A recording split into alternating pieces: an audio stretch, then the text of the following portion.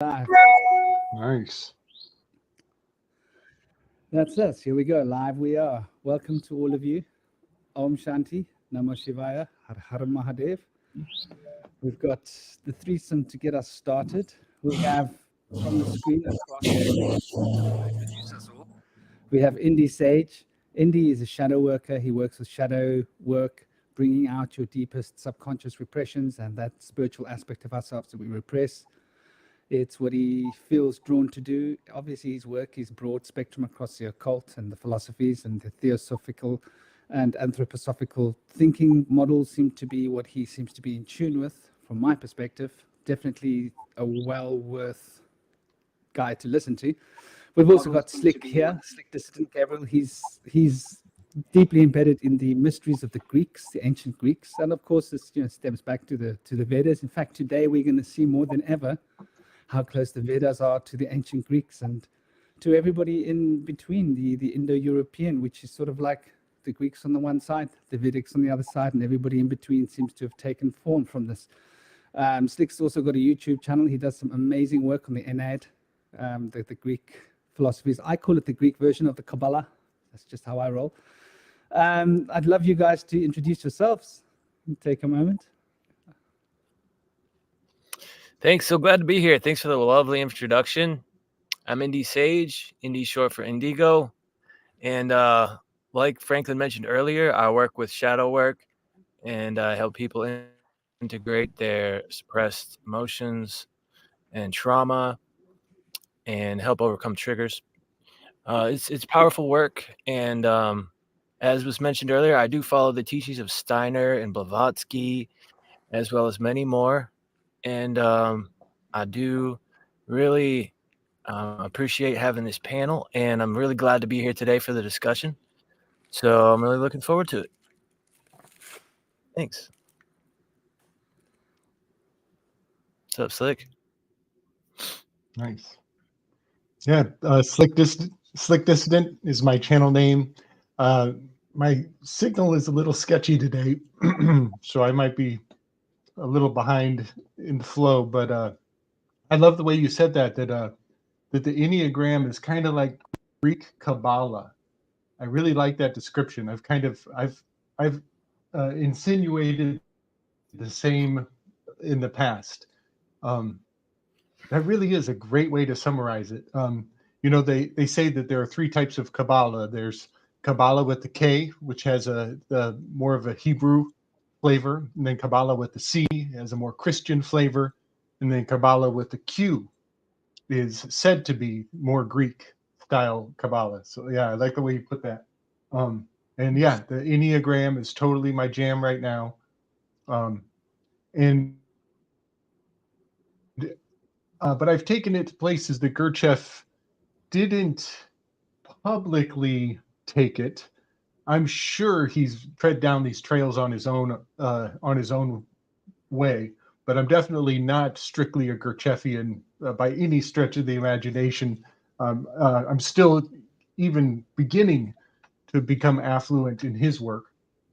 But the Enneagram project that I do is really fun because one of the things I've learned from it is how perfectly the pantheon of the Greeks and the personalities of the Greek gods actually map onto the Enneagram very solidly. And that's been really rewarding. And I know Jupitor is on our table today. And so DyausPitar is totally a number 7 personality type. It's so obvious on the face of it.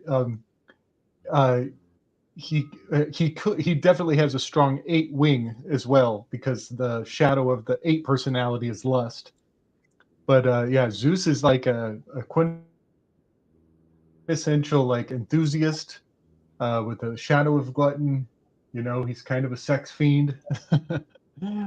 And then the 8 personality type, next to the enthusiast, the next one up is the challenger, the leader, or the controller, which is a little more Saturnian, that 8 personality type. And and they have that shadow aspect of being dominant. Those patriarchs, they're definitely 7s and 8s on the Enneagram for sure.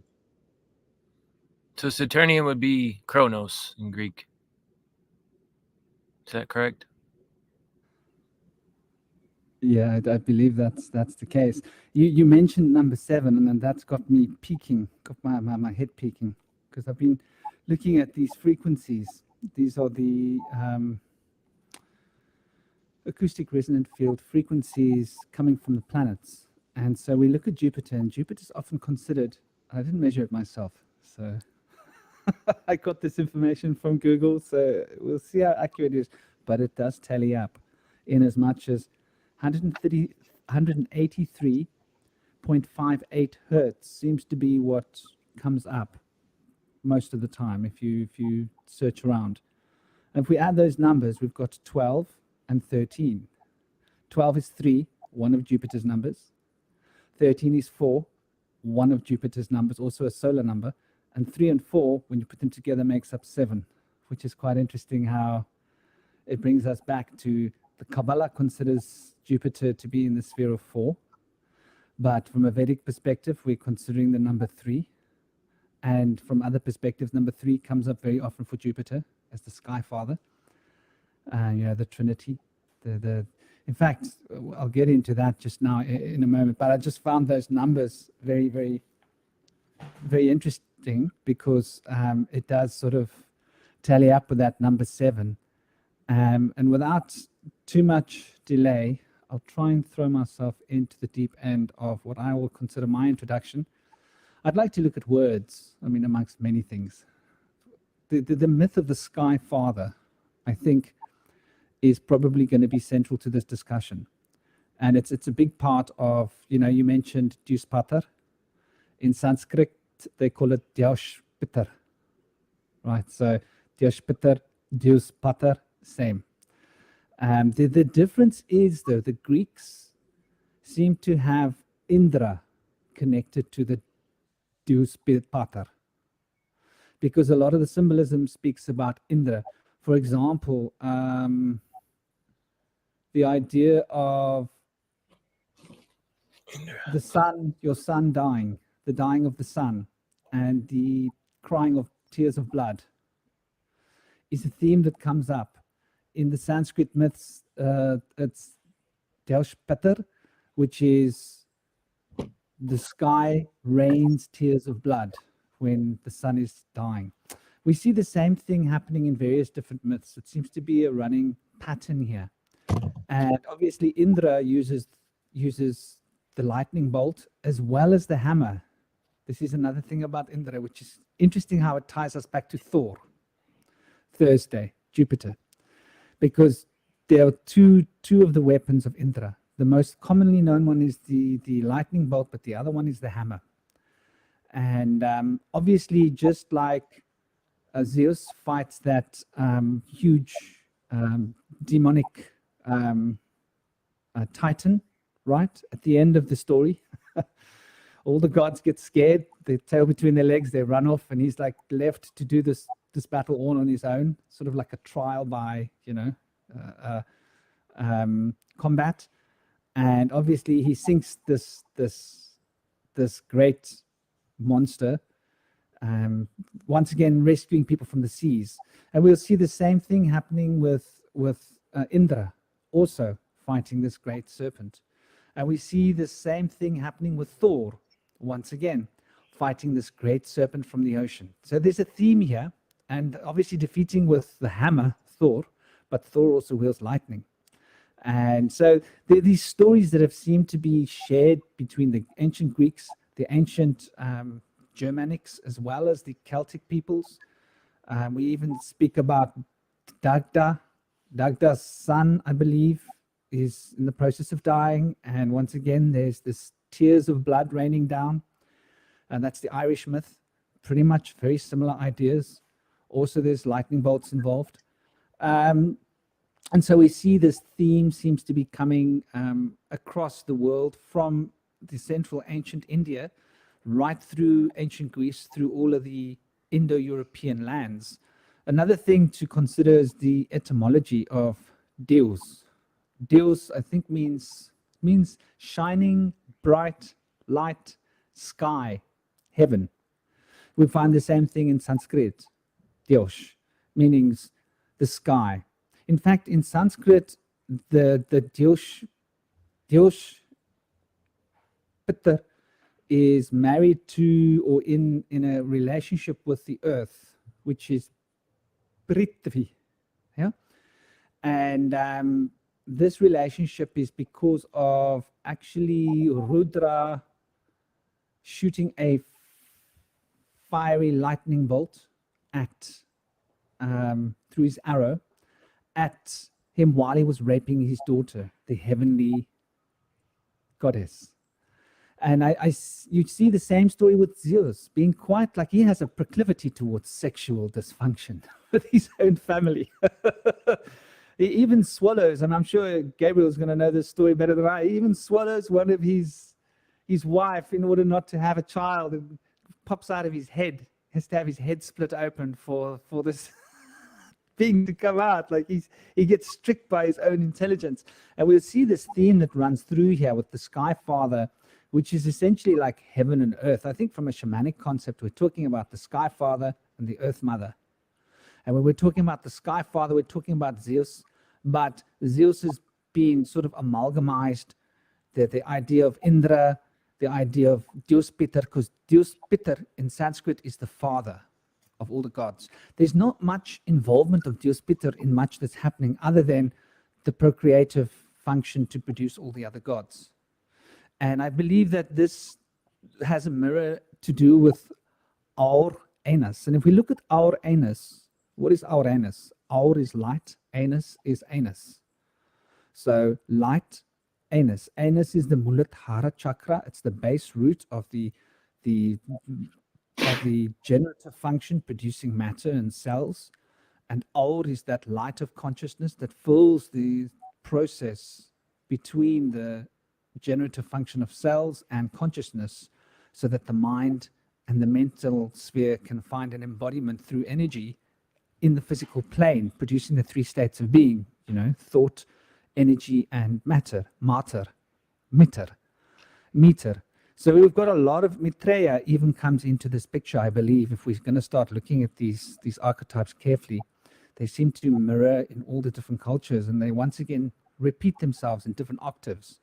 But there's definitely a connection with the ancient Jupitor of India with Uranus, because even the name DyausPitar is often referred to as, what is the name? I'll try and look it up in a minute. It's an amalgamation between the name of Dyaus and the world, the Prithvi. So between these, it's DyausPitri. I'll have to go and take a look and look it up in a moment. But this name comes up most frequently, and it is mentioned in very metaphorical sense. Not so much of a story attached to it, except for the raping situation and the situation of crying the blood of the sky during the death of a child, which you see is a typical mythological situation that seems to come up. Fascinating concept of Jupitor. The word Jupiter, where does it come from? Well, DyausPitar is Jupiter. That's where the word Jupiter actually came from. And Dyaus and Zeus is the same, because when you look at the Greek, the zeta, the alphabetical letter, it doesn't produce a D or a Z. It's a Z, isn't it? Like in tzadi, but Z. So there's a D and a Z in this particular letter that can be interpreted in two different ways. So we've got this DyausPitar, which became Jupiter, and we've got Zeus, which is Zeus, Dyaus, which means sky. So Sky Father or sky. So when we're speaking of Zeus, we're speaking in a more pure form of just the sky. Leave the father out of the picture, which is interesting. When we look at Jupiter, we've got this sort of fullness of the name, which goes back to the Sanskrit sort of etymology. Though I think there's going to be a lot for us to consider when we consider the first principle of the Hermetics, Hermes, the sphere of mentalism, in the way that the heavens we can consider as the mentalist sphere. And from the heavens produced everything between the heavens and the earth, which are the 6 elements moving in a circle around the 7th principle of the mentalist sphere in order to produce this physicality that we're experiencing, the etheric, the astral. And obviously this is rooted to what we had a discussion before about, which is the causal body as an implant. But I'd love for you guys to take the ball. I don't want to get too carried away. Yeah, you were mentioning some numerology involved in 7 and 8, and I also wanted to touch on some of that.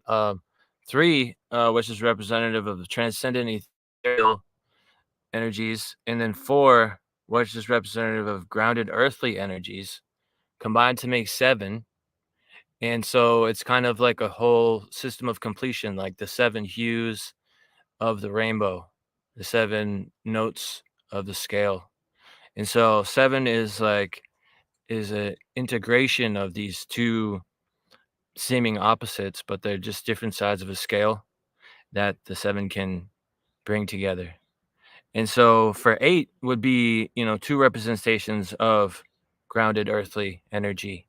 And so it's very grounding and almost can be imprisoning, like in the legal system and in the financial system.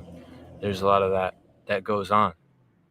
And in our current state of society, a lot of people who are, most of whom are in the working class now, there's really not much of a middle class left, at least here in the Americas, are kind of imprisoned financially and occupationally. And a lot of times are not able to live beyond debt. And so here in the States, I know a lot of people live over $100,000 debt as homeowners. But that's kind of representative of some of the things involved in Saturnian energy, the things that kind of tie us down.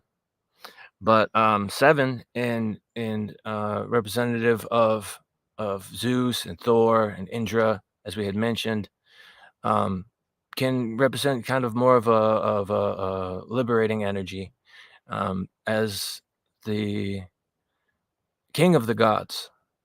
Zeus kind of wanted to help mankind live in a better way, and the gods were here to protect us and guide us. Before that time, the gods and mankind did not necessarily live at peace with one another. We kind of lived in fear of the gods, and so which was kind of indicative of the Saturnian ways that are involved in like devouring of children and the scythe and the destructive ways, the ways of evoking fear and punishment were very prominent, as is represented by like Old Testament ways. And as things have transformed, we've come into like new ways that are under the son of the old leader of the gods. So we've really come far in this, and I just wanted to mention some of those aspects of numerology and tying some of the relations between the Father and the Son. So you got anything to mention on that, Slick?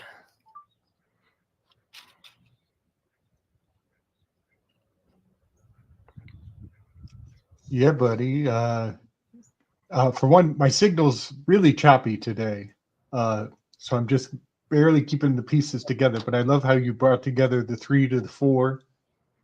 Nice. What's up, Mexico? I always think of that as the trivium and the quadrivium, the 3 and the 4, and so one is a triangle and one is a rectangle. And when you put the triangle on top of the rectangle, you're building a house. And so the trivium, quadrivium make the house that is, and also add up to a 7. And the hammer of Thor, and the lightning bolt also of Zeus, these are kind of the implements of the carpenter. You could say, the lightning bolt is the nail, and the hammer is what puts the nail to bring things together, to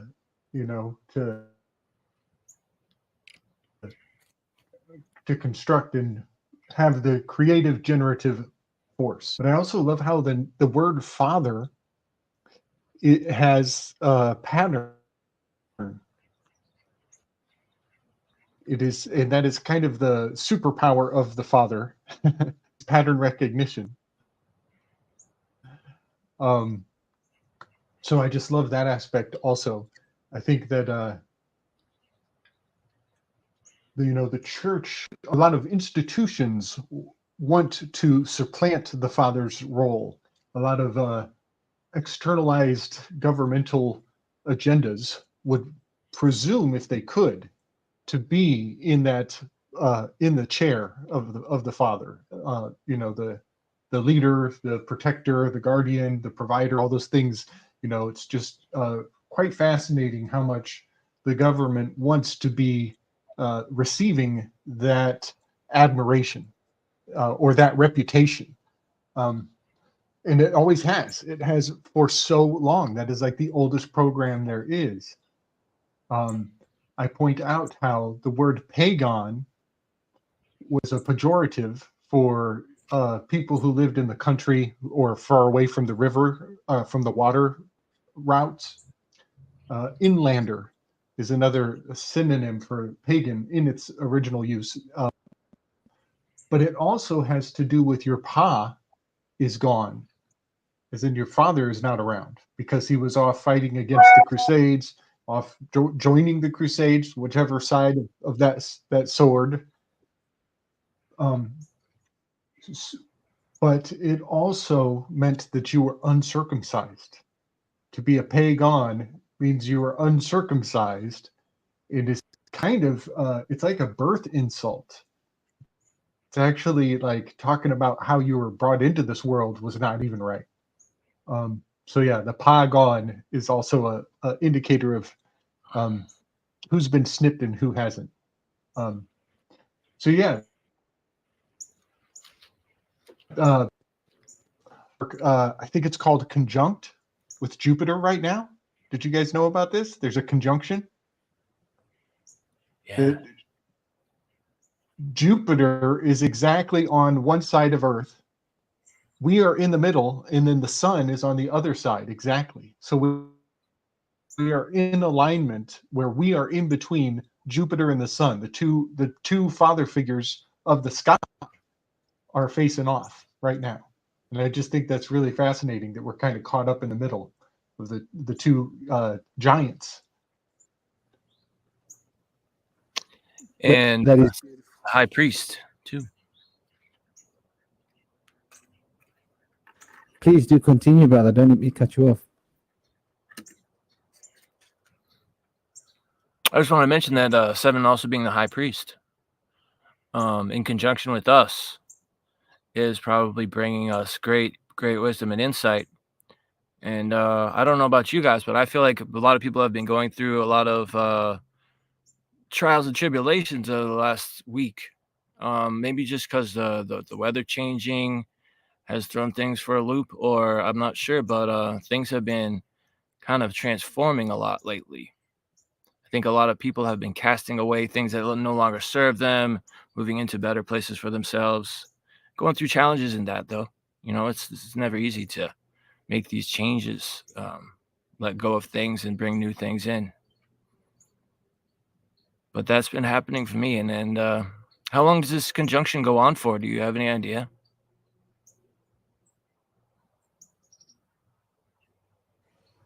I think it's going to be going on for quite a while. Or there's going to be a lot of this power and this potential for the next week to 2 weeks, as far as I know. I don't know how long. Yeah, probably. My dog just told me. Probably at least a month. Yep.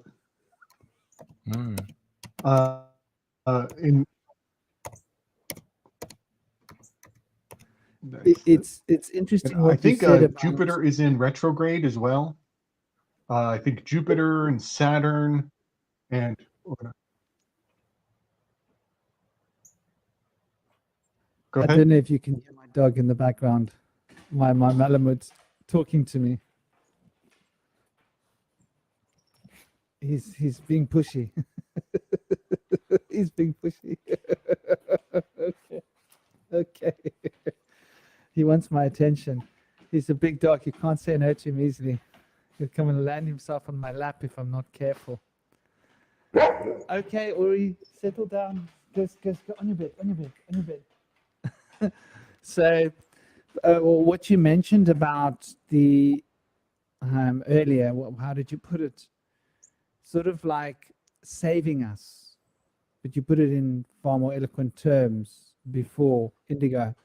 Yeah. In the way that it's sort of like this rescuing. It's interesting how these archetypes of DyausPitar and how Zeus and Thor in the same, Thursday, Thor, same archetypal presence in the and even if you look at the Thor, right?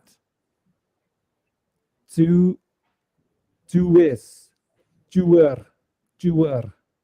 So in time, you'll find that letters change linguistically. Quite often, S's and R's become changed, right, over time. And you'll notice how many of our words have changed in a particular direction. So you can see how the Germanic pronunciation could have changed tuer, Jewess to tuer to tor, you see? And then the word tuer comes from us. Tuer is to cast a magic spell. And Thor is obviously wielding the electricity of lightning, as is Zeus. And this is sort of that aspect that rescues us from the serpent in the ocean. And the ocean obviously representing the deep currents of emotions. I think there's something to be said about the original DyausPitar of the Sanskrit raping the heavenly daughter, and because of him being shot by Rudra's bolt of power, he spills his seed onto the earth and impregnates Prithvi. And so this is where we get that term, the Duar Prithvi. What is it? I did write it down somewhere here. Dhyava Prithvi, which is often how it refers. It's one of the least spoken about things in India. You can find out very little about it. And it's partially because in terms of the Sanskrit architecture of the Rig Vedas, it's mentioned a lot of times, but more in abstract forms as a relation, as a conduit between earth and heaven, that magical force which can produce changes, which is electrical in nature, which does represent the thunderbolt of consciousness and the powers that are able to move through the human consciousness. And so the human, as we know it, is a result of the spilling of the seed, which was interfered of the raping of the heavenly queen. And so the earthly queen, I think there's a subtle myth here talking about the fall of mankind into matter. Before we were in matter, we were in another state of consciousness. And something happened to make that consciousness become dense. And in the Gnostic text, it's spoken about a sacrificial rite that takes place, where one of the heavenly beings sacrifices themselves and becomes the substance through which all the other beings, heavenly and earthly, are created as a result. And so we don't hear much about this Deus. I think there's a self-sacrificial element here which can only resonate with Odin. And Odin, once again, is also the father of the gods, which is quite interesting. Even though it's not so close, and it seems that many of the archetypes have been mixed between Indra and the original DyausPitar, it does seem like there's overlays of these archetypes that have been moved through cultures by different languages. Obviously, the ancient Greeks seem to really have a handle on it, but I think it got diluted and confused along the way through all the different cultural rigors, and sort of came back to itself again in a sort of mixed form. And we've noticed this a lot. It seems to happen with mythologies very often, especially like the sons. The quality of the sons will become imbued and will take on the qualities of the parents. And sometimes it becomes confusing in the stories whether it's the father or the son in the actual story. And we see the same thing with Osiris and Re, yeah, with the story of the sun god. And we see these different epochs of the same archetype, but re-represented. It could be we're looking at what the Steiner calls the different ages of humanity. And in one age of humanity, you have this archetype, and it is reborn as the world is reborn, as the yugas turn that wheel, and the yugas close the chapter of reality, sleeping upon the ocean.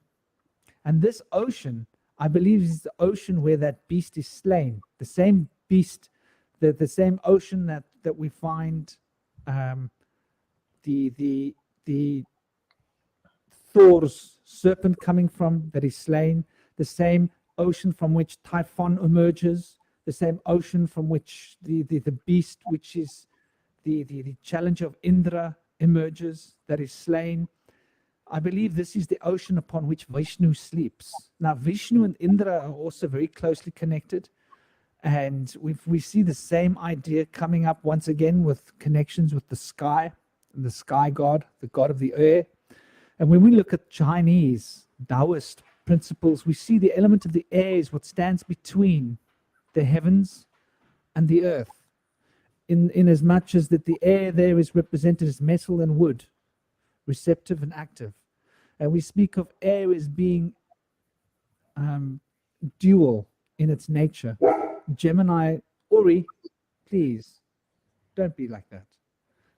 Gemini representing the polarity that holds the masculine and feminine aspects of the mental plane, that is able to reflect the emotional plane into the physical plane. I would say is probably a good way of looking at it. The etheric binding the spiritual, emotional content of color into form, so that matter can be born from this three principles, once again, through the principle of 7 activities working to mix these 3 substances in 7 different ways, producing 12 fundamental results. And these 12 fundamental results are thus binding us back to the 3 principles. And with each of the 3 principles, there are the 3 principles in seed form, which are actually the N8 of 9. And the N8 of 9 is the Etchim of the Kabbalah, the tree of life. For the Malkut is the culmination of the 9 principles. And all 9 principles are combined in the Malkut, in the physical body, in the form. But there are 9 principles working through this form. So there's something profound, I think, to be understood by the idea of the sky and the earth as being singular, bound, and that the element of air, the sky, the Dyaus, Jupiter, Zeus, is that aspect which is able to hold them together like glue. I see there's something here that Indy Sage is going to share with us. Do you want to give reference, brother? Yeah, this is just a little bit of background on the Jupiter conjunction. So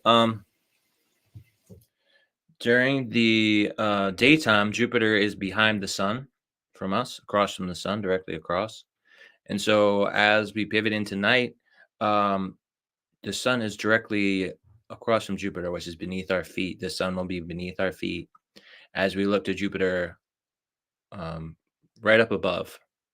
And so apparently we'll be coming into a great conjunction coming up in a couple months, and Jupiter and Saturn will be closer than they've been in 800 years. So there's a little bit of more information in here in the slide that I presented. Also, the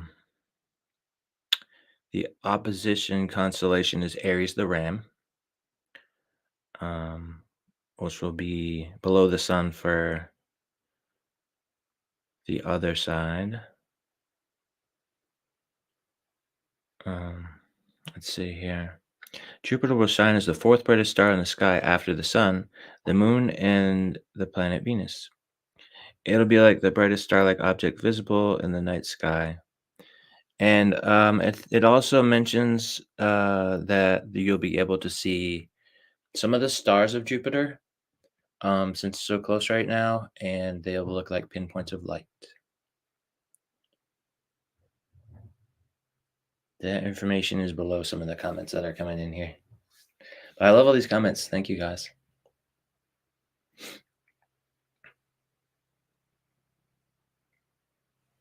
That's So, interesting news to me. I didn't realize that Saturn was going to be dancing the way Nice. it's Thank you, gonna be dancing. brother. Thank you, brother. yeah. That's fascinating. So what that means is that time and the Sky Father will be dancing to the same tune, essentially.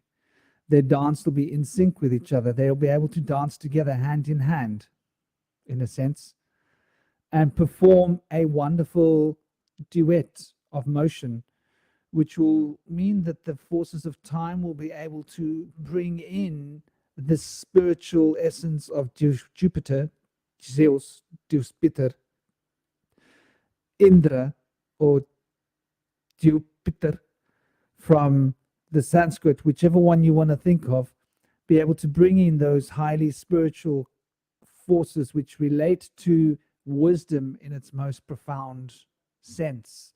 Because when we consider what Zeus represents the wisdom, from my perspective, of being able to manage things, sort of the manager, not the creator, not the orchestrator of things, as the forces of time are the great thinking module of precision that keeps all the sacred geometry in track and in check and puts it all into correlative sense.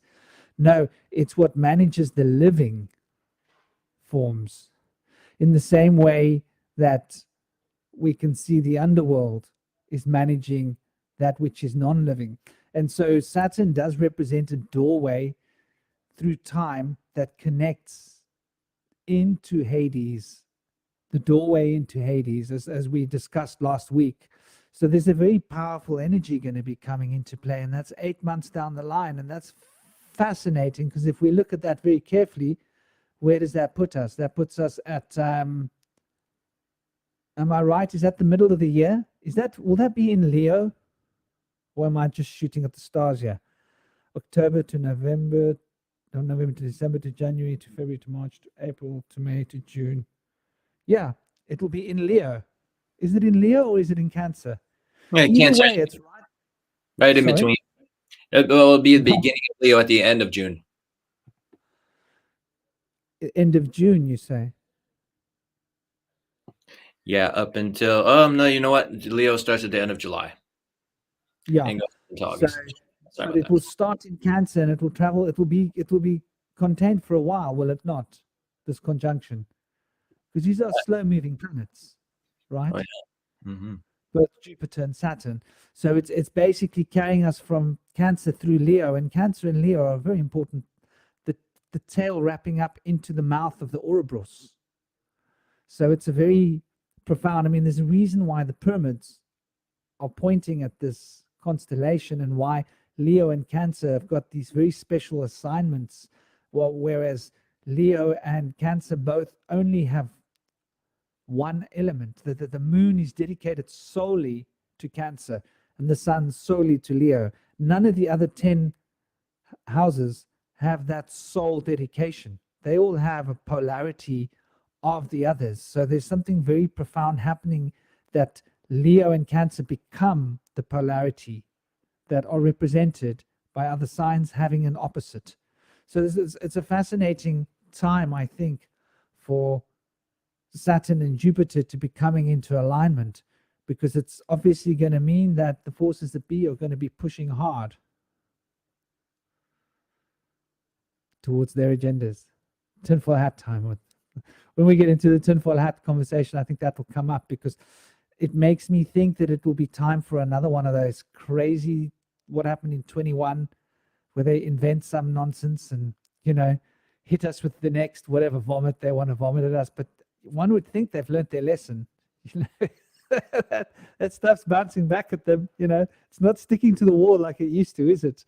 So the pasta is not al dente, shall we say? Yeah. The the further the powers that be, the big brother goes into this little story, the further away they seem to get from us, and the further away we seem to be getting from them. Yeah. So I think you wanted to say something, Slick, or am I reading your face wrong?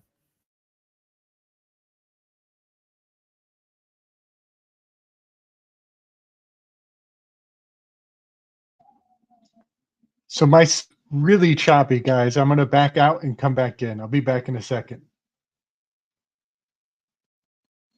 Ah, okay. That's what it was. So yeah, I do think that these constellations are very powerful and very telling. And I do think that looking at the Sky Father is going to give us an insight into maybe looking at the Hermetic principles as they come up. I'm just trying to move through these chats so we can see the questions and the comments pop on the screen. Yeah, so getting back to the idea of the Thor, Zeus, and Indra connection of slaying the serpent, it makes me think about King George. I think King George seems to come up because it seems very much a part of the story that we're looking at here. And it's once again, it's a legend that comes up repeatedly, the way King George slays the dragon. And it does ring true to the entire Masonic order having a very important legacy with relation to this King George, with relation to the royal bloodlines, with relation to the way in which this dissolution of evil, which we can actually relate to Navratri, which is a festival that came up a little while ago, which is basically banishing and dissolving these principles, which are the great dragon that stands opposed to us.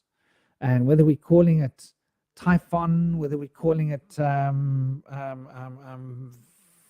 Fritra, whether we're calling it what is the name of the Germanic one? Can't remember. But anyway, it's got one of those lovely, fascinating German words or Norse words. But Is it with the same idea. Sorry? Yggdrasil, is that the tree? And he's under the tree? No, the serpent that Thor defeats. Oh, okay. Not the one that gnarls on the tree root. Well, I think there's a connection between those myths, personally, even though it's not distinctly obvious. It's not specifically direct, but I do think there's very much a connection. So let's get into the personality. Son of Loki. Is that the one that That's battled the one. Thor? Okay. That's the one. Yeah. So there definitely seems to be this connection running through there with these beings that seem to operate in the same way. And it seems to me that, I hope my mic is coming through clear, by the way.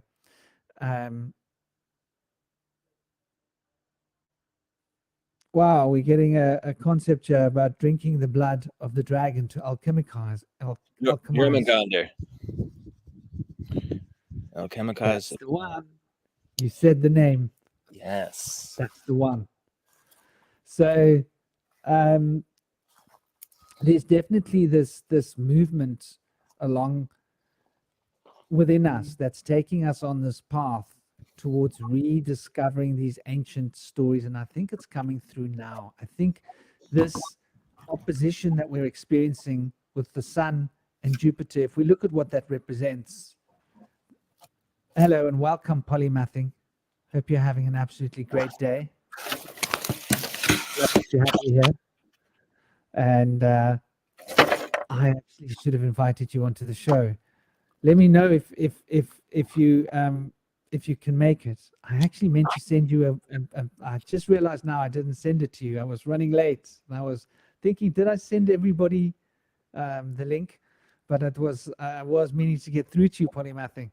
But yeah, I do think that we're in this very powerful point of rebirth right now.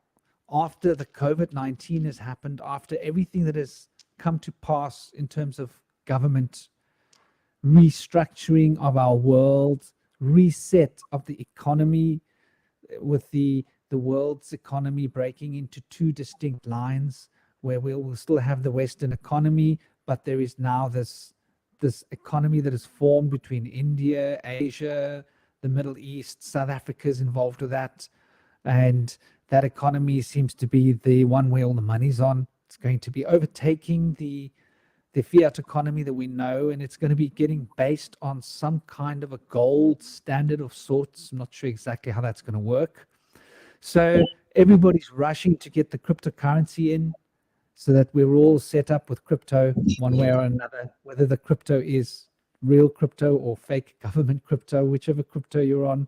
It seems to be the future. They want to take power out of our hands and give us this new world that they're creating for us, which will basically be less rights, less constitutional freedom, and more corporate control. And obviously we see that the World Bank and the IMF acting as a sponsor for the World Bank, with the globalists running the show at the World Economic Forum. They're on this mission to basically create a singular structure that's controlling everything. And this sort of takes us right back to the concepts of the Sky Father, that apex of the pyramid, that point from which the mental instruction comes, that is in charge, the king of the gods as a concept. And it's so we can see these archetypal structures being reflected in the world around us as we're moving forwards. And so this particular constellation that we see with Jupiter and Saturn, I don't think is not portending to something. Ronan said he'll be popping in later, I feel. Thank you. Glad the sound is good. On the road. Sweet brother. Okay, lovely to know. So what do you think the serpent represents? I feel like the serpent could represent the matriarchy, which has been slain, which was kind of what they're referring to when St. Patrick drove the serpents out of the British Isles. He was overcoming the matriarchy, and there's a mention that he was swallowed by the snake because he had been seduced by a woman that was high in the matriarchy, and then he backed out and then chose to strengthen the patriarchy to drive them out. And so he was said to have driven out the snakes. So the slaughtering of the snake, or the slaying of the serpent, can be representative of the destruction of the golden age, the golden matriarchy, to me. But it's been demonized. The snake has now been demonized as evil, and so now we see it in a different light. But originally, the snake used to represent spiritual rebirth and wisdom and protection. So that's a really beautiful question, brother. Really beautiful question. And I think I'm coming from the similar perspective to yourself, where, I mean, if we look at it from the perspective of the Kabbalah, the serpent represents the path to renew our state of being, to re-enter into the Garden of Eden, profoundly as a metaphor, to the path of the fool that leads back to the magician, to become the embodiment of the fool as the ascension process. So the serpent, I think, does represent that. We have the serpent's numbers, numerical numbers, represents the 22, which we see is quite fundamental as relating to the powers of the sun coming into alignment. And the serpent path, I think, has been demonized. And once again, I think it represents attainment of powers as well. So I think it's a double-edged sword, the serpent, in the same way that the forked tongue of the serpent speaks the truth in such a way as to become a lie, is the old occult adage. The powers that you can gain through unification with the sky, with the Dyaus, the Zeus aspect of consciousness, can be used for good or for ill. And so the serpent path is definitely the path towards enlightenment, I would say. Though I don't think enlightenment is as simple as what it's been portrayed to be, just all good and lovely. I think enlightenment can lead down two roads. And I think the serpent represents also the molting and that growth, that movement towards change and transformation, in a sense. So we're looking at the sign of Scorpio, I think, when we're looking at the sign of serpent, in a sense, which used to have the emblem of the eagle and then became the scorpion. And then we see that the serpent is also the sign of Leo, which is life force. But it's the intelligence behind the sun. And the intelligence behind the sun is what makes the transformation possible. So there's this powerful connection between the fixed element of water and the fixed element of fire, which keeps the polarity in check. The fixed element of water moving through Scorpio, which is the process, and the fixed element of fire, which is the fuel that fuels the process, as I see it. And these could be the two aspects of the serpent tongue. The one representing the embracing life through the powers of the sun, and the other one embracing the powers through the powers of Scorpio. I don't know, how does that fit with you, brother? I like that. To me, the eagle and the serpent are opposed to one another. The eagles and the lion's representative of, and sometimes the bull representative of the Enliolites, those who support the slave monger and warmonger.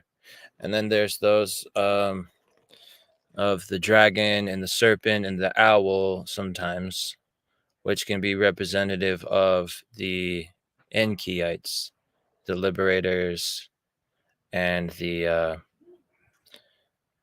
those who bring us into wisdom and freedom and bring our sovereignty back. But there's an interweaving of the two. Like on the Mexican flag, we see the eagle holding the snake in its talons, representative of the overcoming of the snake by the eagle. But they're like, it was a representation of feuding brothers. Like our leadership has opposition amongst it. And there's those who want us to be free. There's those who want us to be kept under wraps, enslaved, maybe for our own good, so that we're under control. Because sometimes the government would consider that mankind needs to be very strictly governed because we can go into chaos easily. Other times they feel like we don't need to be governed as much and we can do things on our own. So there's a bit of opposition there in our leadership. And in heraldry, we can see, like on flags and different emblems, that these symbols can be representative of who their alliances are with. MoonFeather, hello. I see she's in the comments. Hey, MoonFeather. Blessings to you as well. Slick, is your audio doing better? I think so. Can you guys hear me all right? Yeah. All right. Yeah, I had to switch to the phone, but I like how you were weaving on the, the different animals. Yeah. I love how much wisdom can be conveyed through just using, animal totems and even on heraldry. They still use animals on heraldry to convey a great deal of information. Mm-hmm. And vexillology. Yeah. And I like the eagle defeating the serpent image. That was like the prophecy that determined where Mexico City was going to be established? Isn't that the story? I think so. Does it have something to do with the cactus as well? Maybe. Now that you mention it, there probably is a cactus in there. I think so. Yeah. I know the San Pedro cactus was named San Pedro after St. Peter, who liked to imbibe on the cactus, the mescaline cactus. And he actually, apparently, he liked to eat chihuahuas, so he didn't gain much That's not cool. But I imagine he was in the Chihuahua region. I don't know. But I don't know if you guys are familiar with these giant crystals that they found in the caves in the Chihuahua region. No, what's this? Oh, are they the biggest ones ever? Like 12 the- feet like long, like yeah. Selenite. size of a The vehicle. selenite. Yeah. The selenite under the earth. Yeah. Yeah. Or was it selenite? That makes sense. I thought it was quartz, but it's probably selenite. That makes more sense. They are massive. They are Yeah. like buildings. Yeah, Yeah. I'd like to share another perspective, just a shamanic concept between the serpent and the eagle. Yeah. So, from a shamanic perspective, once again, obviously, the serpent representing transformation, representing growth, representing, on one level, what is produced by the powers of Jupiter, which is powers of expansion. But it's what limits the powers of expansion that the serpent is able to curtail by shedding the skin, which is what holds it all together. Shedding the skin is the shedding of Jupiter, in a sense, Oh, going nice. into the underworld, in a sense, if we want to get down to it. So, Franklin, the you're just a principle little there- bit soft in my audio. If you could speak up or turn up a little. okay, I will. I'll try and speak a little more into the mic. I'll try and speak a bit louder, possibly, without getting too close to the mic, because that seems to create problems. Oh, hello, MoonFeather. I haven't had time to listen to your audio clip. I will try and catch it just now. I thought I had sent you a link to your thing, but I didn't. I just put it in the group.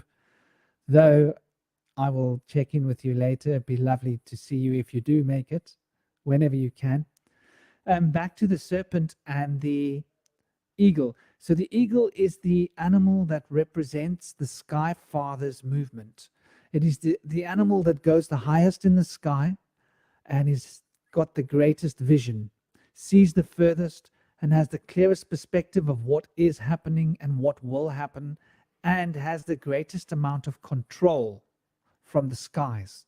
So, in a sense, the eagle represents the highest aspect of the mentalism plane coming into actualization from a shamanic perspective. Then the serpent, as we said, is the curtailing of Jupiter, that principle that Jupiter requires in order to expand and keep the expansion into balance, because the expansion of Jupiter becomes the skin. And so the very expansion stretches the skin to the point where it would burst unless it's shed. So the serpent is the transformation. So the idea of the eagle capturing the serpent and subduing the serpent as it does and consuming the serpent, you could say, is representative of reaching that plateau of unity, which is reflected by the highest aspect of the mental plane, which is an interesting concept because from a shamanic perspective, it means that one is shedding the physical body in a sense and re-entering back into the pure spiritual realms. For the body represents the transformation, and the skin is how the spirit of Jupiter is bound into the body. In other words, to curtail that expansiveness. And time thus becomes the expression through which Jupiter is bound. So the skin on our body is ruled by the planet of Jupiter.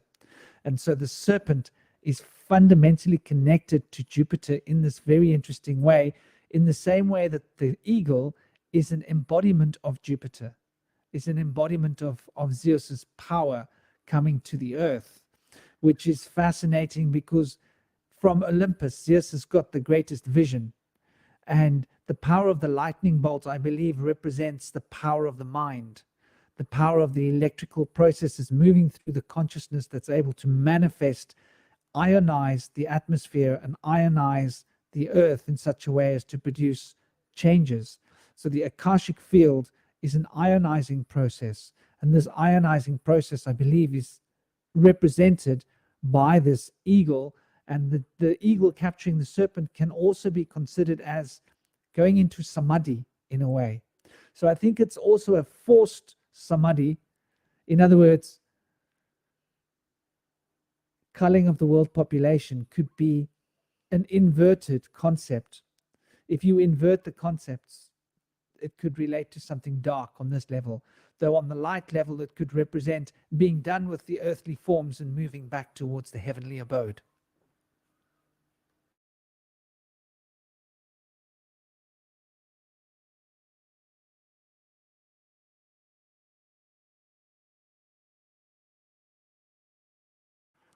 I thought you were going to say something, brother. So yeah, I've always been very closely connected with both eagles and serpents. Those are two of my very close. A big part of my initiation as a shaman was with a serpent, a big serpent, and I was touched by an eagle before. I had an eagle land on my head when I was in Rajasthan, which was a very powerful experience. And everybody was like a bit weirded out by it because this huge eagle swooped down from the sky, landed on my head, and just sort of stopped for a pose on top of my head and then took off, anointing me, sort of like putting its hands, literally landing on my head. And the wingspan's like, it's 2 meters. Big bird landed on my head, and it didn't hurt me at all. It was super gentle. It sort of landed and stopped itself with its wings and sort of almost hovering, but with standing on top of my head, which was the weirdest experience that I had. It was a kind of a kundalini arousal of the Sastra chakra. Interestingly enough, that happened after I had had a very intense experience in meditation where I almost lost my life. I never advise people to work with the samadhi yogas, with the meditation of the Sastra chakra, because we don't realize that this is exactly the serpent being killed by the eagle, and it represents leaving your body, being done with the earthly form, and moving on to do other work in the mental spheres, the spheres beyond the physical plane. So yeah, for me, the eagle is very close to my heart, because I used to spend a lot of time in Rajasthan with the eagles, and I used to meditate on the roofs, and the eagles would come and sit around me, and I would literally be surrounded by 3 or 4 eagles that I can literally reach out and stroke them if I wanted to. But they're as big as you when you're sitting down almost, and they've got big beaks, and you don't really want to mess with them.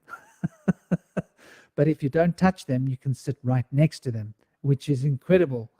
If you're in a deep state of meditation, I think you become invisible to animals, is what I noticed living in the jungles. It's like your consciousness is not in your body.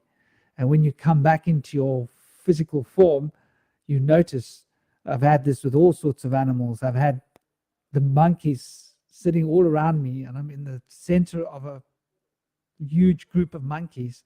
And the babies are almost sitting on my lap, and they're very close to me, like I'm part of the family, like they become magnetized towards you. It's the weirdest thing. I got the same thing with cows when I was living in the UK, and I'd go and sit in the field and enter into a deep meditative state. The cows would come to me, and I'd have this huge bundle of cows where I have to almost get out and climb through the cows and the bulls, because or the bulls even would come and rest next to me if I was in the field, and they'd be like grazing right next to me. I think the eagles, I think, are the most subtle of the animals that own the sky, and the intelligence of the eagle is, I think, unsurpassable. If you watch them fly, they are true engineers of the sky. They're able to wield the sky's powers in such a way that they need no effort to fly. They literally dance on the sky with moving just the fingers, like a hang glider pilot.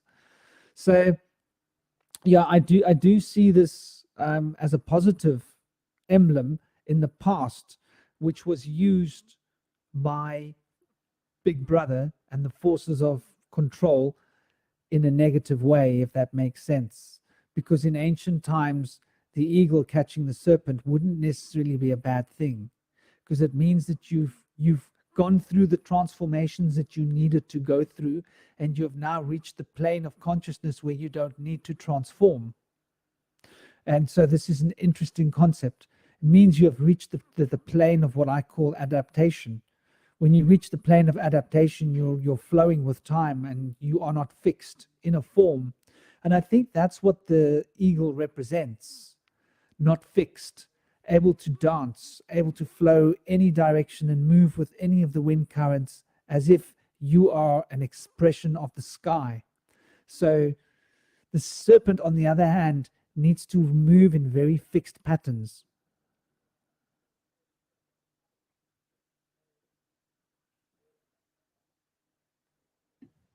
It's interesting when we have things like the feathered serpent, where it's like an integration of the two. And I feel like that's kind of almost what happens between the two feuding brothers. It's almost as if they both sprang from the feathered serpent, and one chose the feathers and one chose the serpent. But they both had embodiments of the father, Anu, That's a good point. coming down to be Enki and Leo, which later then came down to Set and Osiris, and furthermore, all the feuding brothers. There's that story, they say, goes back to the Norse mythology, to one of the original tales that might be as old or older as the original Mesopotamian tale. But it seems to be universal in all cultures, the feuding brothers story. And so it's interesting to see the integration. But in a lot of ways, you could see birds as kind of a feathered serpent in themselves, being that they had sprang from the dinosaurs, supposedly. For those of you who believe in the egg before. I love that point that they're kind of like two extremes, right? One is earth and one is air. Mhm. And the visual of the eagle eating the serpent is almost the ultimate bullying. You know, it's like, of course, the eagle's going to win. It wasn't enough that the eagle can fly and has all aspects of superiority, but it also wants to come down and feed on this armless wisdom symbol. I love that. I love that. And you know, by no means should, by, you know, venerating Jupiter, that doesn't, it's not at all being like an apologist to rape. That's another weird thing, that like you feel like you got to not sympathize with Jupiter too much, or else you're on the side of the granddaddy of all rapists. That's kind of a weird, a weird psychological component of Zeus. But that rape is in all of the language in 100 million other ways. Sorry about the cars. But you know, the word rapture has the word rape. The word raptor, like, you know, has those talons that are iconic to the eagle and to the birds of prey. So even the all birds of prey use rape as their means of sustenance, you know? So by no means or any measure are we making what we call the word rape okay or worth veneration. That's not what this is about.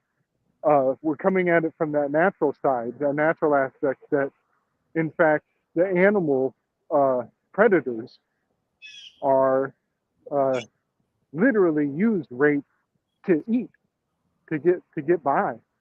And I just find that so profound. Oh, and then there's the word therapy. And think about this: in therapy, you expose yourself. You have to take off your mask. You have to take off your mantle and your uniform from work, and you have to be naked and bare yourself to somebody who you trust. And that is literally why the word rape is hiding out in the word therapy. And I think we kind of clinch up a little around these words, and it's just important we see their other applications too. Then we have like the rapeseed, which is very prevalent in our society, canola oil, otherwise known, which seems to have been selected by the corporatocracy to push down on us. You know, if you get food and in any restaurant or most processed food, it has rapeseed oil, which is an inflammatory oil, which is the food Great catch. used deep frying. But they've obfuscated it as canola oil. I don't know where they get canola from. But it's like we're being raped, but they're hiding it.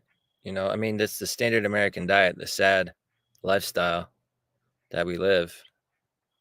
Rapeseed oil is a big part of that. I try to use extra virgin olive oil instead. And to me, that's more of a purity, as opposed to the rapeseed oil, which is kind of a corruption to the body when used in excess. It was one of the first GMO crops, I believe, of oils that they went for, which is interesting. I think it's because rapeseed, before you mess with it, it's actually really good. Even olives, they've done olives. The reason why we can still eat olives and enjoy them is because olive trees take so long to grow. So the olives of the future, it's going to be GMO.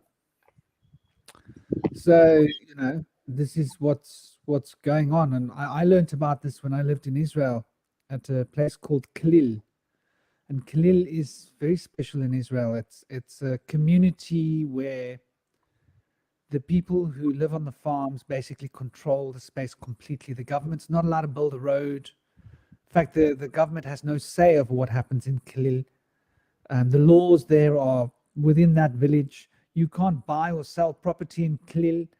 If you want to sell your farm, you need the permission from everybody in the community around you to give you the go-ahead to sell your farm to someone, and that person has to be vetted by the community. And the rules are very strict. No one's allowed to pave their farms. It's all dirt road. It's a biodynamic farming community, only biodynamic farming. It's unique. If you ever go to Israel, or if you look that up, I've never seen anything like it anywhere else in the world other than Oroville. Oroville is similar, and I've heard about Findhorn having some kind of similar kind of, you know, autonomy over where they live.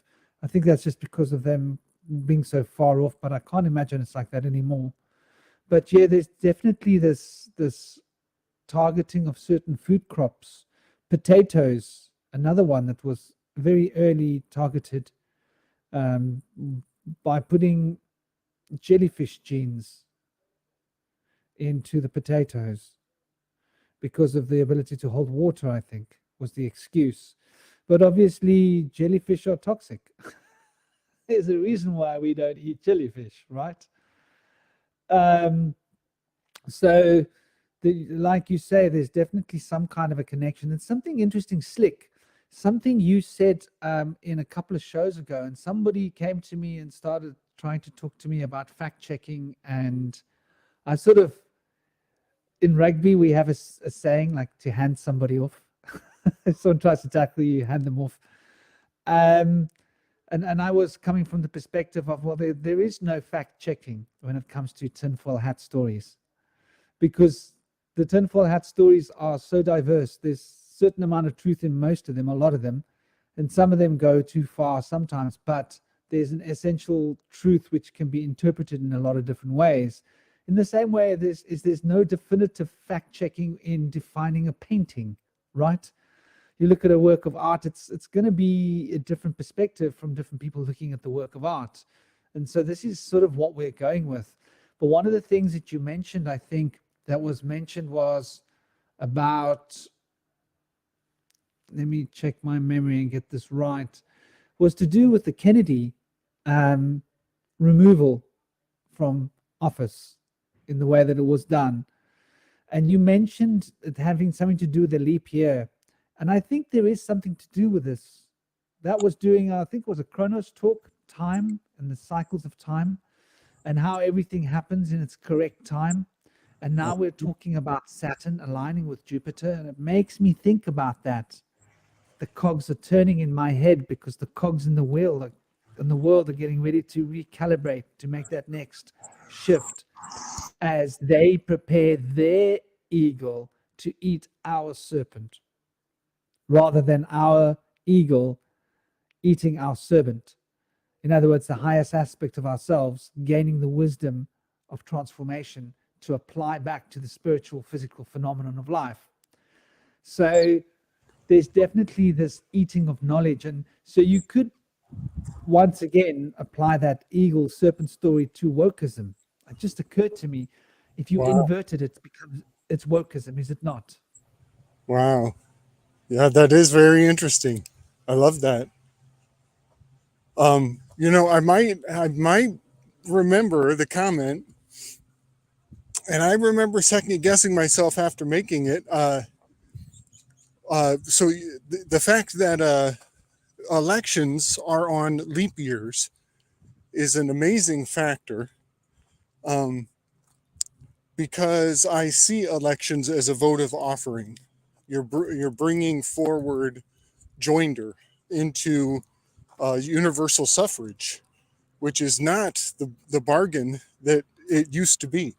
It used to be, worth fighting for, and now universal suffrage is just doesn't have the same meaning it used to. So the social contract is all new. But anyways, so yeah, the votive offering of elections lining up with the leap year is actually musical, because leap years are every 4 years, and then there's a beat. Then there's a beat switch, or a step back, so to say, on the fourth beat. I think I see this in the Enneagram too, where there's always a 3 and a 4 doing a dance all the time. But what I think I misspoke on the show was when I said that the Kennedy assassination happened so that elections would syncopate to the leap years. And I think I'm wrong. I think they were already syncopating to the leap years, and the Kennedy assassination didn't have any effect on that. I think I was wrong if I said they killed Kennedy to land on the leap year rhythm.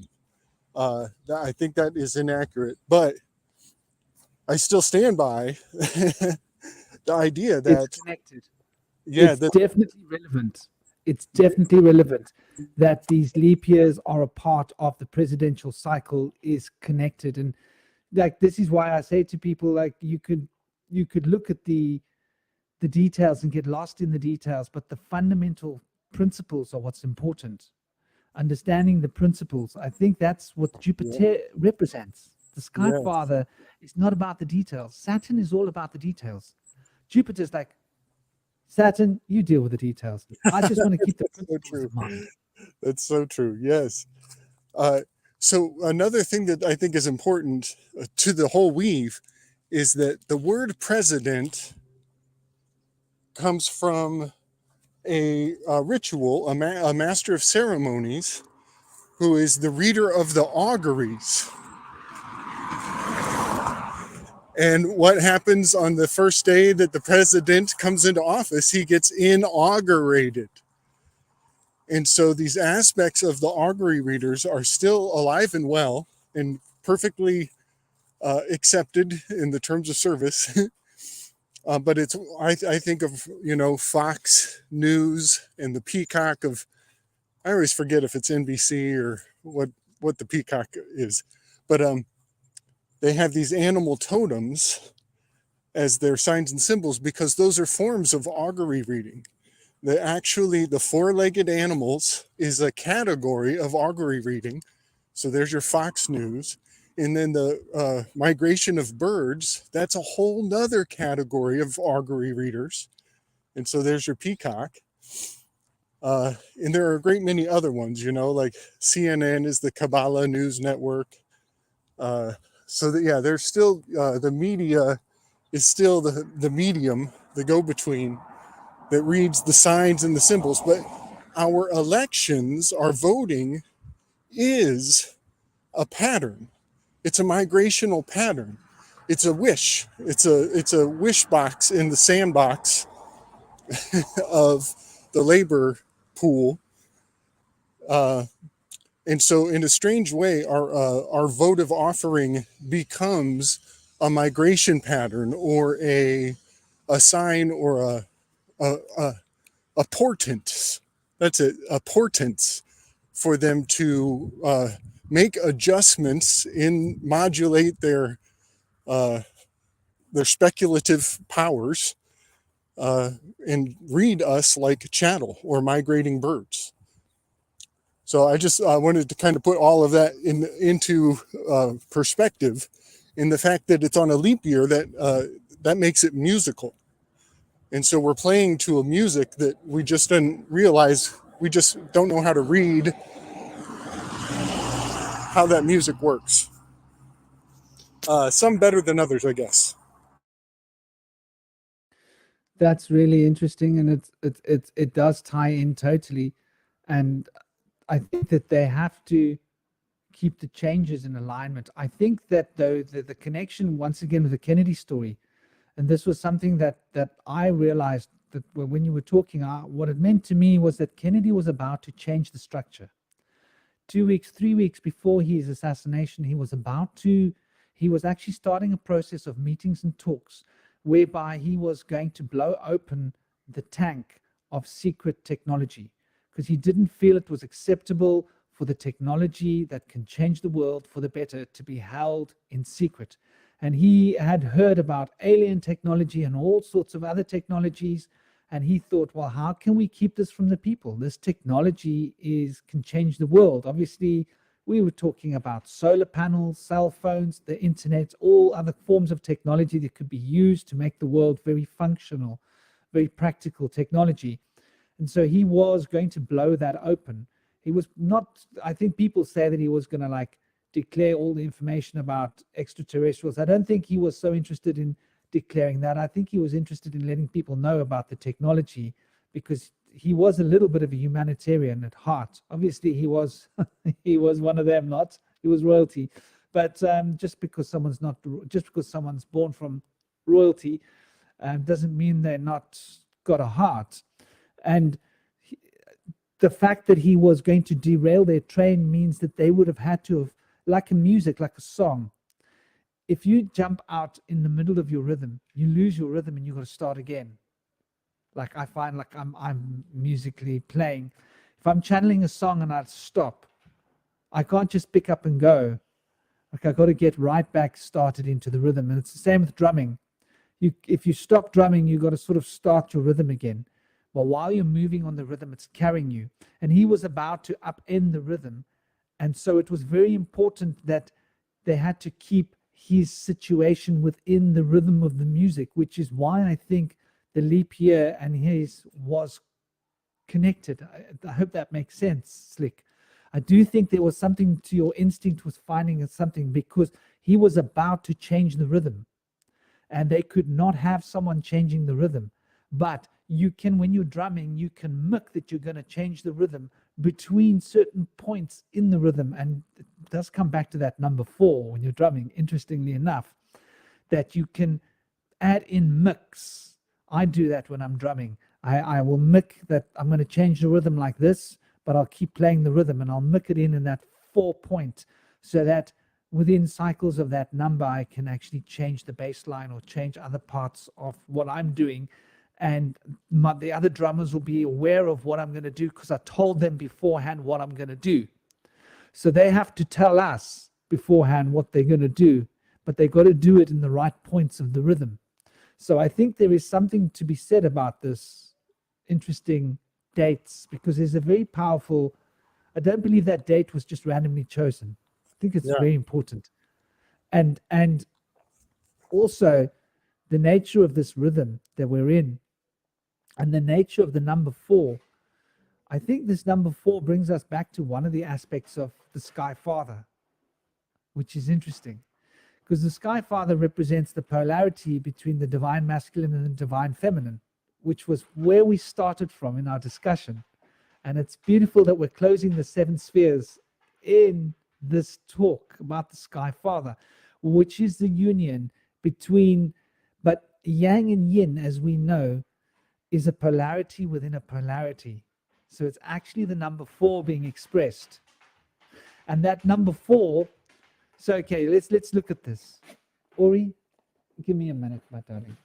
Give me a minute. Your food time is now 8 p.m. What's the time now? Yes, this dog keeps time well. It's 25 minutes. He's like a timekeeper. He's like Saturn on the wheel. But yeah, the notion of duality, polarity, yang and yin. Okay, sit down. Polarity being bound by yang yin. Firstly, we've got yang, we've got yin.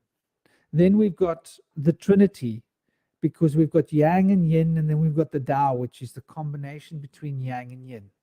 But in the process of the Trinity, producing the Dao between yang and yin, it has to be represented by quantum entanglement, which is the yin within the yang and the yang within the yin, which, when we consider that, the 3 triangle puts us back to 2 sets of polarities. So it goes from 2 into 3, and from 3 out into 4, 2 sets of polarities. This is the NA, the Kabbalah, however you want to look at it. The Yang Yin is a beautiful instrument of understanding this principle. So, and this is how the toric field manifests through the sets of, if each force has got a polarity that produces contraction and a polarity that produces expansion. And so the polarity of contraction and the polarity of contraction, expression of expansion, are the 4 that are producing the fundamental polarity, which is in and out, contraction and expansion, which are bound in polarization, the Tao. So we see how the number 7, the number 4, and the number 3 are once again being represented here, but within each of those 2, we've got the dynamic polarity. Where is Kilelle? We're talking about numbers. I must see what happened to the brother. I didn't get a message from him. I think he said he might be a bit late. But yeah, within the structure of these polarities, of these numbers, we are finding something quite profound being expressed. And I am losing my path as I'm going so deep into the numbers that I'm starting to end up in a sphere of just seeing polarities shifting like noughts and ones across my screen of my vision, of my mind. And I've lost my original point of focus, but I think it relates to the Kennedy phenomenon and the rhythm and the way in which one needs to move through the field number of 4 in order to control rhythm. Because 4 is the Jupiterian number of the Kabbalah, expressing chesed. And it's the way in which love is expressed.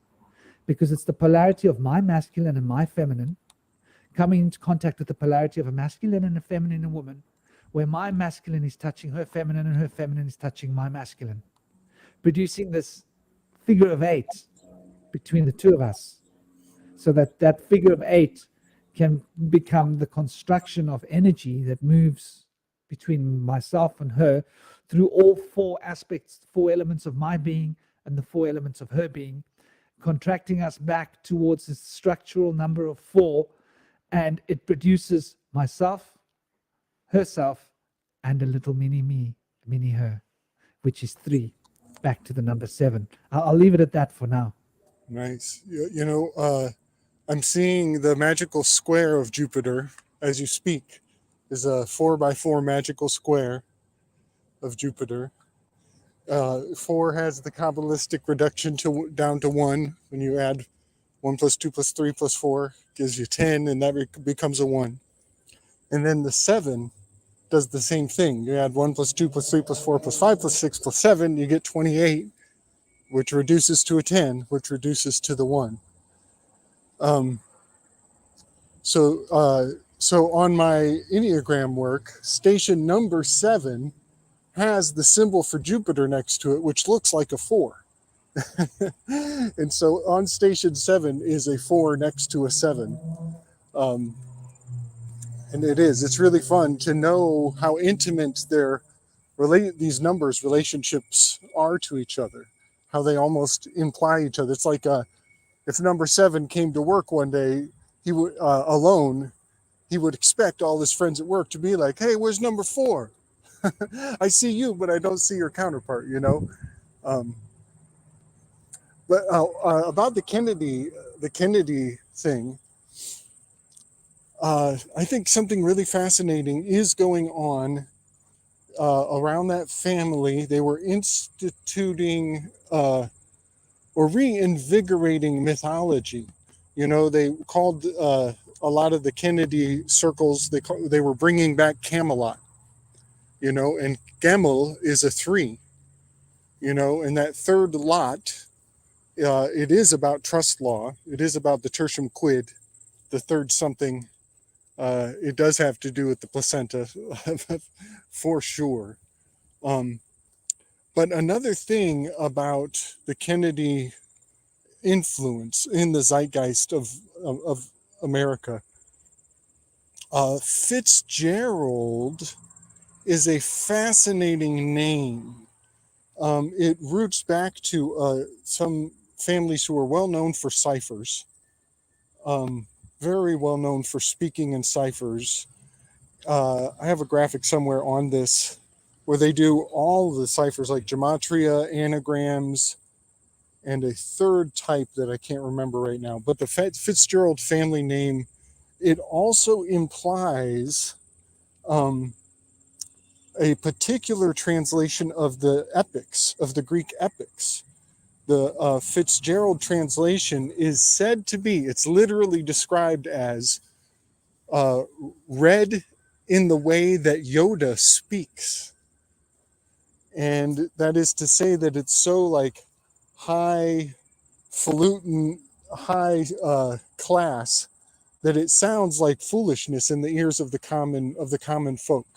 And it just reminds me of Yoda speaking in broken language, you know, always in riddles is he speaking. And how it's that kind of thinking that really breaks us out of the matrix, in my opinion. Being able to think in broken jargon or in multiple class systems, like to hear something the way a common whatever poor person would hear it, and also hear it from the ears of the aristocrat class at the same time, is almost a skill set in and of itself. It's almost being multilingual. So anyways, yeah, the word Fitzgerald indicates one of the particular translators of the epics who is known for having spoken in the most highfalutin, broken form of the Greek stories. But this has to do with cadence. Okay, I'm glad I ranted for a minute. This has to do with the cadence of the epics.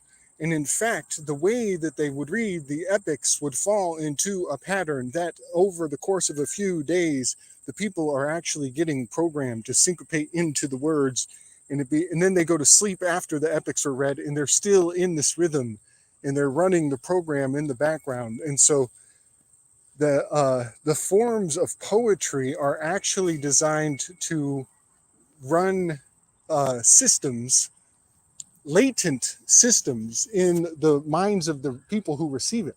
And in fact, Apollo has a legend where he came to town and he started telling people stories, and they stopped eating, and they just stood there entranced, and they didn't take care of themselves, and the whole city collapsed because they were so enamored by Apollo's poetry. And so I just want to put all these in the context of, we are still stunned, we're still flabbergasted from the JFK assassination, and we haven't come to our senses yet. And we're still accusing everybody and anybody who doesn't agree on what we can never agree on what happened on that day. It's almost like Apollo ran the old racket on people, and now they haven't got their senses back together. All right, rant done. I love that with the Apollo, meaning that must be what the apology is all about. Yeah. Why the word apology and Apollo are so connected. Yes, yes. He had to accuse Mercury of stealing his cows on Mercury's first day of life, and Mercury was not repentant at all. But eventually there is an apologizing where Apollo and Mercury get along again. Totally. That must represent retrograding Sun and Mercury forces, I'm guessing, on some Yeah. level. You got it. And it's quite interesting because Apollo, so when we look at Jupiter and the sun, it's a very fascinating. The sun is sort of considered to be, on one level, the manager. Saturn is considered to be Father Time, Chronos, which is the controller, if I want to consider that. They're the one who enacts all the rules. So it's like Jupiter makes the rules, Chronos enforces the rules, and the sun is the conduit between Jupiter and Chronos. And that makes me think about exactly that constellation, that alignment that you were talking about, that's coming in 8 months. It's a very powerful heaven speak to us, I think, in terms of the structure of the pecking order of reality, if I can use such a term. And it brings me back to this concept of why the apologizing nature of the solar energy is necessary to go between, because, okay, Zeus and Jupiter represents both disease and boons, does it not? On some level, Zeus and Jupiter represents being in the state of that which can cause disease, but also represents that which can, sorry, I just want to turn down my volume so I don't get all these beeps. Also that which is the healing and the boon, or the good fortune that will come as a result of the purification, which is enacted by the serpent upon the sun, which is thus taken up by Jupiter and turned into some good luck. And there's another thing I think to consider: luck. What is luck? Because luck is very much an expression of Jupiter. It's an expression of Zeus. And you've either got good luck or you've got bad luck. It's not something you can choose consciously, easily. It's something that I think we choose by the way that we live. And so we create these attitudes of joviality. And once again, by Jove. This is the dove, Jove the dove. And the dove is an expression of Venus. And so Jupiter is expressing the love that gives Venus the impetus to play the game of love for us, in us, through us, using us. Though it's the more abstract aspect, the jovial aspect of joy. So there's an interesting concept. Joy, Jupiter, expansion, the expansiveness that we feel when we are happy. Happiness. What is happiness? Happiness could be the domain of DyausPitar, of Jupiter, of jovial. And happiness is also when our intelligence is at its maximum. It's when we learn the fastest. It's when we're able to channel the most amount of information, when we're in a state of happiness. It's when we're able to make things happen, happiness. It's a very interesting concept of joy, and just exactly what joy represents when we consider it. Another thing I'd like to add to the table is Jah. So ER. When we look at this Diova Prithvi, which is a conglomeration of the names Prithvi and DyausPitar. And when we add these two names, we end up with this, which is highly significant, I think. It reminds me of the principles of the Tetragrammaton and the formation of where this name has slowly come to us from. And the Sky Father, I do believe, is embodying the first three principles that becomes the expression of the fourth principles. So it's an interesting perspective to look at what we are considering when we are speaking about what joy is, what happiness is, what manifestation is, how manifestation happens when we're happy and when we're joyful. If you are totally in a state of happiness and you roll the dice, guess what? You're going to be lucky. It's an interesting perspective. I don't know, those of you that have played with dice, when you're happy, the dice speak for you. I used to be accused of cheating all the time because I was happy. I've always been a pretty happy guy most of the time. And so I've always been lucky with dice. And I remember playing Dungeons and Dragons when I was really young and having the dungeon master check my dice. Having to test my dice if they're loaded. Like, no, you've got loaded dice. I'm like, I don't have loaded dice. They like me. You know, you're not supposed to be able to roll so many 20s in a roll because a 20 is a critical hit, right? And I used to roll these 20s a lot. So, but once again, I think this expression of manifestation and happiness is an expression of the lightning bolt moving through our consciousness field, which is the spirit of Zeus or Dyaus or Eos, because when we consider Zeus, we are looking at a very interesting bunch of letters. When we remove the consonants, we've got ER. So ER is one of the first embodiments. So it's almost like ER, they added on the consonants.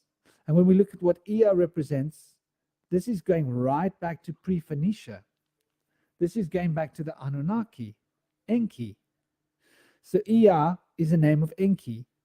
So ER, Zeus, I find that a fascinating connection as being ER was one of the first deities worshipped in the form of Enki. There's got to be a connection between Enki and the sky father, which is Zeus, and Ea in this personality as Enki, reflecting this, and the fact that the linguistic story of Zeus comes together.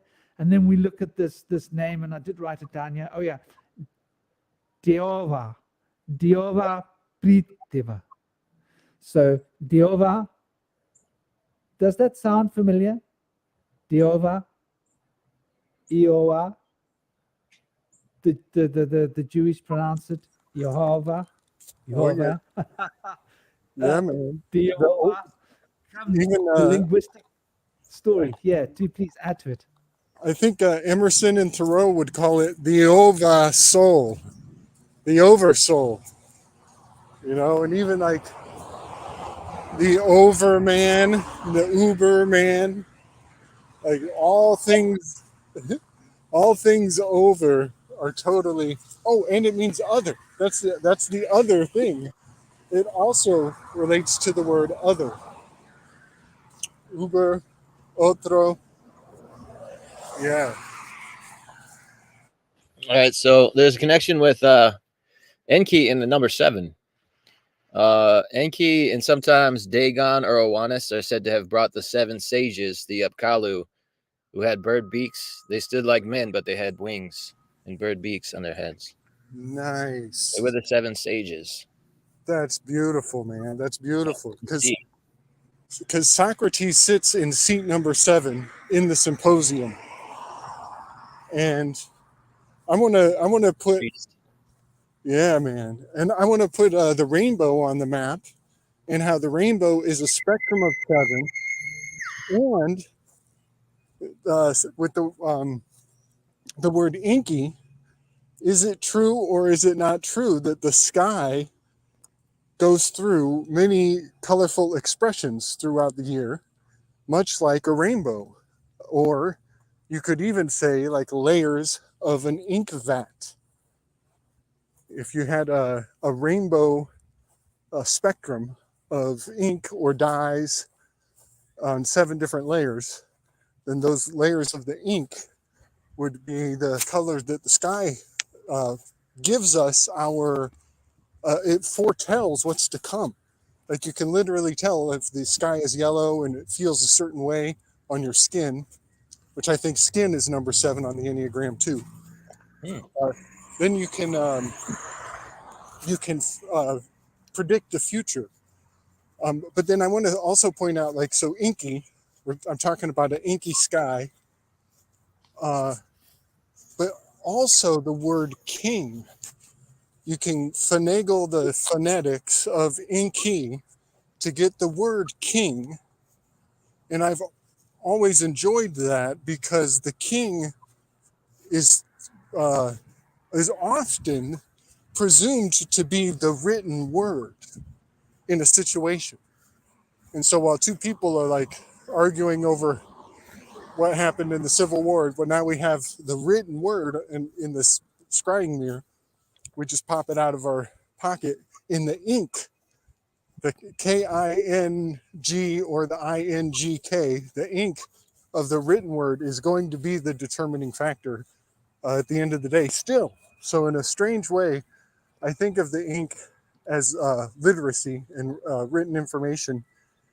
And I've thought of that also tying back to the eagle eating the serpent, as it is the feather is the plume that writes the written word on the paper, on the ground. And so the written word, if it's in cursive, is definitely a serpent coming off of the feather of the plume that you're writing with.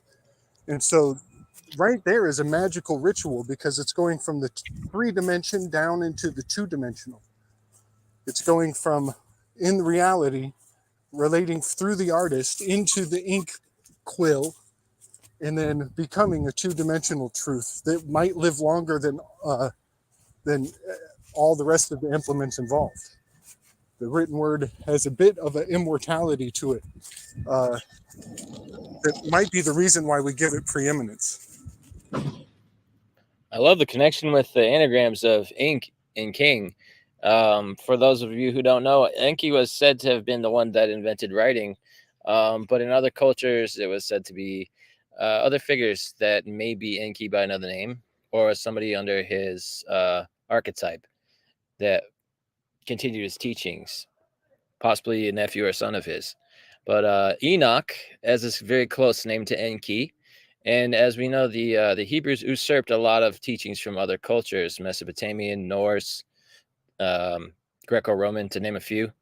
And so there's a good chance that the figure Enoch in the book of Enoch could even be the book of Enki. There's definitely a connection there. Yeah, you know, Can I add to that? Yeah. I love there is a myth. I love Sumerian. pointing out cuneiform is an anagram from Enoch. Okay. Enochian was Sorry. later used to count D. But go ahead, Franklin. There is a myth. Okay, let me try and recount it as best I can. I can't remember the name of the character that plays the role of what we know as the savior, the person who saves us with the ark, right? Who we know as Noah.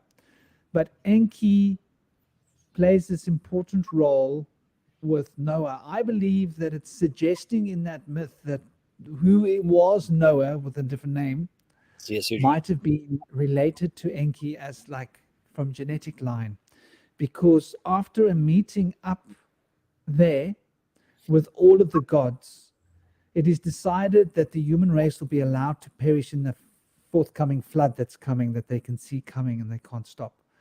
And Enki does something where he bends the rules without breaking them. He goes back down and he speaks to a rock, and he leaves his voice by the rock so that his disciple can come and find his voice, and he leaves a tablet there.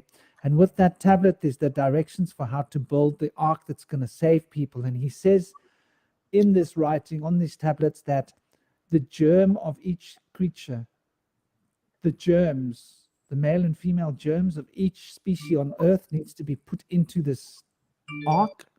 It seems like a genetic library that's being described in this very ancient Sumerian myth.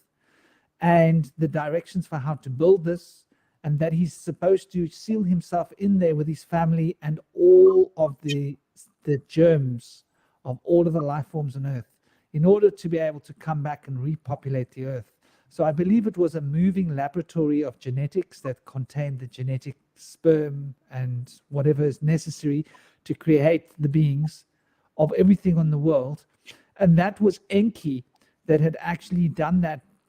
He wasn't allowed to directly tell the humans, but he left enough clues for them to know what to do in order to save themselves.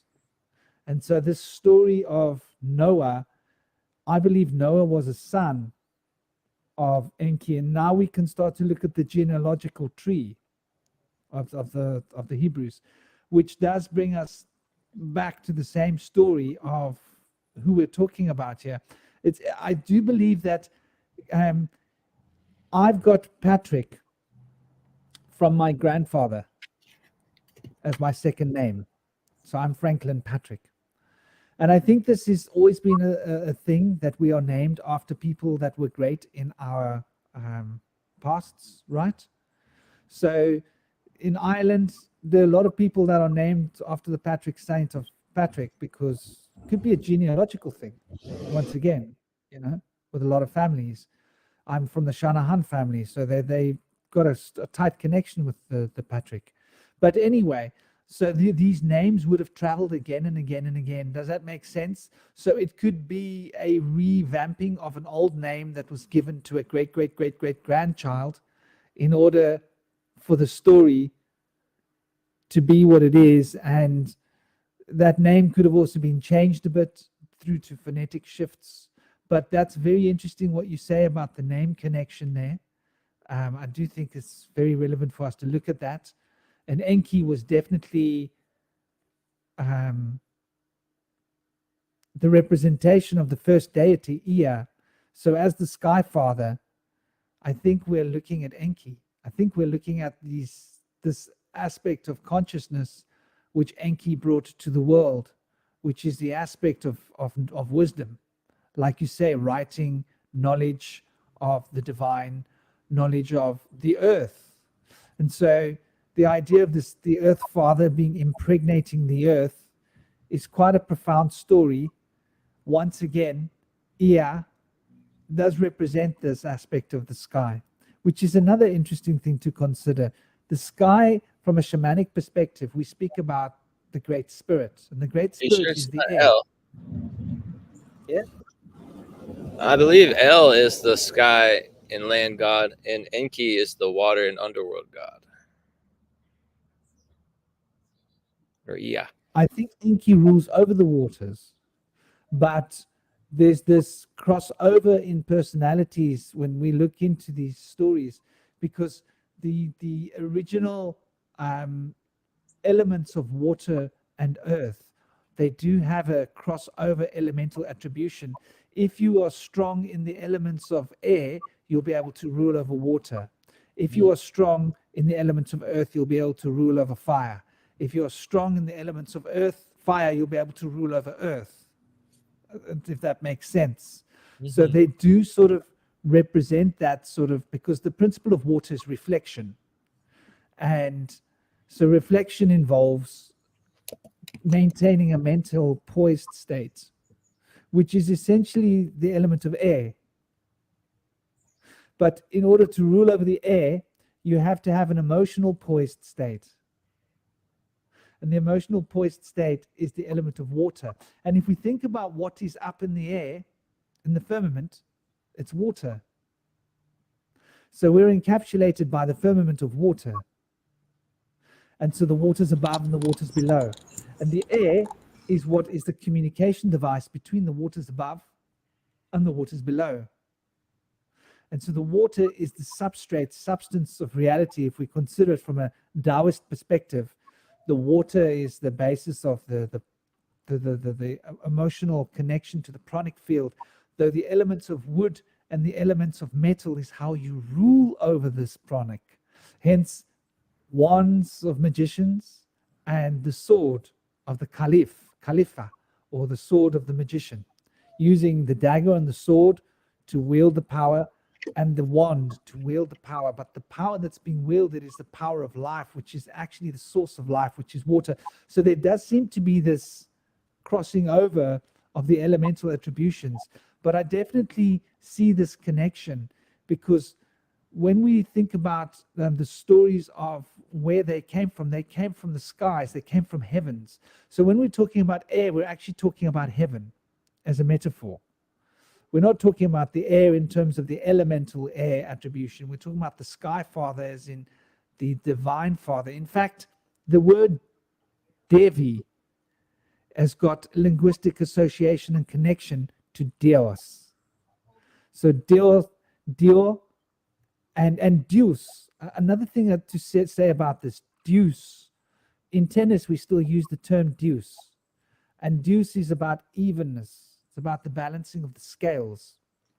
And once again, when we look into the element of water, which goes into death, the West, from the ancient Coptic school of thoughts, we're once again using the balancing scales. But the balancing scales are the instruments of air to balance between the waters above and the waters below. So there is this very interesting juxtapositioning of the elemental attributions of the physical elements and the elemental attributions of what we can consider Atzilut, Bria, Yetzirah, as they become the formation within Ishia. This is Kabbalistic notions. When we look at the first primal three elements, they are inverted to the elements on the physical plane, which is rather an interesting concept, because this inversion principle is fascinating. Like we think of the head as being ruling as fire, right? But the fire is the Manipura chakra, which is a downward pulling triangle in the astral system. And when we think about the element of water, which is, from the astrological perspective, our groin and our lower sacral plexus, which rules all the fluids in our water, the water element from a Taoist perspective is the divine plane through which we can connect with the divine, which is why the jinn are connected to the water, and non-physical beings, water is the conduit force. It's why we scry in water to see the future. Looking at water will cause you to go into a deeply contemplative state where you will literally travel out of your body. So there's this very interesting connection between water and the divine, which is the Sky Father represents the divine, the Devic realm. The Devic realm, the Devas, the godly beings, which is why it is said that Zeus rules over the heavens from the heavenly abode, ruling over all the godly beings, and they thus rule over us. Zeus doesn't directly have any interaction with us, which is another interesting perspective to consider. In the same way as in the Vedas, the Dyaus doesn't have any direct connection with us other than in the form of being in an amalgamation with the Prithvi, which is the earth element. And when you've got the earth element and the sky element together, you have this combination through which the element of water is able to produce the turning wheel, the wheel of fortune. And the wheel of fortune also represents the water cycle on a physical plane. So we have this water cycle moving because of the conduit of earth and the principle. So the Taoist system puts the earth in the center of the wheel because the air is polarizing around the wheel to produce the movement necessary so that the earth can become the conduit through which the spiritual essence of water is moving in order for life to propagate. I hope that makes sense and it's not too abstract. Yeah, beautiful. It reminds me of the star of the Chinese elements and how they're all interconnected with one another. Actually, I was thinking about astrology like this earlier. We think of ourselves as having these signs that we're strong, and this is my sun sign, this is my moon sign, this is my rising sign, etc. But in the idea of harmony, the idea that we have weaknesses from our astrology in the stars, It was seen in the old times that we have certain things that we don't have strong are things that we need to focus on building better. Like if I don't have Jupiter or Saturn in my star chart, I need to work on those things because they can be my weakness. We don't tend to see those things like that in today's astrology's ways.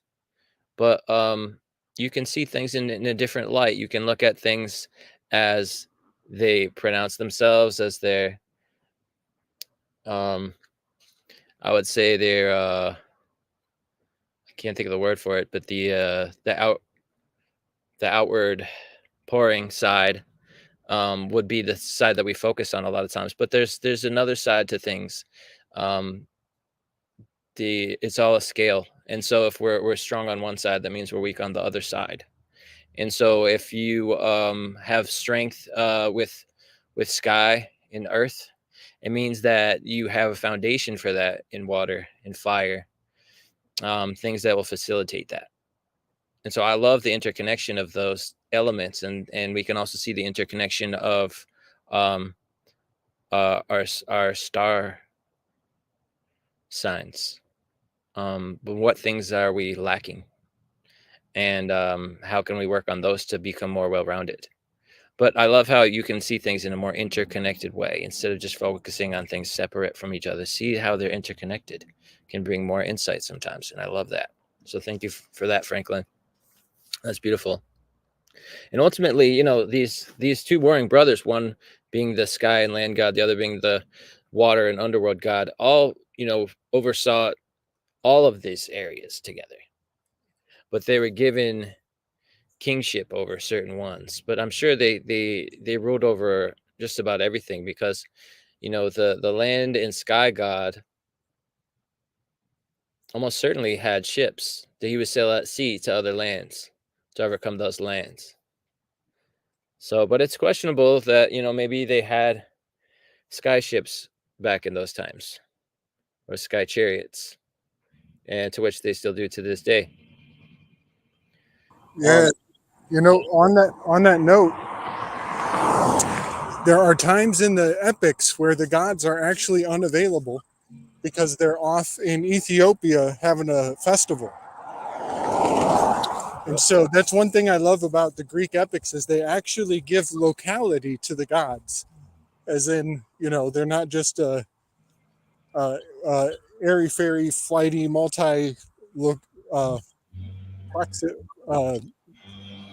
don't have multiple representations in two places at once. They actually go to parties and are unavailable for war, and they have hangovers, and sometimes they oversleep when they shouldn't. So yeah, a lot of fallibility. But I wanted to throw that in there. And this is, I think, important. This is where, like, you know, Neptune was sometimes called Poseidon Zeus, and Hades was sometimes called Pluto Zeus. And I think the reason it's important is because the word Zeus, we know, is like a general term for God. And so sometimes the elemental aspect of the godliness is water oriented. You know, so, you know, we can see ripples on water, we can see waves, we can see storms. Well, those are Neptune Zeus or Poseidon Zeus. But then a tornado on the land where there's no water involved, that is like Zeus proper. Jupiter, storm god Zeus. And so I just think that's always important, that their expressions in nature today are still here, but they have jurisdictional overlay. So yeah, when you see a typhoon or something out on the waters, a hurricane, those are all Neptune's territory. But if you're in a desert and there's like a dust devil, that's Zeus proper.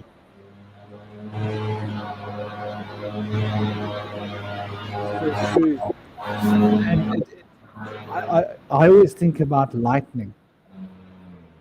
When I consider that, I consider the principles of lightning, what lightning is and how lightning forms. Lightning forms because of diamagnetic effects in the atmosphere, which is, once again, we're talking about the firmament. So the waters above and the waters below create this charge, which is managed by the element of the air. And there has to be water present in the sky in sufficient quantity for the ions, for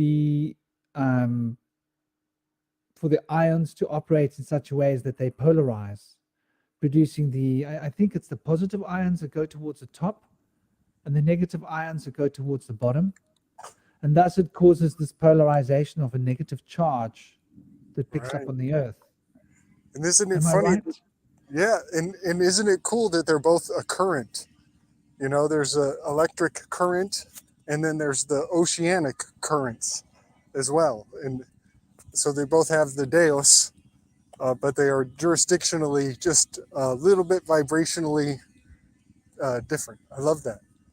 Elementally speaking. It's quite interesting to think about lightning. I think we need to consider lightning when we speak about the principle of the Sky Father and Zeus and all of the various archetypal names that relate to this principle. Because another aspect of the name Zeus and all of the other linguistic aspects of it relates to shining, relates to light. And light is an electrical effect which is being conducted through the sun. So we could think of the electrical lightning that is charging the sun to produce the light that our eyes see.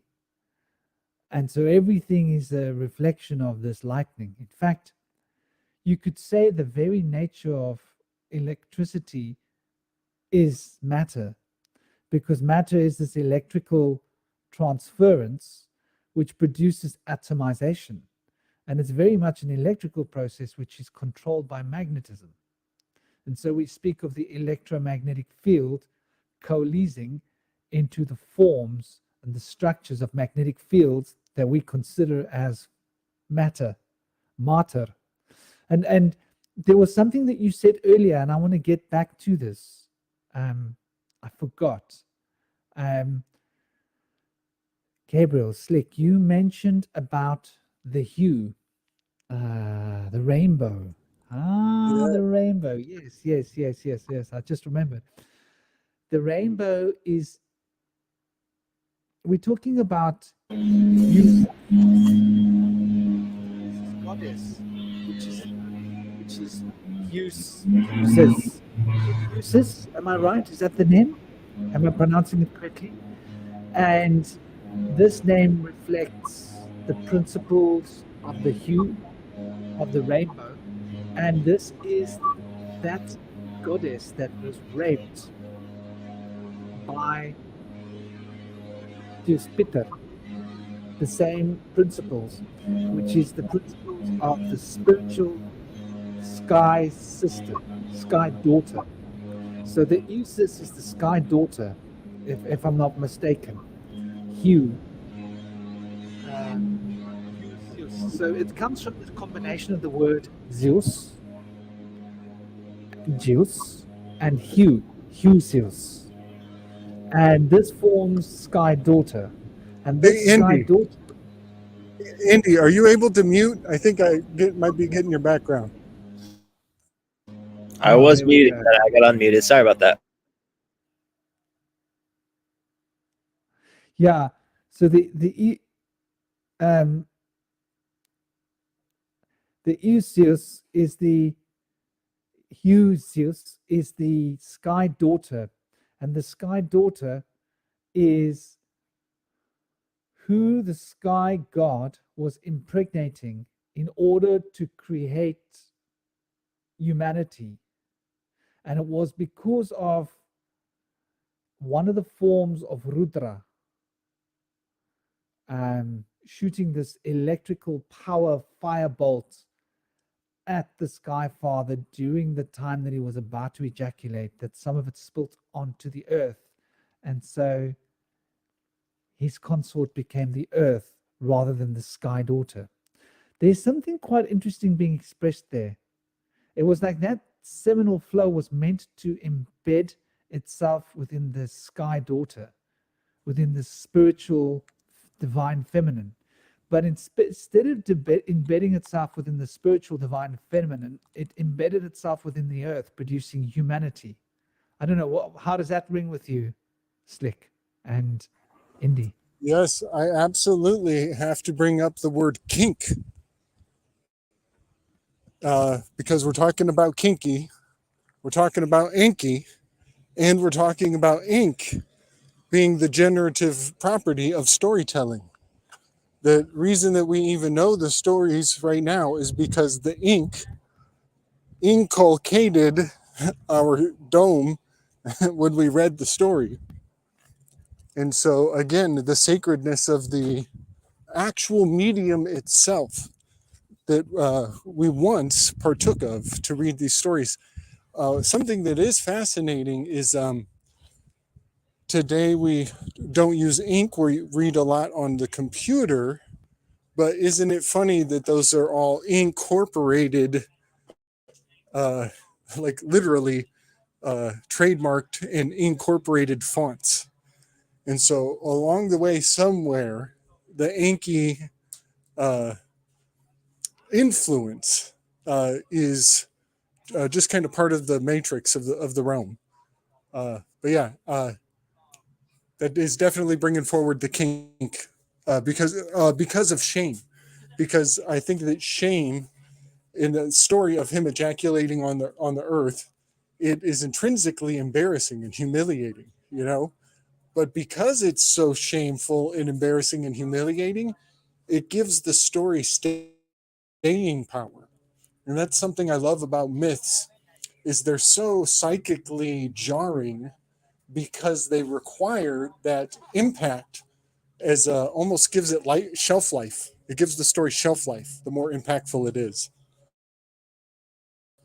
I think is totally has to be mentioned.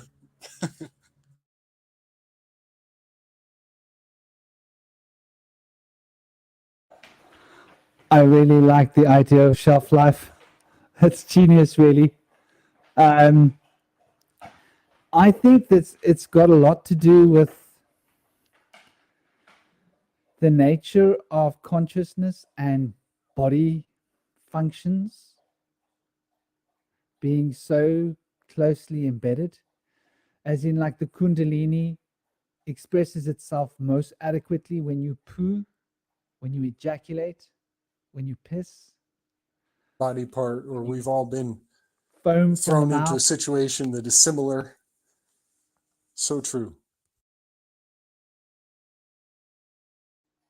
What did you say, brother? I love that you said that there's bodily correspondences. You know, I find a lot of Zeus's stories are skin related,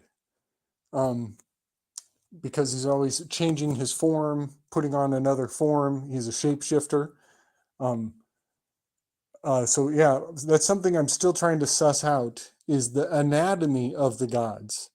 You know, I think there's something to kind of be pieced out of the Greek pantheon and the Enneagram the way I have it, and kind of do almost like we do with the anatomical zodiac, you know, where the Pisces are the feet and Aries is the head, and it goes around the zodiac. I'm still trying to suss that out on the Greek gods in the Enneagram on my project.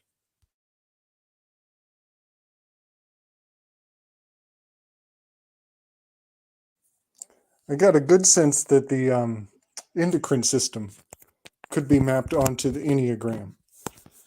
And the endocrine system is a real fascinating field of study, but like a one brief explanation, kind of oversimplification, is that you know, the endocrine system really does influence the unseen and even the emotional state and our health in a much more complicated, nuanced way than I'll ever fully grasp.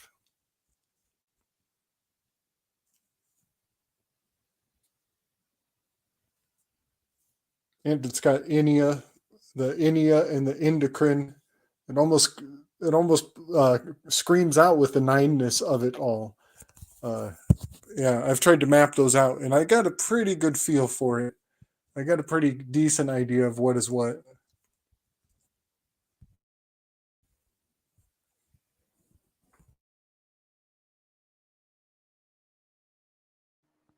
That's very interesting.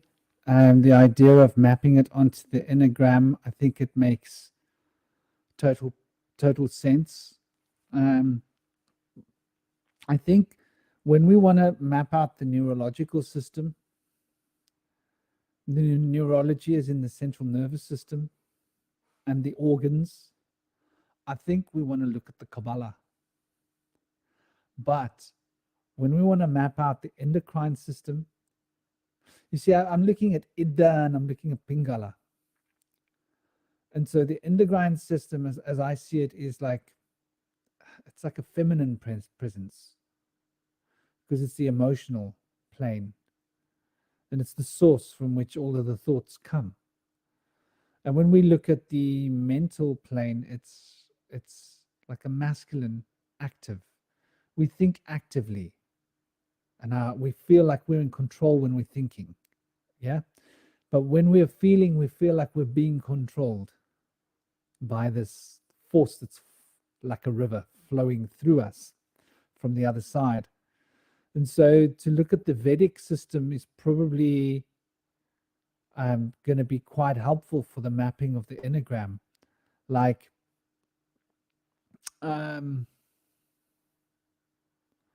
causality, the principle of 6. Now, we've spoken about generation. Generation, Muladhara chakra, principle of 4.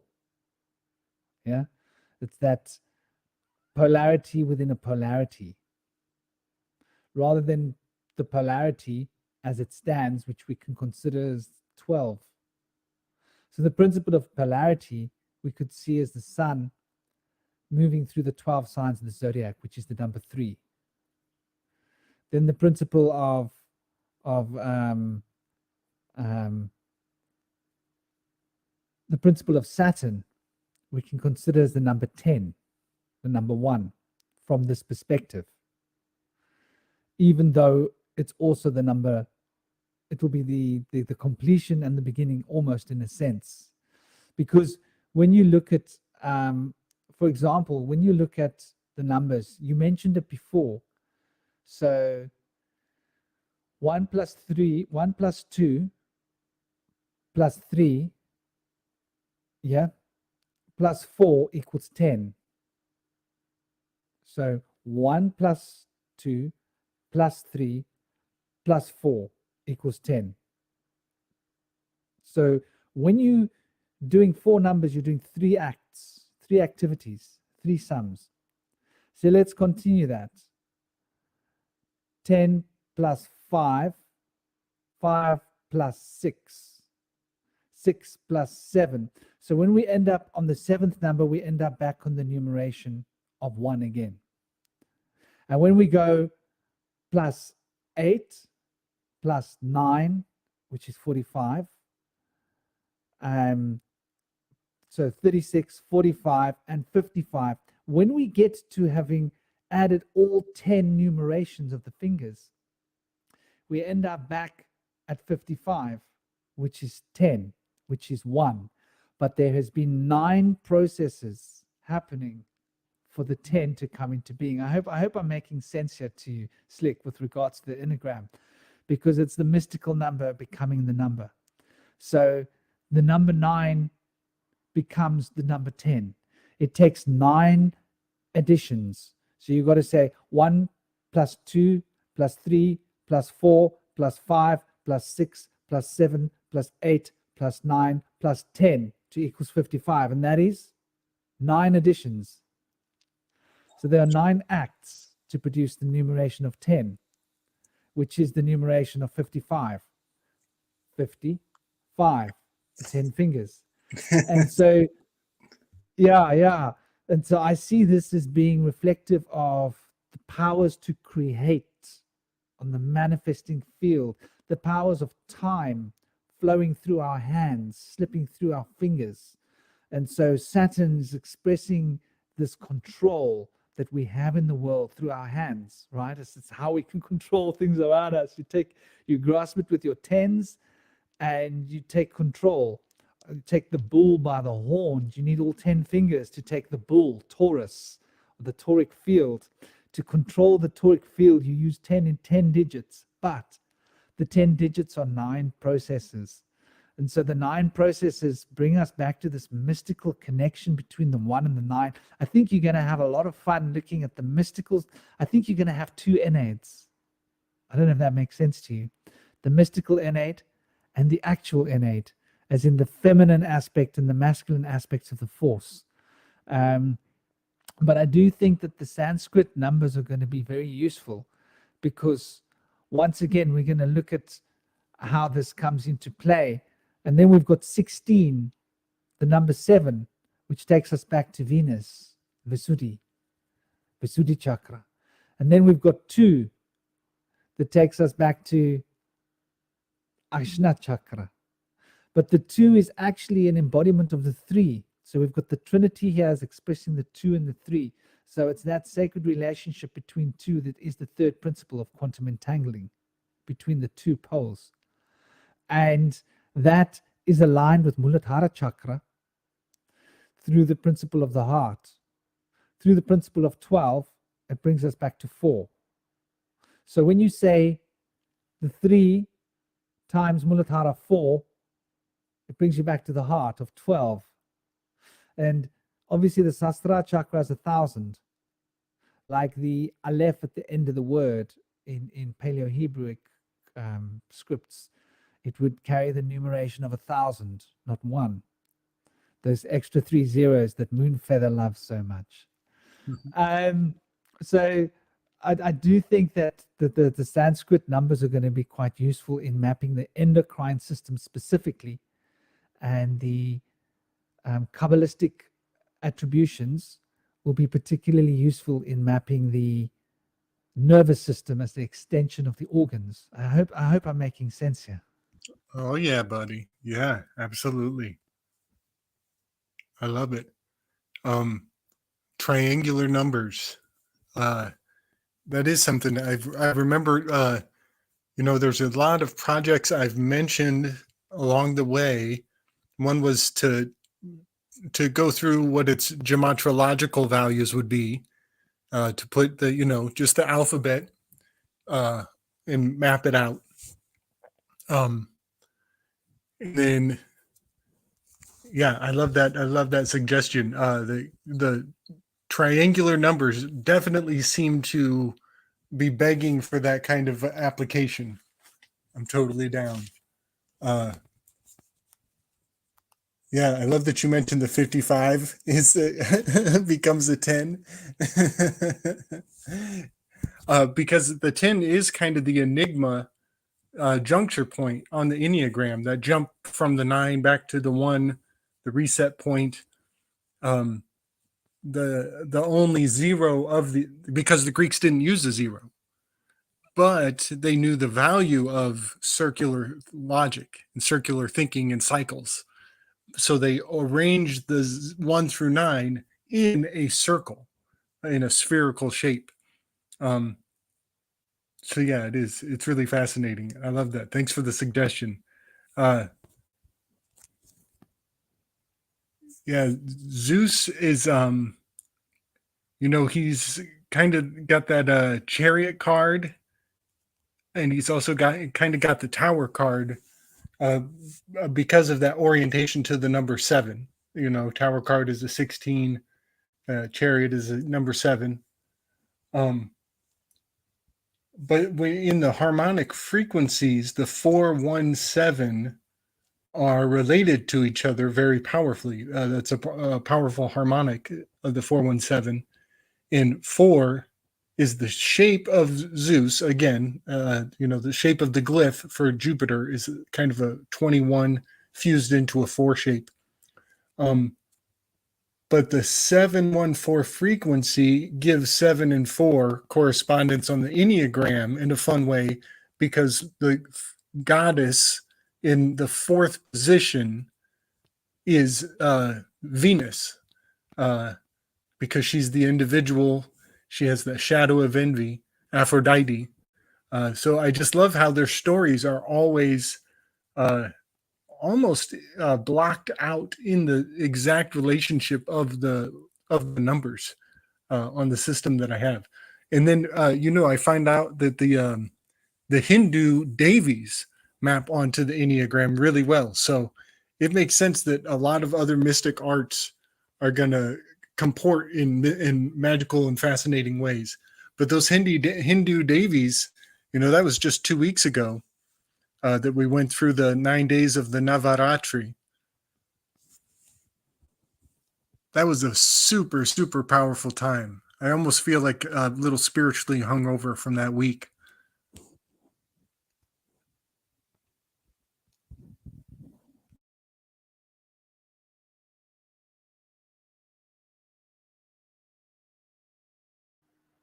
You're totally right. What a powerful constellation of energy and events that we've been going through here.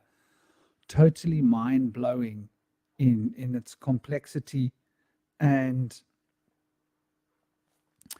I see this as being rather fascinating because it leaves us with a really interesting situation. Like, is it Pluto? I'm just trying to double check this. Oh, I've got a little baby spider running on my book. Okay, cool. Just don't get in my pants and bite my nuts. That's my deal with baby spiders, because I've been bitten on the nuts before, and I'll tell you, it's not fun. So 432 hertz. So we've got 432 hertz, and we've got 144.72 hertz. Now that's rather interesting. So the 144, both Pluto and Uranus add up to 9. That's very interesting. Yeah. That's you were talking, and my brain was like, let me look at that chart. I've got a little chart here for those of you that want to take a look. You're probably going to do your own research, but Nice. obviously, I hope you can see it. But anyway, yeah, I mean, you can basically find them online. It's quite easy. And Jupiter is 183 and 58, which we've mentioned already. Saturn is 147 and 85. So it's 12 and 13, Saturn. 3 and 4. Do you see that interesting? A 183 is 12 and 13. So both Saturn and Jupiter. Isn't that interesting? How their numbers are both 12 and 13 in the resonant frequency chart here, which does sort of make sense to this relationship between Kronos and Zeus, right? Because they both are the boss in a different way. I mean, in the physical world, Kronos is the boss, but Kronos very much answers to Jupiter. So, who's really the boss? And you talk about the shape-changing ability of Zeus, and that skin is what keeps your shape in, and that ability to molt is the power of the serpent. And so that serpent is the sign of the sun in Leo, because that picture is literally a serpent. The same way that the tarot card strength, the 9th principle, is ruled by Leo, is ruled by strength. Its Hebrew letter is Tet, which means serpent. So all of these things keep coming back to the power of life force transforming, and we're back to the eagle. And in the old times, the Sky Father was represented by a falcon-headed deity. So when we see a falcon-headed deity in ancient Egyptian art or anywhere, that's suggesting the Sky Father to a certain extent. And the falcon and the eagle represent the same thing. I believe. Depending on where you are geographically in the world, you would see a falcon or an eagle, and they both have the similar kind of. Indy, your mic's on again.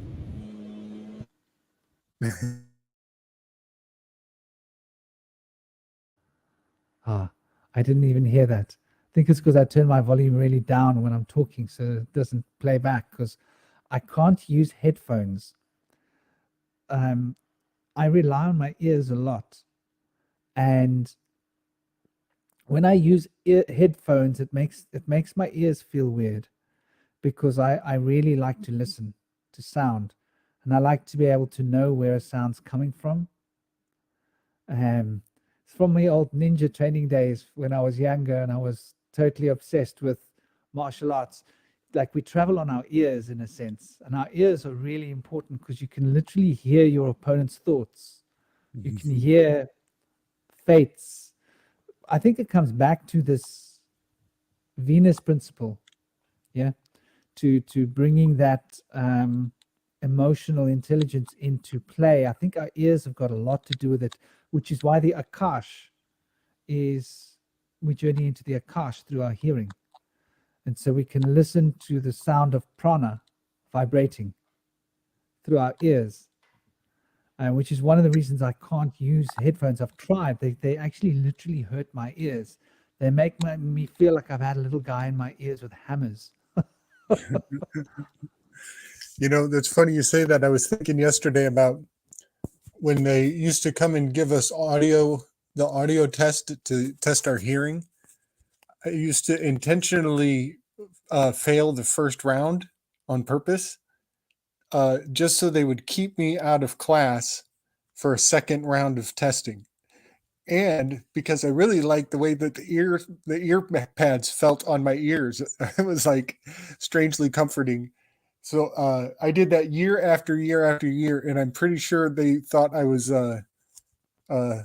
challenged in ways that I really wasn't. I just enjoyed taking the test. They thought I was psycho because I used to enjoy getting cuts. And I used to shake my headmaster and my teacher's hands. I used to get it like every day. I used to say, "Thank you, sir. I feel like a new man. I feel transformed. I feel inspired. I think this is exactly what I needed. I want to commend you for doing the right thing, sir. Thank you." And I used to make a joke out of it, and they used to laugh because this was my thing, you know. But it was a mask for pain as well, you know, because like it's pretty bloody sore when you get jacked. I'm sure did you get cuts in your day, Slick? You must have, yeah. Oh yeah, absolutely. And I've taken some serious head hits too. You know, I see in film they've got this thing where it looks like the camera is going out of focus and back into focus on purpose. It's in music videos, but it's in action film. And I realize they've actually synced up really well what it's like to take a hit to the face. And so the camera is like going out of focus and back into focus is a strange way to trigger very accurately to bring back somebody's whatever trauma response or imprinting. We'll just say it that way. But yeah, I've had some dings for sure. Had my bells rung.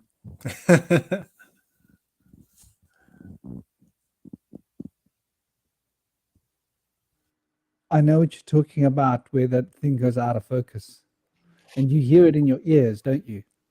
Once Yeah. again, there's this ringing, this loud ringing, like you start to hear all the sounds of the acoustic field because you're not fully in your body. Totally.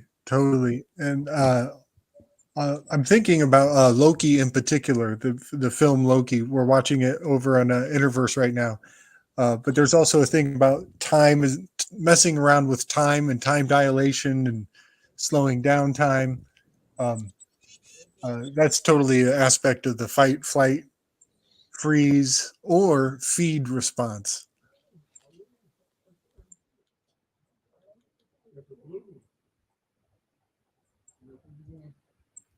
What's the feed part of the response? Like comfort eating or like stress eating kind of thing? No, that's what the ladies. Okay, so when the band of marauders are coming to raid your village, you got a few choices. You could fight, you can freeze. But the ladies, they have this fourth response they don't tell the guys. They're like, "Hey, I could cook enough dinner and maybe we could feed all these guys and we'd have a bigger village." And you're like, "You treacherous woman." Is that something people have done? No, it's actually this is crazy, but to take it to a more serious level, some people have a sexual arousal to conflict. And that's why we call them we put a lot of labels on them for different reasons. It comes out in a lot of different ways. But I call it feeding because I'm being cute. But also because some people call it the fight, flight, freeze, or fuck response. And that is that some people think that that these are moments of sexual arousal, which I don't vibe with that programming. But it is interesting because we're talking about Zeus right now. And that, having a sexual response to horror or to trauma, some people are into that, and there's whole industries that depend on people to pay for that. And when I say that, I'm not just talking about like horror movies. Excuse me. Being like really like from the strictly psychological perspective, and this is not psychological advice, but even football and sports is a sexual thing. If you think about, just look at the audience, don't look at the what's going on the field. Watch the audience, and watch how they're having like a mass climax when the touchdown happens, and other people are having like a non-gratified crestfallen experience when the same touchdown happens. So there's something strangely strange about how we source our catharsis.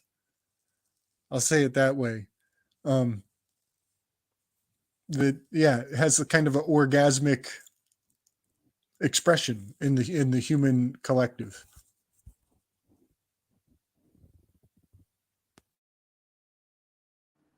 Interesting. I've just been looking at some of the things that were said here. In Mozambique, when you clap your hands, number 10, well, that's a lightning bolt. In the Kabbalah, we speak about the 10 Sefirot being the lightning bolt. Wow. And that sort of brings us back to that innate becoming the next innate.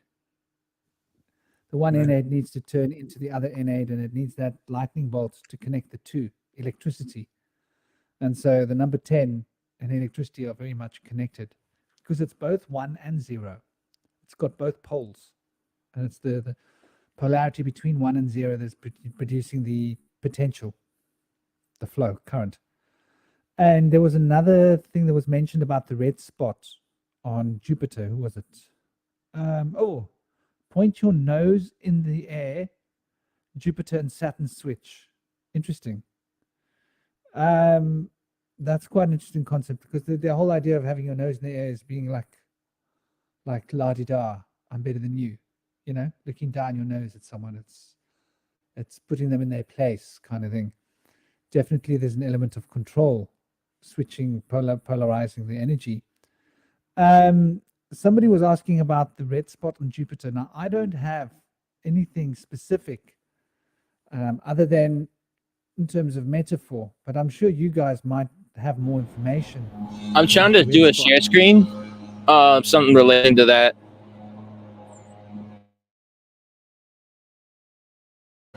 Do you see the share screen there?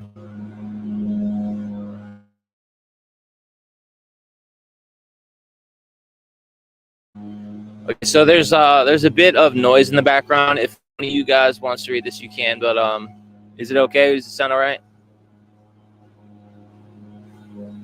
I'm good with it. Cool. Jupiter, as we know, doesn't have a true surface since it's a gas giant. they're saying that it's powerfully driven by forces deep within the planet. In this article, they mentioned that they're not sure if the lightning in the storms is impacted by atmospheric conditions by the equator or something towards the poles. But we've always known that Jupiter has been a very turbulent planet. And they're saying that the amount of sunlight that Jupiter receives impacts the storms there. What they're saying here is that the planet is 757 million kilometers or 470 million miles from the sun and gets about 25 times less sunlight than Earth. But it's possible that the sunlight creates more of a balanced upper atmospheric conditions near Jupiter's equator, where the planet receives more sunlight, and greater instability toward the poles, since the warm air from deep within the planet is able to rise freely. This instability is ideal for a lightning form and storms. So we know that Jupiter's been associated with Zeus and lightning, but and also the red dot is a giant storm. But in this article here, I believe they show some of the lightning on Jupiter's surface. Let's see here. What I can do is I'm back to this.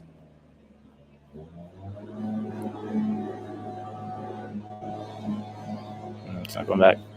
But yeah, you can see on the dark side of Jupiter from a satellite imagery that there's a lot of lightning storms, more than the red dot there. It might be featured in some of these videos.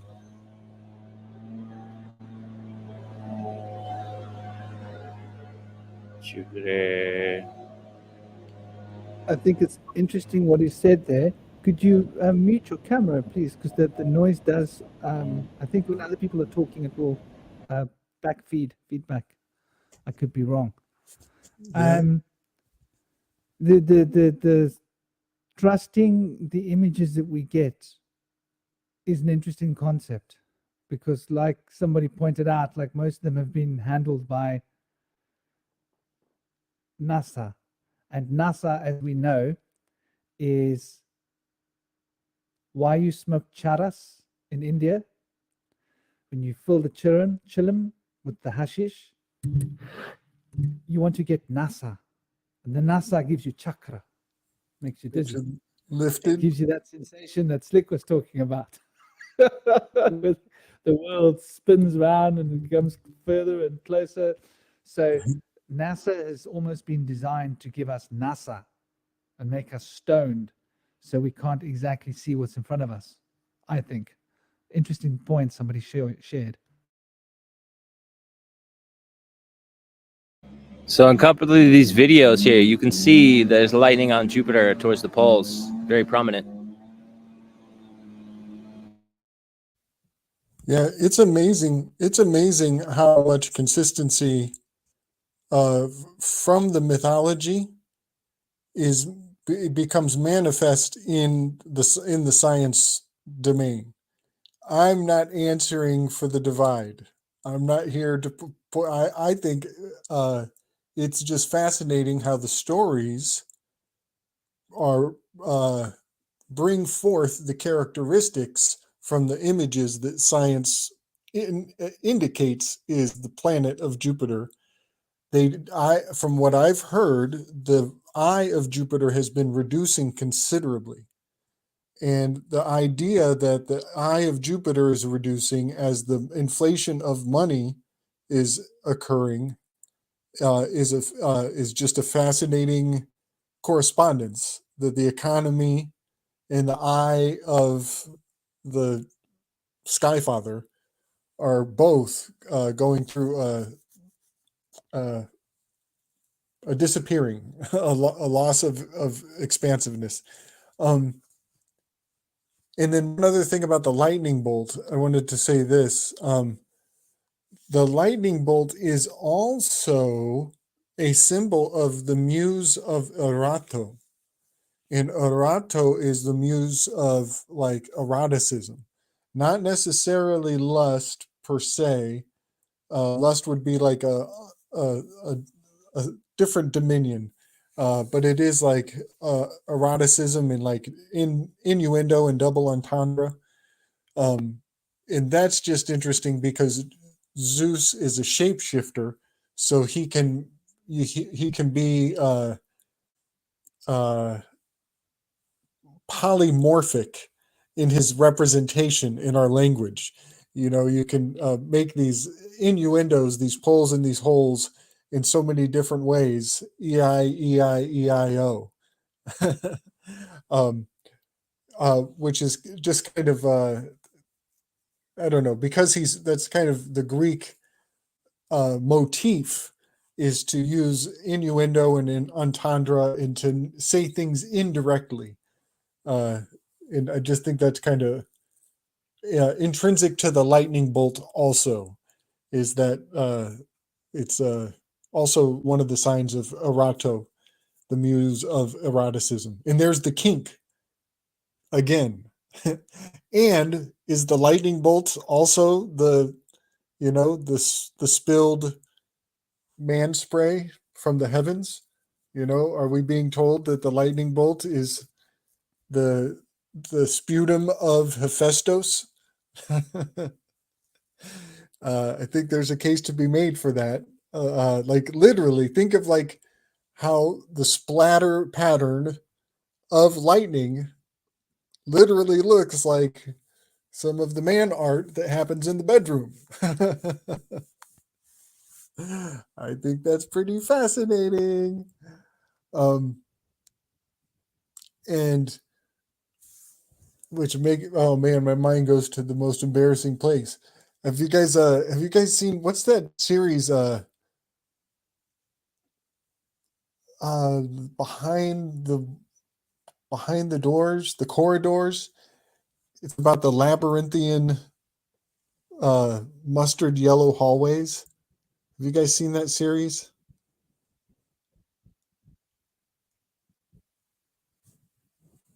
It's basically it's about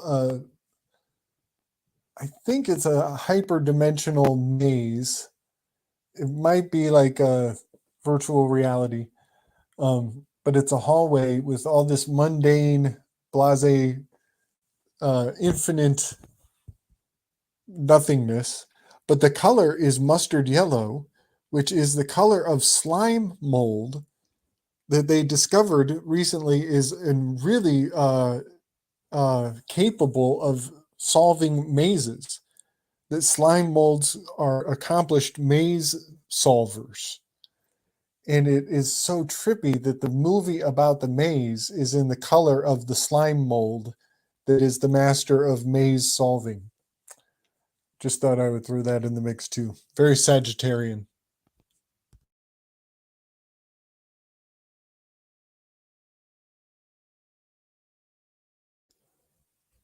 Oh, but we were talking about Jupiter. And about the NASA split. Is that still on the table? Or are we still talking about how much NASA lies about every damn thing? I guess one thing that's important to think about is how much the representations they give us of Jupiter, they do adhere to the depictions of the Sky Father. You know, the swirling silver storms are like the curly beard of Job. You know, in the ribs, he had his ribs exposed. Well, there's literally ribs and bands and cords that are the ribs that you can see of Jupiter, even from far away. And then the other one is the boils. He's covered in boils. Well, that's literally what the spot of Jupiter looks like. It looks like a really nasty boil that's, rupturing and gone bad. So what I think is fascinating, and I'll just throw this on the table, I think the real rebel movement back in the day had to do around glass carving. And if you were a glass carver, you were in the real rebel spirit of trying to look up there and figure out what the hell's going on. And And if you had a better idea than other people as to what was going on, and you could prove it and repeat it again, that was considered very dangerous, you know? So I just think it's fascinating how the mythology of these characters is actually proving out from what they call technology to such an extent that I'm led to believe that they had technology of equal or greater capacity when these stories were made. Because all the aspects of Enki, Jupiter, and this keeper, this shepherd, all these aspects of that planet, they really do map onto the myths very nicely. You know, Jupiter keeps all the animals in their pen. He goes even-handedly over the 12 stations of the zodiac. So he's keeping all the animals in their stations.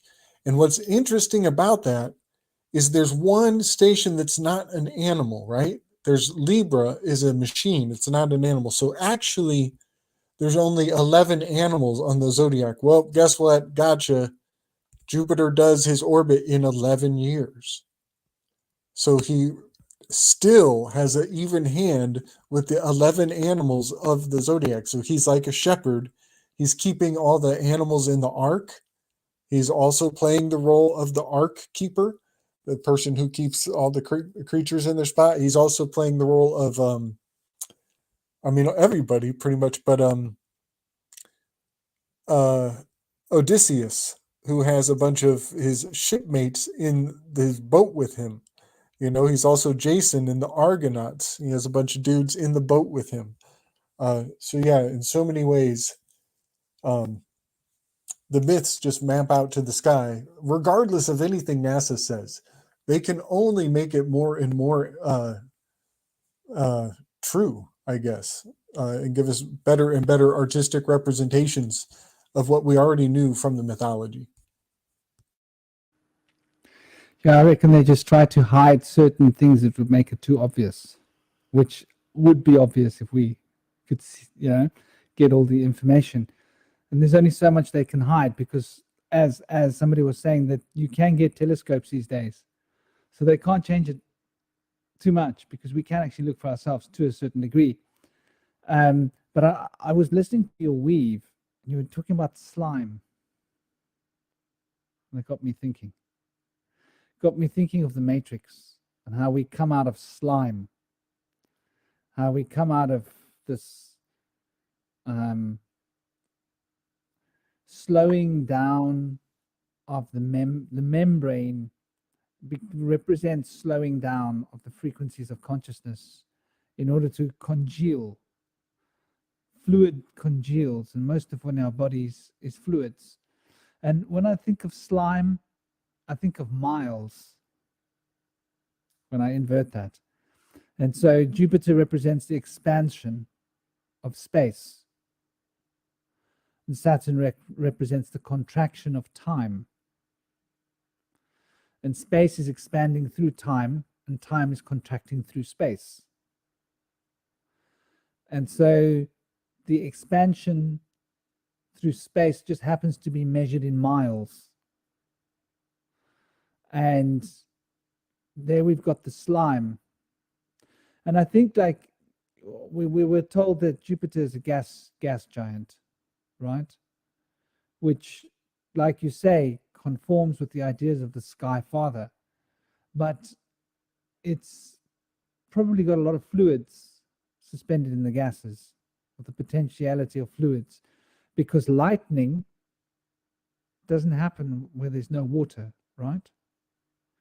You've got to have a lot of water to have lightning, because we understand these principles quite well, that the polarization of the positive and negative ions, and there's the diamagnetism of water, and water is the only thing that moves away from a black hole because of this diamagnetism, which is why it can flow up into the air, which is why the wheel of life can turn because of water. If there wasn't water, there'd be stagnancy. And so this principle of purification that is represented by Ea, which is a form of Enki, represents, I believe, this water moving up through the air in order to purify the air and to purify the water system and to clean the earth, purify the earth with rain, and to purify us and to purify our rivers and our lakes with the bombardment of water upon water, which creates ionic results, which produce the movement of CO2 and the absorption of oxygen, which is what causes the water to become living and alive, producing an increased potential or an increased number of negatively charged hydrogen ions and allowing the positively charged hydrogen ions to be resolved in such a way that they are effectively removed from the water, producing an alkaline charge in the water, which is positive for mammals in the same way that, produces the negatively charged ionic presence in the water, which is positive for mammals in the same way that the positively charged ions is positive for mold, fungi, ants, termites, flies, which are things that are feeding off of the Idda side of the current, as opposed to the Pingala side of the current in its dominant form. And we feed off the Pingala side of the current in its dominant form, which means that we are very much in tune with the requirements of the negatively charged hydrogen ions. And so this gives us an interesting concept, because H is one of those letters that represents two poles and a relationship between the two poles. So we're talking about energy, and I think electrical potential can be very well summed up by an H, if we want to get right down to it. Which is why when we consider the symbol of Uranus, maybe one of you guys have got the symbol of Uranus there. I'm sure you can all see it. There's a very interesting picture that's playing out there, isn't there? And Uranus is the father, or the place from whence Jupiter arises, right? So there's some kind of an interesting relationship here between Uranus and Jupiter, Dyaus. Dyaus being the equalizer, if I can call it that we come across in tennis, that represents joviality, the jovial principle, where joy is the equalizer. It's an interesting concept to think of joy as an equalizer, because life is Saturn, life is suffering. To be alive is to suffer. And a lot of people say, well, that's a bit harsh. But if you consider it, that hunger, thirst, you eat when you're hungry, that's a certain degree of suffering. You sleep when you're tired, that's a certain degree of suffering. You drink water when you're thirsty, that's a certain degree of suffering. You put on clothes when you're cold, that's a certain degree of suffering. You take off clothes when you're hot, it's a certain degree. Everything in life involves a certain amount of suffering in order to drive us in the direction that we need to drive in towards reaching a state of equilibrium, be it physical or mental or emotional. I think suffering is something that we cannot remove from the equation, in the same way that the Buddha said that, sorrow is the food or the nutrition or the source.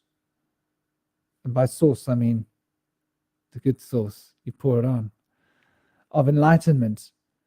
And I'm not paraphrasing Buddha, by the way. That's my idea, the source. I like things to be saucy. I like saucy food. But and the idea that Slick was talking about earlier with food, and its representation and its connection with sex. You see, food ends suffering, sex ends suffering, because it's why people want to have sex all the time. Like, why we love having sex is because you don't have to think about the suffering of the world. And it's a funny way of thinking of the world. I mean, I generally feel happy because I think we learn to live with suffering and we just take it in our stride as humans, which says a lot about the human condition. Because there's so much possibilities to move away from the balance of poles, of polarity, and back to that potential between these two forces, building that electrical potential, and the election being the way to control that potential of energy so that you can drive it electrically, which is what lightning is. It's an election between 2 points, is it not? Electrification, electric. So it's very interesting when we consider these principles of electricity and looking at Jupiter as a what? A ball of moving water that's in a gaseous form, producing electricity, like one big bunch of clouds with a huge electrical storm on the go.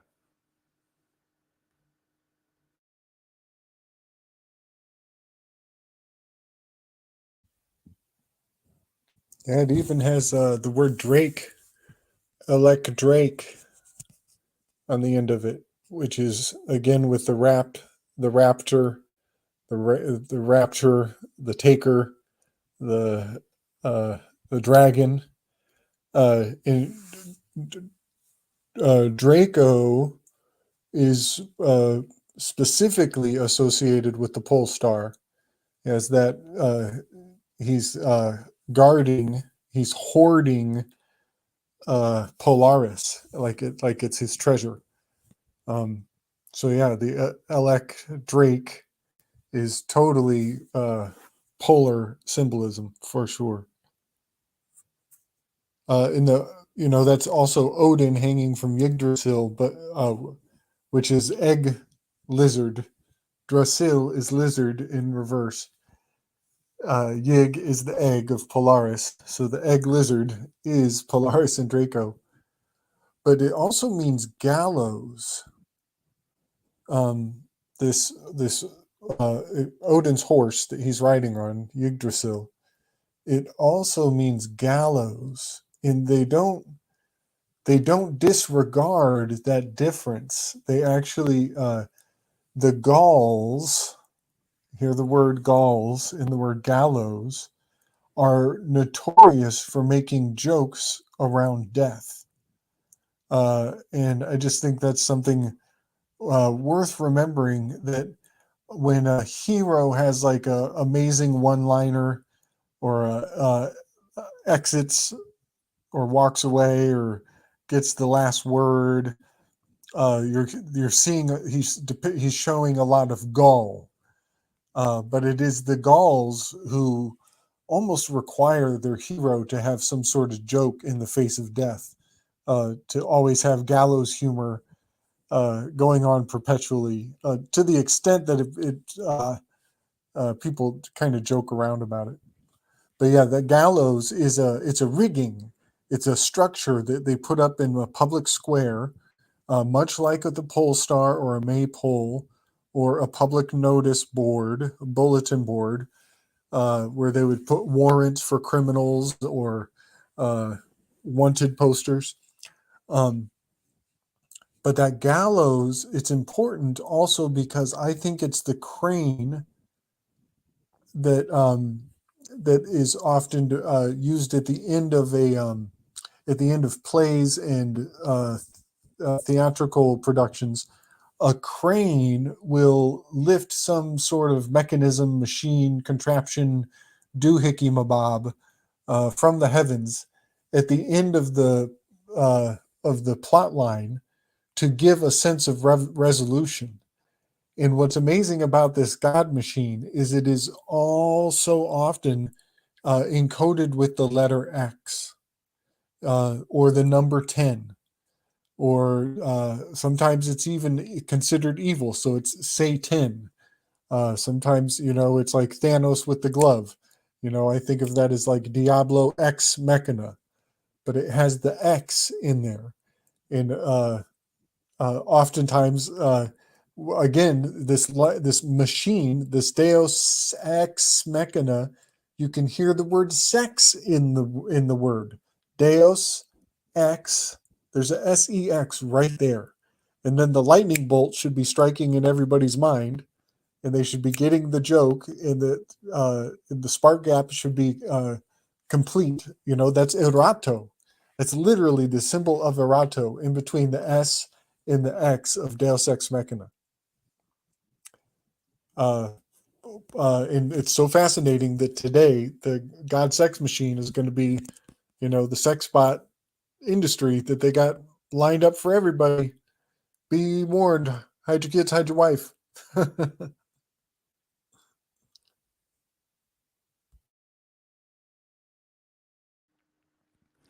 Definitely that. I've been looking at the comments as well about what's been getting said. And there are a lot of interesting ideas coming out here with the numbers 8 and 8. Obviously, the tetragrammaton adds up to 26. Yeah. So that is essentially the number 8. Wow. And good point. That's also the alphabet and the number for iron. And within it, there's a few things going on, because you've got hydrogen repeating itself, right?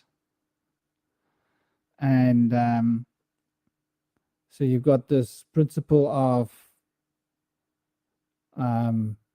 what have you got? You've got the yot and the he and the vav and the he. So you've got two distinct possibilities. And then you've got the distinct possibilities of how the hair from each one produces the third combination. You can see when you draw it in the ER of the triangle, right? The way in which it expands upon itself, the yot he vav he. And then you've got the polarity of 4 being expressed. So it's expressing 2 polarity. It's expressing the force of 3 in terms of the connection point between the 2 hydrogen formed things that create an amalgamation, which is the third thing of the 2 structures, each containing a he. Then you've got the 4, which are the 4 elements, the 4 letters. And then you've got the 5 in the way that it's pronounced, because it's pronounced in terms of 5 vowels. When you pronounce it, you don't pronounce the consonants, you pronounce the vowels. So the 5 vowels, and that's how it was pronounced, the E, A, R, U, E, right? Yahweh. So it contains the 5 vowels in it. And the 5 vowels are the mystic number of the manifestational number of 6. So the odd one out here is number 7, because we then go towards the number 8 in terms of the actual addition of what the name adds up to. The number 7 is the one that's left out, and the number 1 is the one that's left out, which is rather interesting when you consider these numerical patterns around this name, the tetragrammaton. Now, I do think that it's got a strong connection with coming from Enki, and I think this is going to be the source of an entire discussion, the tetragrammaton, probably relating to where these names come from. Maybe not a long discussion, not a 5 or 6 hour one. I don't think you can talk that long about it, but it's a good idea to get some shorter discussions going as well. But the numbers around the tetragrammaton is most interesting, and obviously we know what a tetra is, right? A tetra is a tetrahedron. which is the number 3. So it's the 3 aspects moving through the field of 4 to become the field of 5, to express the field of 6 intrinsically while being 8. And so what do we get when we add these together? So we get the 3, the 4, the 5, which is 12. And when we add the 8 to the 12, we end up with 19. And that is the number of the sun. Is that not interesting? So it brings us full circle back to the sun.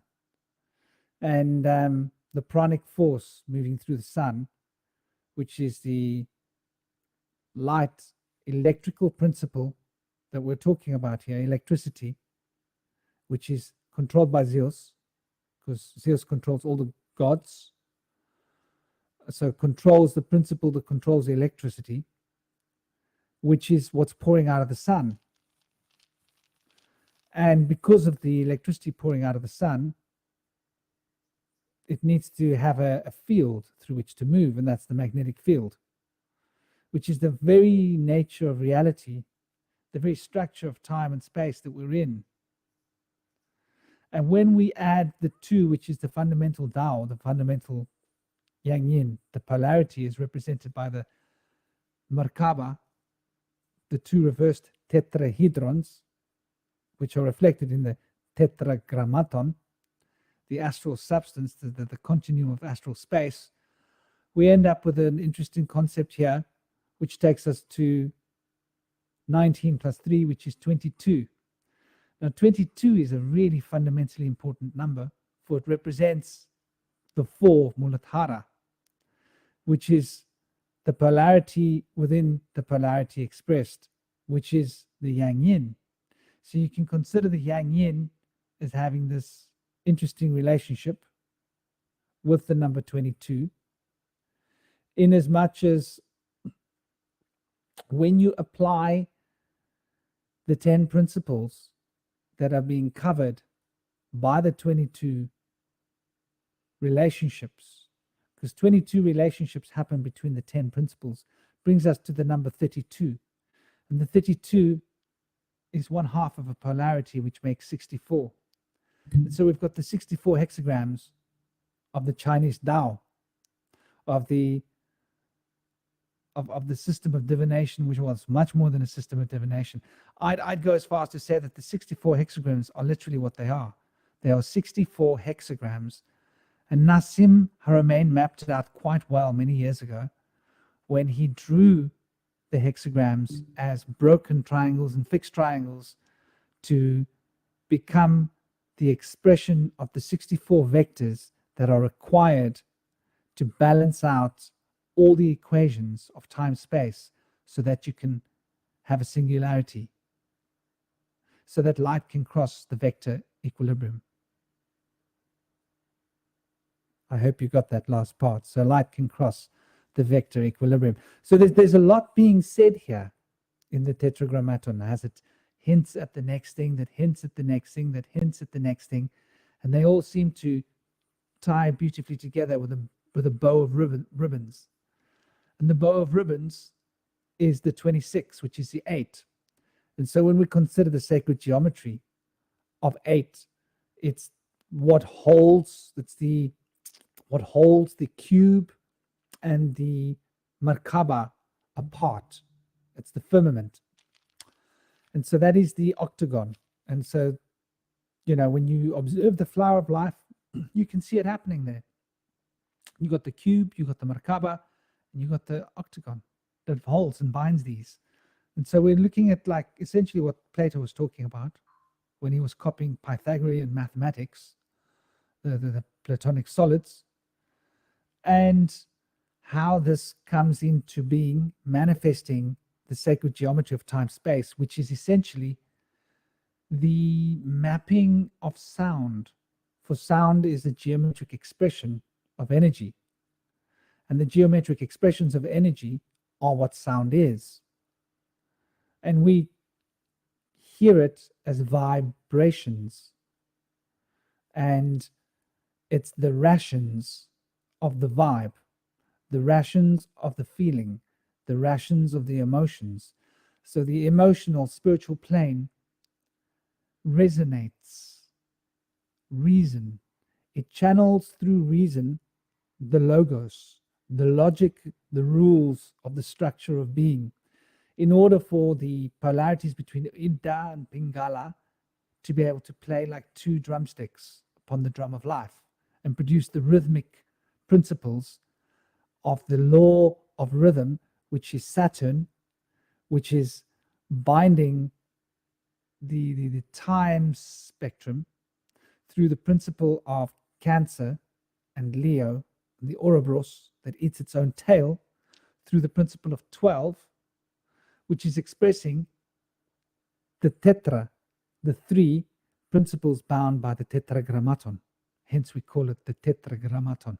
It's very interesting when you go on a journey into the tetragrammaton, and it comes right back to lightning. The lightning bolts. And so in the Kabbalah, it literally represents the lightning bolt and the principalities, the powers that are moving in conduit, and how they are binding sound through the geometry of time-space in order for the principle of the mental sphere of DyausPitar to have an influence through the vibrational field produced by the information that is corresponding between the mental and the energetic through sound, so that the energetic polarity, which produces lightning, can come into being to charge the forces of time, rhythm, the fifth principle of Hermes, with the continuity and the flow that carries us between the enad and the decade to reform the enad through the mystic number becoming the number, in order for the principle of causality to come into being, so that the direct prime cause, which is the causal body manifesting through all of these principles, can find extension into the physical realm and be able to be taken up as nutrition from the physical world, so that the spiritual essence can actually transform itself through the processes of life for us to be able to grow and expand into the Sky Father, the heavens, and become devified, entering into the kingdoms of the Diva, which is essentially the realm that DyausPitar manages, or is the king of, the ruler of, the spiritual kingdom, which is essentially where we are moving towards. So we see how these then have to be embedded into the principle of generation, so that the 22 aspects of the serpent path can come into effect. For the serpent path is the path that climbs through the powers up the caduceus to reach the pinnacle from whence Dyaus or Zeus is ruling the divine powers. Anyway, that's my 2 cents worth. Nice, buddy. You know, I just saw a notification pop up that we are about to be in the tail of Comet Enki for the upcoming weeks. Isn't that fascinating? Like, here we were, like, yeah, we're talking about Jupiter, and also here comes another form of the cosmic dance. This comet produces a double, I'm pretty sure this is the double torrid meteor showers. And so the way I describe this is double terminated, and it appears though, like if you had a camera recording the sky with like if you left the shutter open, the stop shutter action, you would have two origin points for these meteors in the heavens. One is kind of coming out of Auriga the charioteer, and the other one is kind of coming out of Perseus, who's holding the head of Medusa, Algol, with the demon star of Algol, having much to do with alcohol and Vatica, getting men stoned, turning men to stone. A whole lot of iconography around Perseus there. But Auriga the charioteer, he's no joke either.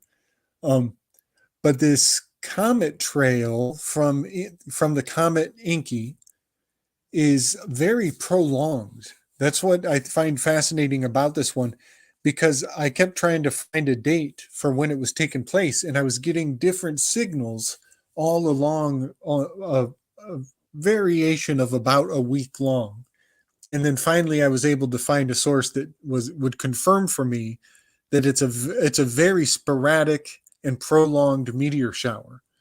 And so it will be going on for quite a while, coming forward for the next month. And I just think it's interesting because the double terminated nature of it, I also think of like going into light speed in Star Wars, how the screen would turn into laser beams. I think of the Herkimer diamond and Herkimer quartz being very unique, having a relationship to Hercules, a hero, a sky hero. And funny enough, while this meteor shower, it is in Taurus and over in the springtime, part of the sky, we are in the fall. Our sun is giving morning favor to the signs of Hercules right now. So the correspondence of us being at the 180 degrees on the zodiac here in as we go from October through into November, we're literally rolling under the sign of Hercules. And then there's a double terminated meteor shower that makes me think of the Herkimer diamond that is double terminated special quartz. So yeah, all that's going to be on my radar for the month going forward. I think that's pretty synctastic. It also, I'll rant a little longer. I think of this has to do with the split brain. I think this has to do with the word dilemma. Dilemma means to be of two minds, two-mindedness, which I'm always of two minds how I feel about that. Because on one hand, I know that cognitive dissonance is a psychic vulnerability for humanity. And it is actually a labor to stay in logos at all times. It is a powerful work ethic to stay logical all the time. But the mind-body split is very real for a lot of people. A lot of people have internalized the mind-body split. Even myself, if I'm not careful, I internalize the mind-body split a little too much. But I think that ritual and ceremony and spiritual practice is a removal of that divide of the mind and the body. And in fact, a fusion, a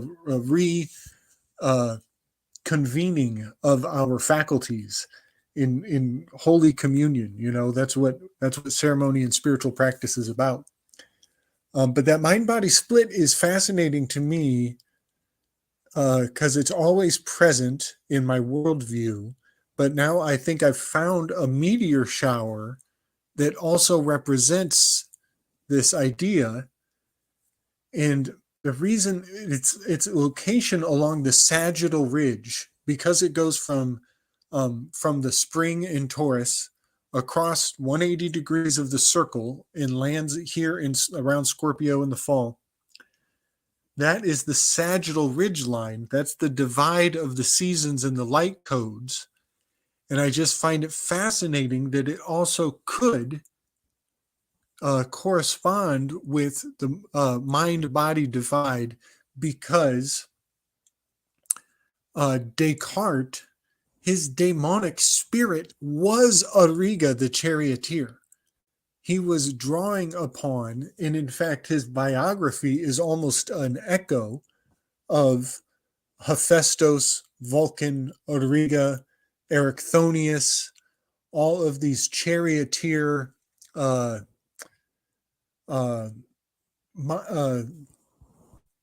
they're actually serpent, part man, and they're all extremely crafty, and they all represent a divide between the upper aspects of their craftiness and the lower aspects of their bestial nature. And Descartes' name is literally like discarded, which Hephaestus, all those characters are discarded at birth. But if you know Descartes' biography, he has to overcome a lot of like a birth defect. He was born with weak constitution, and eventually he died in a snowstorm. So he was so faintly attached to this world that he was taken out in a winter, which is the opposite of the opposite element of Erichthonius. Anyway, I'm kind of ranting. The mind-body split, I think, is actually linguistically embedded into our relationship to the year, and we're about to experience it right now in the fall. It's going to play out 180 degrees away from where we are on the sky map. Across the heavens on the other side of the stage is going to be a duplicitous, two-faced meteor shower, while there's bombs going off over in the Middle East. You know what I mean? It's so symbolically impeccable. It's fascinating to me. So yeah, I always think of how the night sky and the events of the dome are very much like the theater that they're going to be consummating with the media stories that are on the horizon.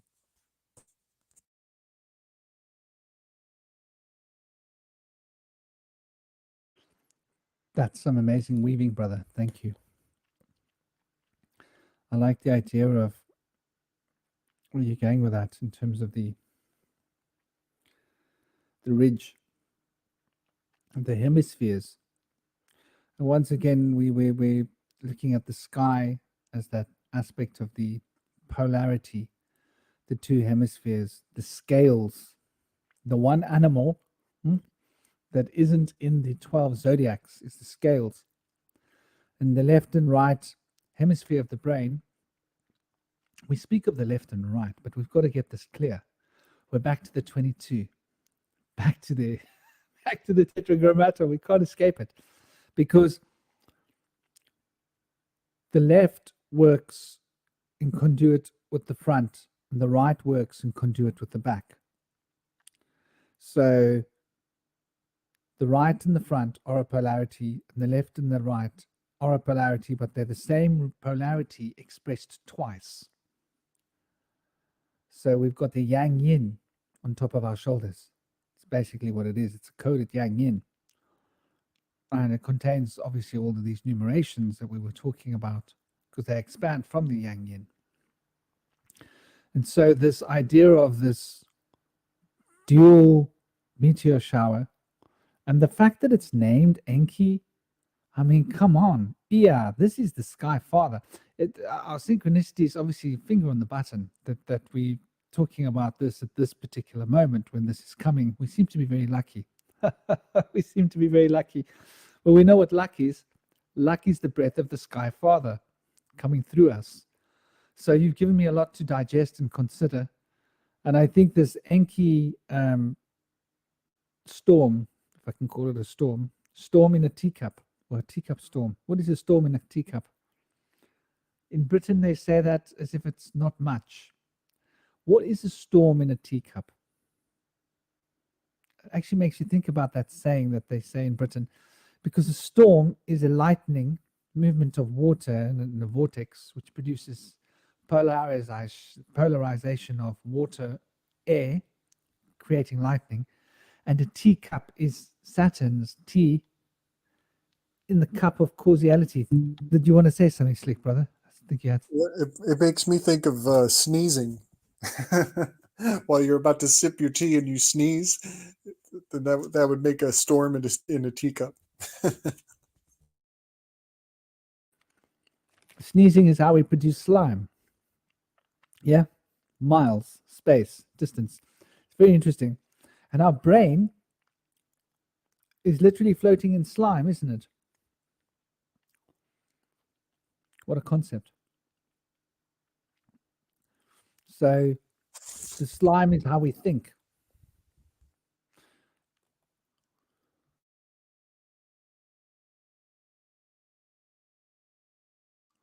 And the sly M, the manifesting pole of reality, the M,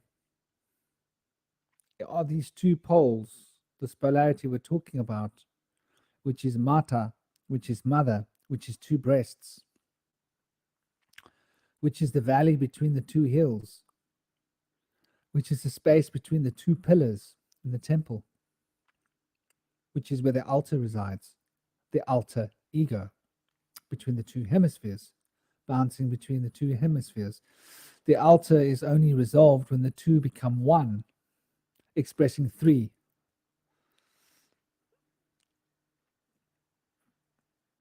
Did you want to add something, Indigo? Yeah, and the slime that the brain resides in is called the cephalic fluid, and they have the word phallic in there. Whoa, that's kinky. Right? Wow. Brain sits, and then you have that phallic fluid that could be lightning. You know. Wow. And so it's all so interconnected. And we have Soraya with us. Let's welcome Soraya. Hello, Soraya. Welcome. Hi. Greetings. Greetings. Welcome to the Gabe. dearest Soraya.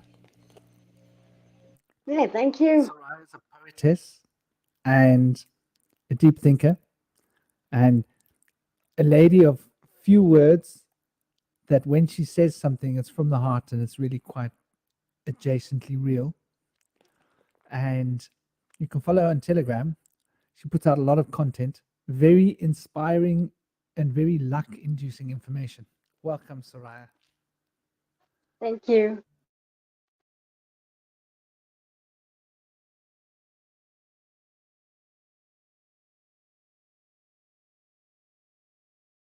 David Talbot's Electric Universe. There's a mention that there is lightning that arcs from Jupiter down to Earth. Have you guys come across this before? Yeah, man. Yeah. I'm a big fan of the Electric Universe. All that work. It never ceases to amaze me. Like, you know, my favorite squatter man of all the squattermans, because there are so many of them, but my favorite is Moses coming down carrying 2 tablets. You know, coming down from a mountain with 2 tablets. Well, that is totally the squatterman form, with those 2, you know, the 2 spheres off of the 2 hips. It's just it's wonderful. It's so wonderful. I love their whole. I'd like to welcome Louis. You got it, Seeing that Louis. W is being 2 V's. I don't know why. I keep seeing the W as 2 V's. It's my eyes. Every time I see your name, I think that. Louis is an inspired, shamanically inspired individual that I've been talking to for a while. He's got a lot of really wonderful, interesting ideas, notions, and beautiful musical ability and musical thought, and an expansive attitude, a positive, wonderful, jovial disposition. Obviously, occult thinker from various different occult traditions. Also, Greek inspired, from what I've heard, but I think there's a bit of an amalgamation going on there from the shamanic cultures. Welcome, Louis, and do introduce yourself, brother. Well, thank you. You guys are cooking with some gas today. Wow, it's a pleasure to be here. I'm just grateful to be witnessing this wisdom being passed around. And when you started talking about slime molds, I had to jump in because they're some of my favorite things. It's Yeah, buddy. exactly. So that I don't know it 100%, but the actual experiment that they did with this slime mold was in Japan, and they did it with the Tokyo subway system. So they had a map of the city of Tokyo, and they had this slime mold grow all the way through the entire subway, through the entire streets. And what it did was, since we're talking about this expansion and contraction, it first expanded everywhere, essentially. Then there was a contraction. It came back within, and it picked the most efficient way, or the middle path, the middle way, essentially. So it's interesting that we were speaking about the expansion and contraction here. And I wanted to bring in the L, because with the Louis, with the L, that lightning god coming in, when I was looking at the glyph of Jupitor, we have the J, you have the Z or Z, which is funny because that's a mutable letter in its own. You have the I, but there's also the L, because if you notice, it extends past that vertical I that's there. It extends a little farther to the right. So there's also the L in there. So if you're also reading right to left, we always got to throw that in there also, that we're flipping things upside down, inside out, and right to left. So I start to look at things like, okay, Jupitor, we're talking expansion, we have levity. We not just have the jovial aspect, but you have that expanding levity, or lifting enlightenment going on and all that. So then you guys went on about the red balloon, where I started thinking about, well, wait a second, it's a balloon, it's a red spot, it's like a red balloon with that expansion aspect in there also. And if we're going to talk about our own body, our lungs are what we expand and contract, our own balloons. Wow. Yeah, brother. So you guys are kicking ass. Wow, I'm loving it. This is beautiful, beautiful to witness. And I think when you were speaking about Enki, one of the keys to this is being able to switch keys in and out, being able to have that aspect to look at it in all these different manners and different aspects. So just wanted to throw some of that in there right now. And with also the lightning aspect, because I didn't know that about this massive lightning storm in the light, which we just read in that article. I think it's interesting because you also have the Z in the lightning bolt, but you also have sevens stacked, or you have L's stacked. And from my own name, the Isle of Lewis, on the Isle of Lewis, there's an infamous lightning strike that they built some cairns around, and they've traced it back to thousands of years back. But it has me thinking, we're going to go back to slime mold here. I would hypothesize that life initially was starting with those lightning strikes that were hitting, and that constant storm aspect hitting over and over again.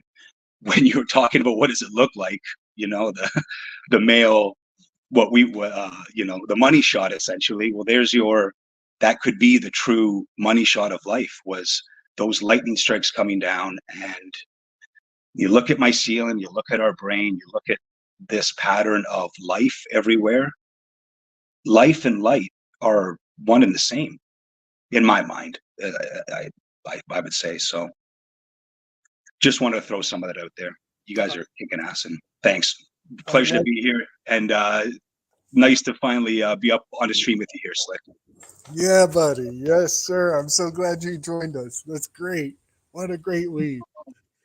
I love that the loose of Zeus, there's got that light. Exactly. You got to keep it loose. And even if we're going to keep it loose, you have the Dyaus, the deuce, which is the day. So you have that dual aspect also. I part of my own story is I'm from northern. I have some northern Italian background, so there's a little bit of our dialect of Italian is a little funky. It's got some old Latin aspects and some Germanic aspects, and how we say good morning is bundi, bundi, which essentially means good day, but it's the D at the end. You're essentially just pronouncing the D. So yeah, we have that dual aspect always with the dais and the two. I like So the idea of the lightning producing life, like a spark plug in a motorbike engine, old school, and getting the engine of life turning over. And it really gets us thinking about salt in the alchemical tradition and why salt is so important. And salt obviously has something to do with this electrical potential of lightning. So when we consider that most of the salt is bound in the sea, there must have been a time when the salt was literally flowing around in the air, because the air would have been thick. I'm talking vapor canopy times. So the air would have been of a different viscosity. Can I use that word to describe the air? I think I can get away with it during the vapor canopy time, because there was so much water up and the firmament was heavy with water, and the mass density of the air, viscosity, if I can dare use that word, produced an incredible growth rate in plants, insects, animals, trees, what have you. Everything was much bigger.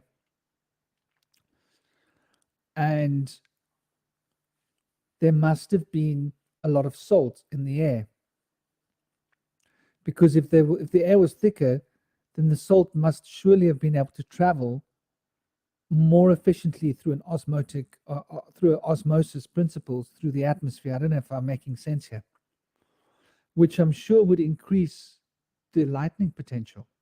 So during the days of the vapor canopy, there must have been a lot of lightning. Food for thought. And in the earlier times of the vapor canopy, when it was at its thickest, this planet must have been getting racked by lightning. And it would have probably been producing a lot of energy. And obviously, well, producing is probably not the right word, releasing a lot of energy. And the releasing of all this electrical potential surely could have, as you say, being harnessed by DNA to start a spark of an engine. It's a very interesting concept, because this planet would have had DNA raining on it from the sky, which is once again the sky father crying blood on the earth, which is what all the sky father myths seem to suggest. Tears of blood, raining blood. This just gets me thinking about salt, and how salt would bind everything in it, and iron would be bound in the salt, and iron would increase the electrical potential too, and would also give the rain a red look. Or I hope I'm making sense, but this is all sort of making me think way back.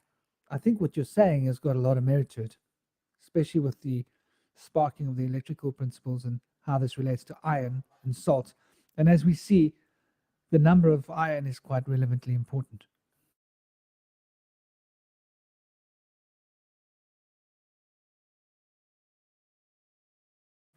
So to continue, perhaps we've done that little chapter. Where else can we go with this contemplation of Jupiter? I was going to look at the astrological side and maybe the tarot for a moment. Yeah. So it's come up a few times, the Wheel of Fortune. Obviously, the Wheel of Fortune is highly important and represents Jupiter. And we're looking at the palm of the hand, the cup of the hand, as a hieroglyph that relates to the Wheel of Fortune, because it's the hand that can turn things, turn wheels. And it's the hand that can give and receive, which is, I think, a lot to do with the principle of lightning. It's all about giving and receiving, the polarities of energy.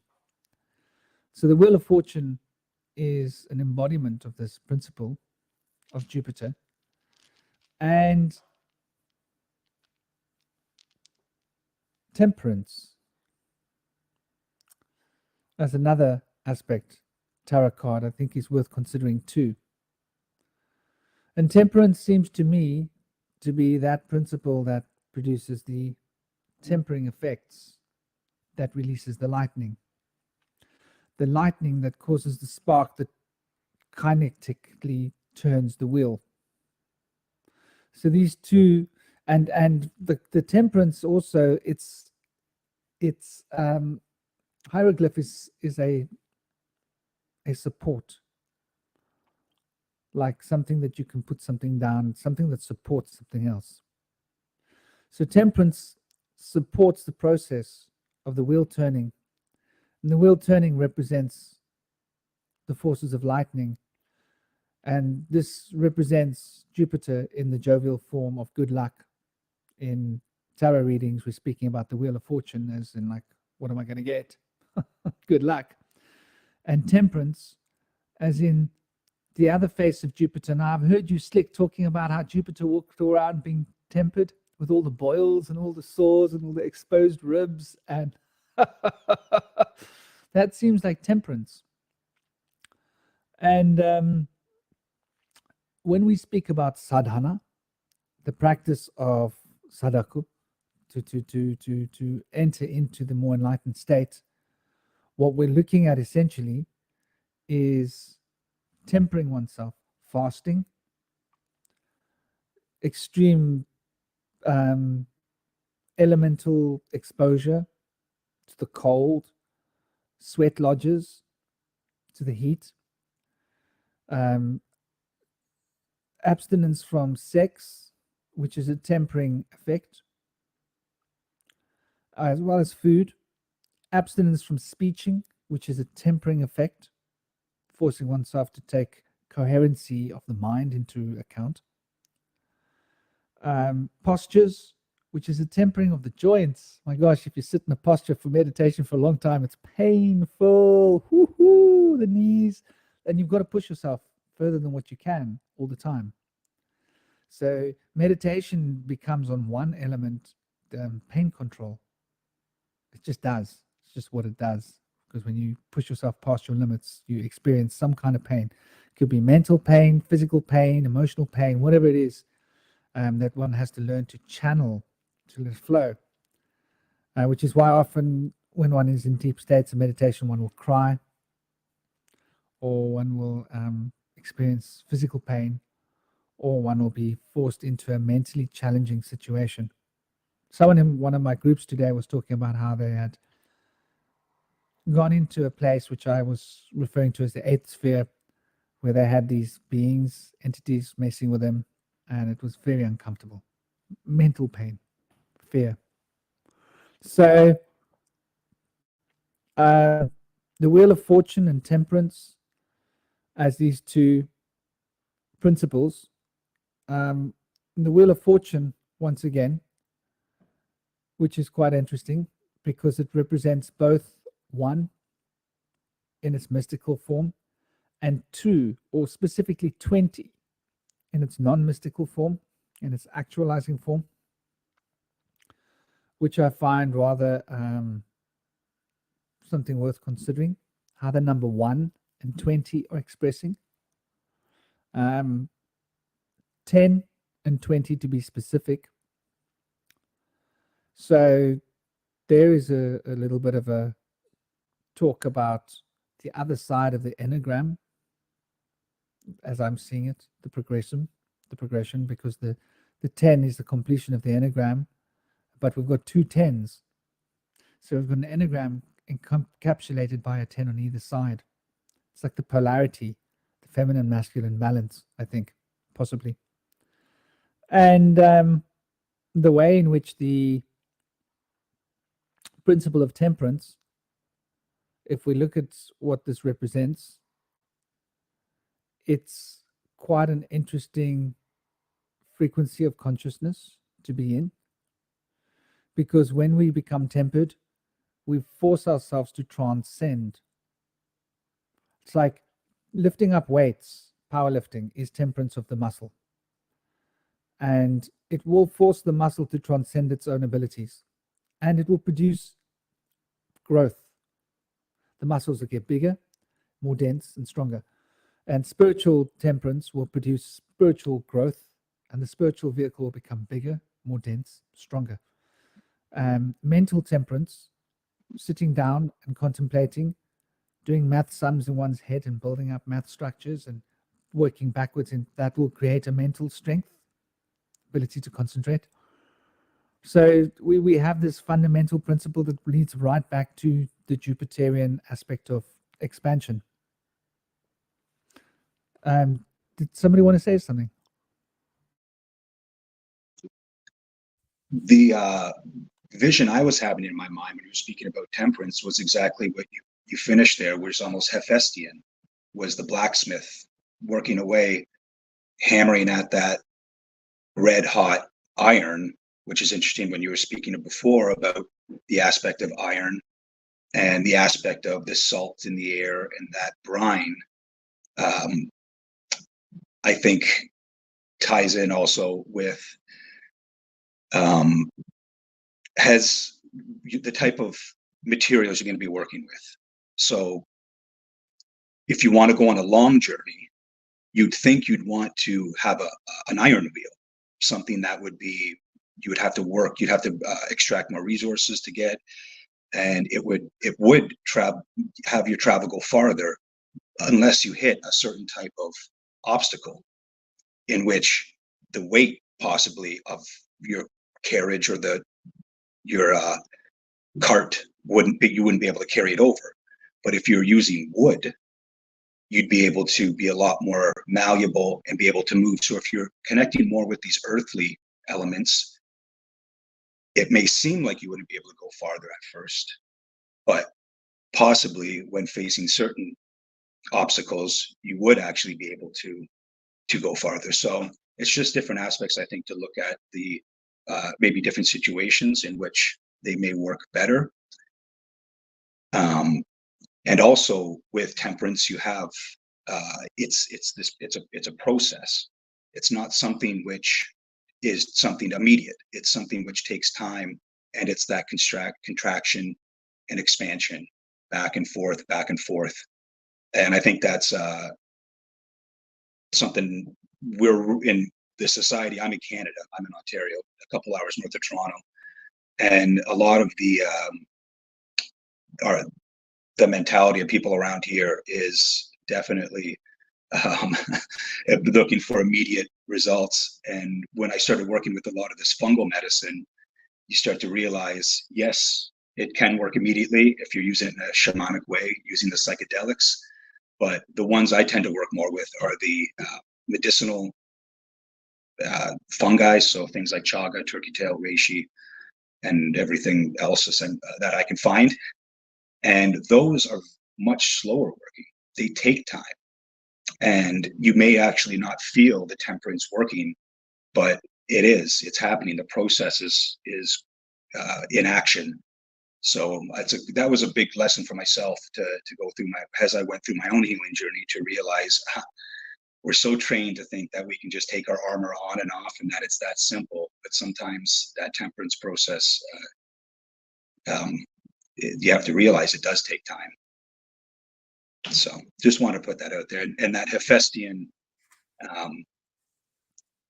image maybe is something that I need to start breaking out of, because that is a lot more of an Iron Man way to have. And we have to be a lot more flexible, I think, with what we're in, the time we're in right now. And Lou, doesn't like the medicinal value of the mushroom alter depending on whether it was fresh that day or if it's been stored or if you cured it over a period of time, depending on different mushrooms? Yes, yeah. The process, depending which ones. The thing with the fungal world is there is no hard and fast true rule for anything. The rule is there are no rules, essentially. So everyone is unique in its own sense. But for the most potent medicine that they say they found, which was Paul Stamets ran out there during something called Operation BioShield, and the American government searched the whole world for the strongest medicines possible. This was post the old 9 event and the stuff they sent around in envelopes. So it was part of the story that we need to go search the world for the greatest medicines, which was a convenient story that came up right afterwards. And they say that it was a fungus in British Columbia called a garicon, which grows in the old growth forest, which was the most powerful medicine, most powerful, multifaceted, polypharmacistic, if that's a word, polypharmic, yeah, polypharmic medicine they found, and it is growing on some of the oldest trees on the planet, and it's an extremely slow growing fungus as well. So it grows up, it's a conch fungus that grows on the trees, and it takes decades to get to maturity. So there is definitely a time aspect also in the potency of some of the mushroom medicine also. Wow. Say, what was the name of it again? Agaricon, Agarikon. So yeah, it's a wild looking, looks like a very large elephant foot, but it's pure white, pure white. Interesting. Very interesting. It makes me think of Hera in the High Priestess card. Right off the top of my head. That's a cool one. I'm going to look that up.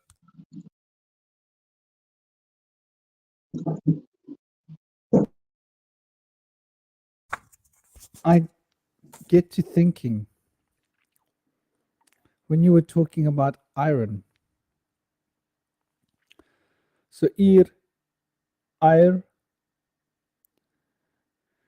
relates to the yew tree in terms of the rune, because we've got to factor in that words have been affected by runes, and that there is a sympathetic resonance between sounds and meanings and concepts.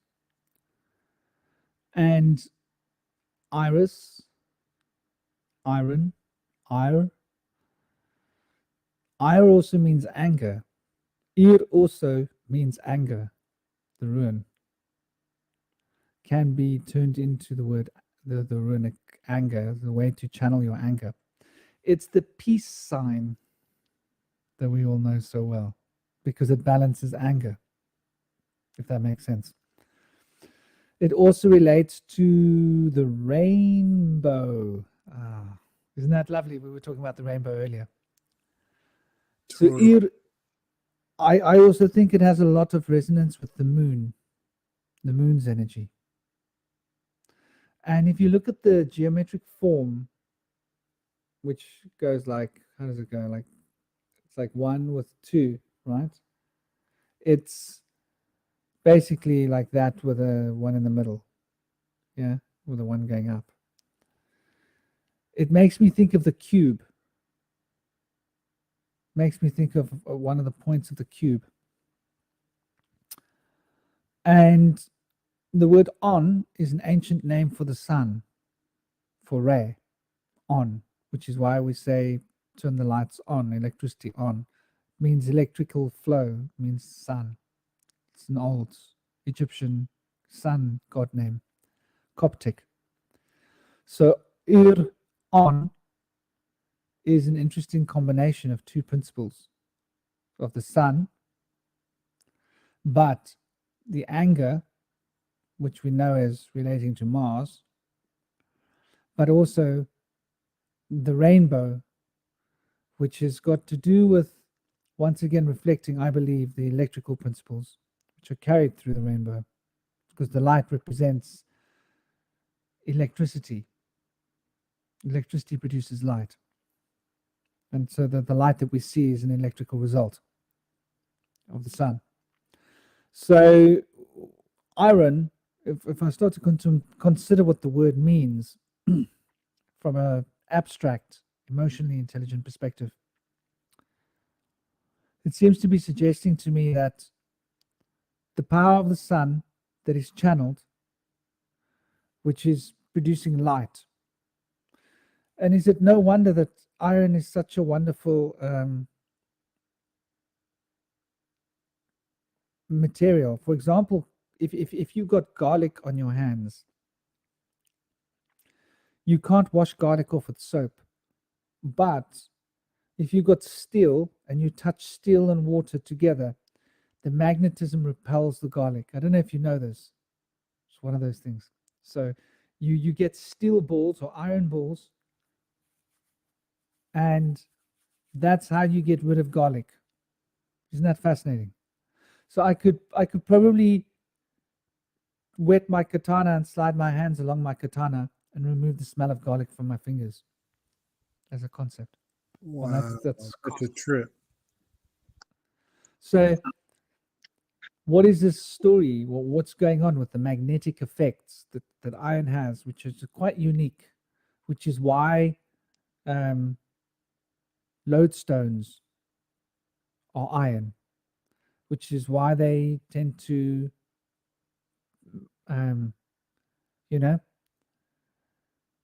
the iron particles are how we can tell what the magnetic field of the Earth used to be, the magnetic declination and how it's moved over the time. It's got to do with the way in which iron filings are so affected by magnetism, very much, which is quite interesting. And so that magnetism is the source. There must be a connection with iron and electricity, if that makes sense, in terms of, lightning. So iron and water must have some kind of a special relationship, which is why water and iron have this tremendous affinity called rust. Isn't that interesting? It takes a lot of affinity for that to happen. And salt and water and iron get together, they make something new, like very fast. I live by the beach, and as you can imagine, like metal, just if it's got iron in it, it rusts. So that's my 2 cents worth as a result, as a response to the iron concept, because I think that iron is something that is also very important for bonding the hemoglobin in your blood. And this has got to do with the effects of oxygen, which is quite interesting. Once back again to the number 8 of the tetragrammaton, and the way in which oxygen is the key to thinking. Because in deep states of meditation, when you enter into deep meditation, if you don't think, you don't need to breathe. If you've ever been, those of you that surf, is there any of you out there that surf, right? The secret to staying underwater for a long time without literally leaving a smelly lump in your wetsuit because the fear of dying. I used to surf at a place called Llandudno, and you can get big, fast close-out waves far to sea. You get into the washing machine there when it's like 4 meters wave, 3-4 meters, and you're under there for a while. You're not coming out.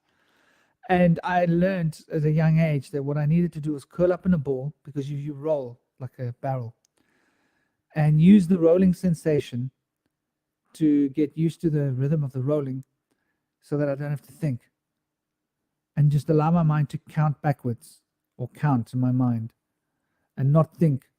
And your oxygen lasts really long. And obviously when you practice meditation, you'll get to the point where breathing 60 times in an hour is ample breath if you're not thinking. The moment you start thinking, you need to breathe. So there's this relationship with consciousness. Oh gosh, can't believe I missed it. Conch, Zeus. Okay, so Zeus is the king of the gods, and the gods to war with his conch. Ooh, they still do it in India. And Zeus is what lights just went down, huh? That's quite something. Let me adjust this, get the lights on. Hope you guys can see all right. Perfect conch, timing. yes? That was perfect timing. Yes. So Conch and Zeus coming together. I'm going to be attracting insects because the lights, the windows open. Anyway, it is what it is.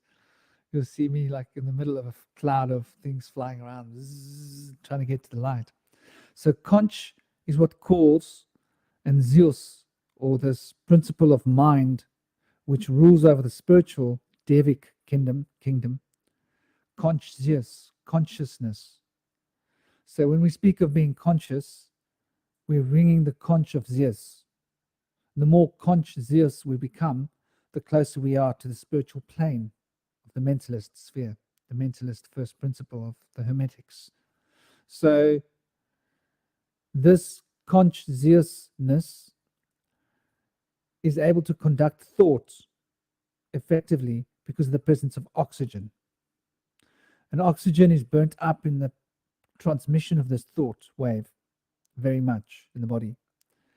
And iron is how this oxygen gets in and gets out easily. So I thought I'd leave that for throw those toys on the table for you to play with.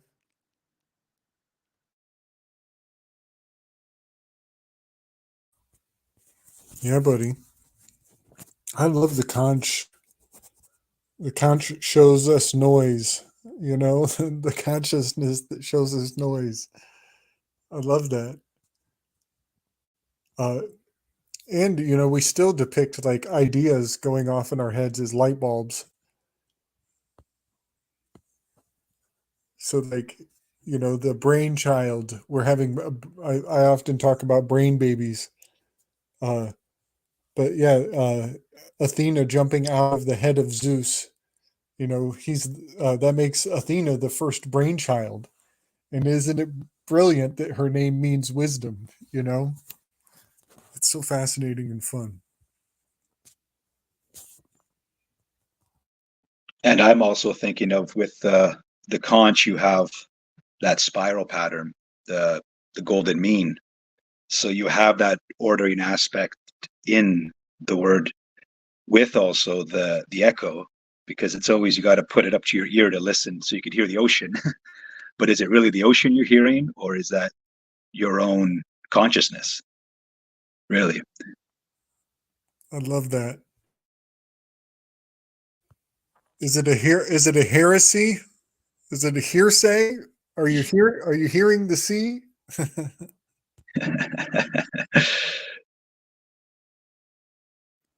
I would go as far as to say that we're hearing ourselves think.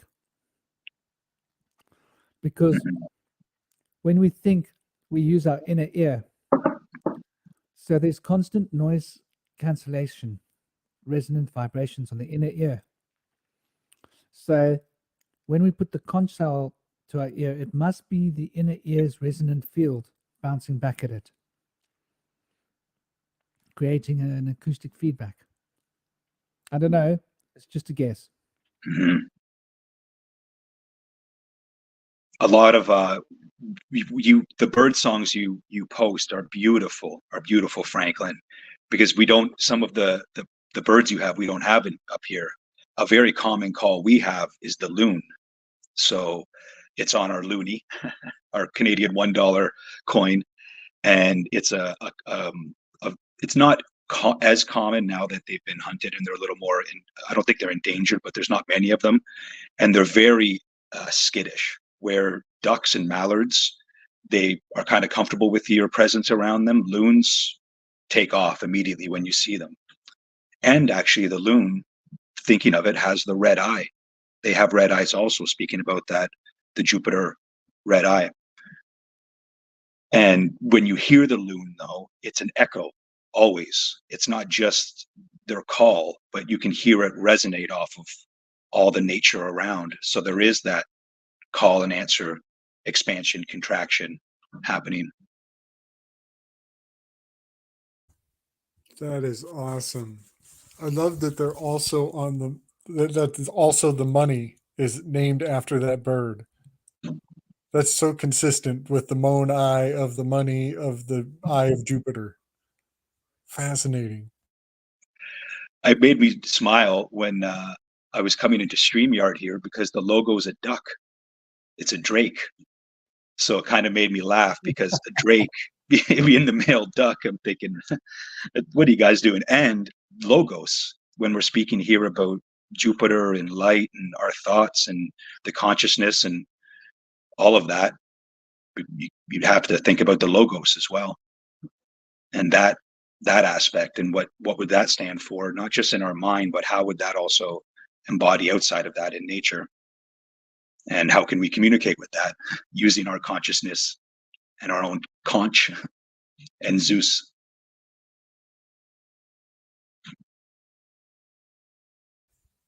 I love the duck as the drake. That's brilliant. That's so brilliant. Because if Yggdrasil is the gallows, is the drake going around the pole star of Polaris, then there's definitely an aspect of having to duck when you go under the gallows. That's so funny. It even makes me think of a helicopter. You know, you have to duck to walk under the helicopter too. Yeah. Like the beginning of MASH, the initiation of every MASH episode. Mm-hmm. Mm-hmm. A duck is a very interesting creature because my Shihan taught me about ducks. Should you want to be like a duck? A duck is poised. A duck is sitting totally relaxed, totally calm, floating on the water, and it just glides across the water. But those little legs underneath that water, they are moving.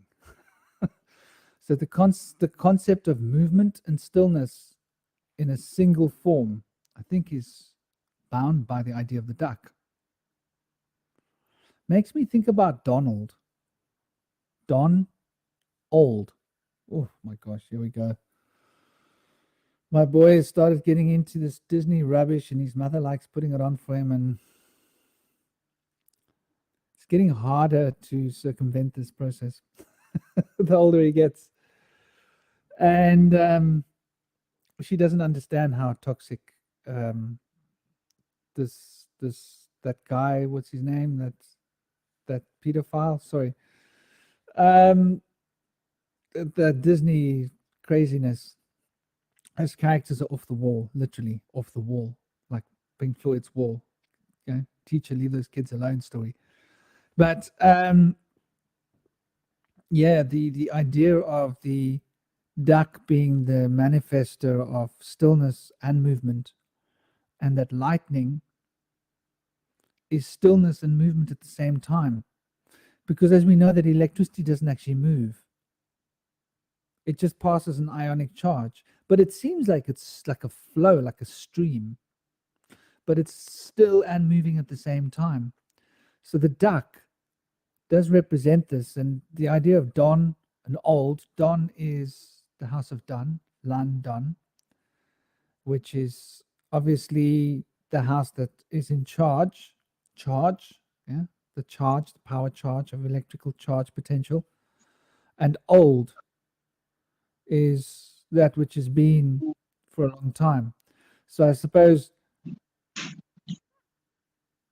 there's something significant being expressed here in these little cartoons, you know. The name Malord. Something there. You're right. There's something there. My key, mouse. You see? Aus. Aus. The rat and the mouse and the three blind mice. See how they run. What's it? Why is the farmer's wife chopping off their tails to see how they run? What's going on there? I think we need to really consider these things, because most of us are probably you know, fathers. Most of you are probably fathers and you've gone past that point. I waited till I was very old to have kids because I wanted to be ready. I'm still not ready. You're never really fully ready. But definitely I would think that this principle of movement and stillness is something quite profound as a concept, because it involves moving without moving, like Jeet Kune Do, fighting without fighting, you know. Be like water, and water is, once again, diamagnetic. It moves without moving. It doesn't need to move because it flows. You know, there's a lot of interesting, and what is a flow is a I hear the word flow and it makes me think of a flock of birds that are in sync with each other, just sort of being drawn, the way we draw out of ourselves information from the subconscious, and we draw it out of ourselves onto a piece of paper. And the piper, yeah. So we draw onto ourselves and put it onto the piper. And who was the piper but somebody that used to draw animals out of your environment that you didn't want? Yeah. Story of the paid piper.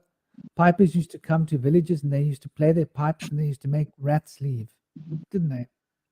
Isn't that one of the things, like, Yep. in ancient times? I think there's a lot there to consider. The symbol of the duck, I think it does relate very much to the electrical principle. With the flow, another way you could represent it is a snake to an eagle, that flow upwards as well. And if you were to mash up the snake and eagle, you get a dragon. And with that dragon, it's interesting because you were speaking about iron earlier, and he just reminded me that the only thing they say on the planet that is a more potent antioxidant than the mushroom chaga is, or sorry, the fungi chaga. It's not technically a mushroom, it's a fungi, one of those weird, you can be a mushroom but not a fungi, but a fungi not one of those. So the only thing which is more a potent antioxidant, they say, on the planet on that ORAC scale over chaga is something called dragon's blood, which I don't know if you know about this at all, Franklin, but we don't have it over here, but apparently it grows on trees over in Asia, and it's an extract. And I think that's interesting with that antioxidant effect, because what is it doing? These medicines, these healers are going into our body and they're removing the rust that slows us down, that causes problems, that creates inflammation on the inside. So we have that iron flow. So seems to be an aspect to that ionic. I know chaga specifically is very grounding. It has its pH level is very good for your body to ground it out. So maybe there's something in there with the drawing aspect of pulling the bad iron out when need be out of the body with those antioxidant dragon effect. And I find it interesting that they call it dragon's blood. Yeah, man, that is a fascinating name for it. DB is 42. And I always I love pointing out the drag in the word dragon is also the drugs, the medicine, but it's also the dregs, as in like the slime at the bottom of the bowl. When you get done cooking things, there's the dregs at the bottom, which is sometimes where the good stuff is, depending on what you're going for. But that's awesome, buddy. Dragon's blood. I've never heard of that. And I don't know why, but I assume it's red. It's like they don't say they don't use the word red, but just when you say dragon's blood, because it's blood, of course, I'm thinking red. But I wonder what color the actual substance is. It is red, if I'm not mistaken. It also grows in the South American rainforest. They call it Sangra de Drago.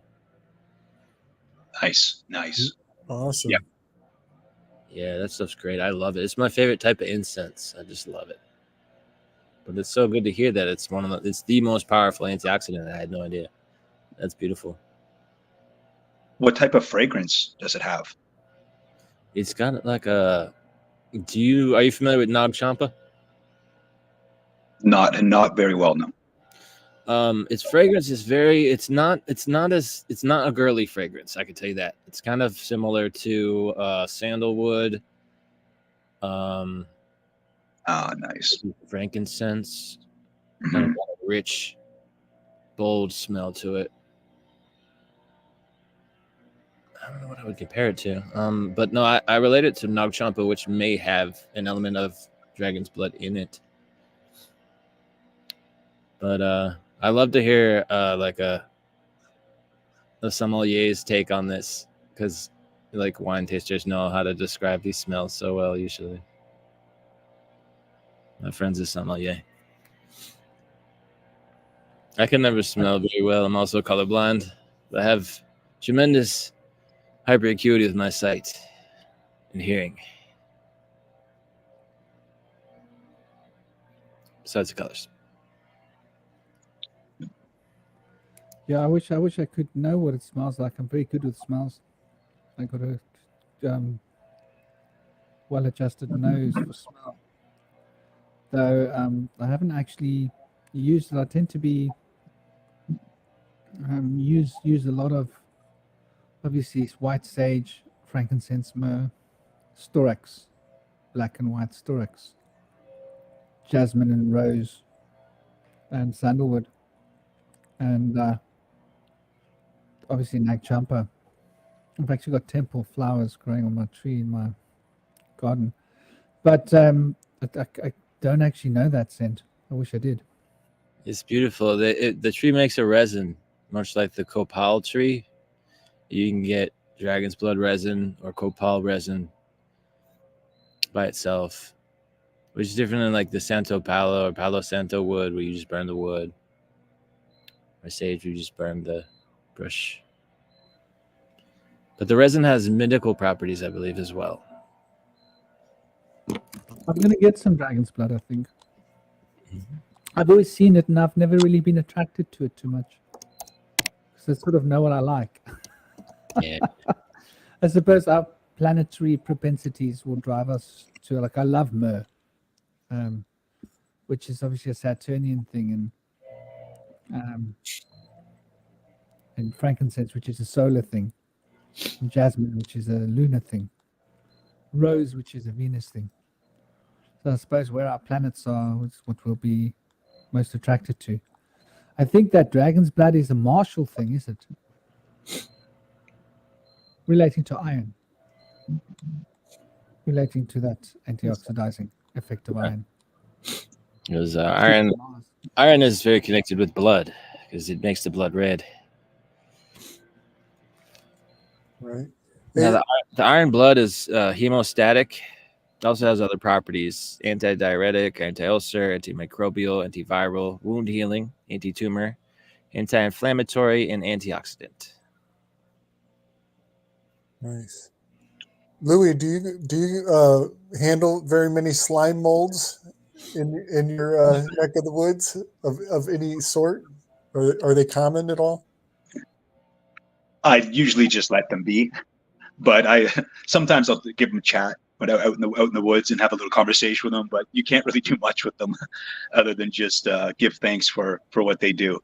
But they are fairly prevalent in certain areas, and not so much of the well, there are the slime mold. So actually, there is a certain. It's considered a cup fungi, and it goes by the Latin name is Auricula judea. Whoa. So it translates to Jew's ear, or wood ear is now the proper modern day renaming of it. But it grows so when the temperature drops, you get on sticks on the ground. When we get a little bit of frost, you get these ear-shaped, very iron colored. It's like a deep crimson mini ear popping up on wood. and you can. I cook them with broccoli, and they taste great. It's like a little. I Wow. don't know, they have a great flavor with broccoli, but from my understanding, over in Asia, they put them in water, like it's like little like bubble tea kind of things, and you can drink them, and they're very good for the circulation, tying in again with the iron and blood.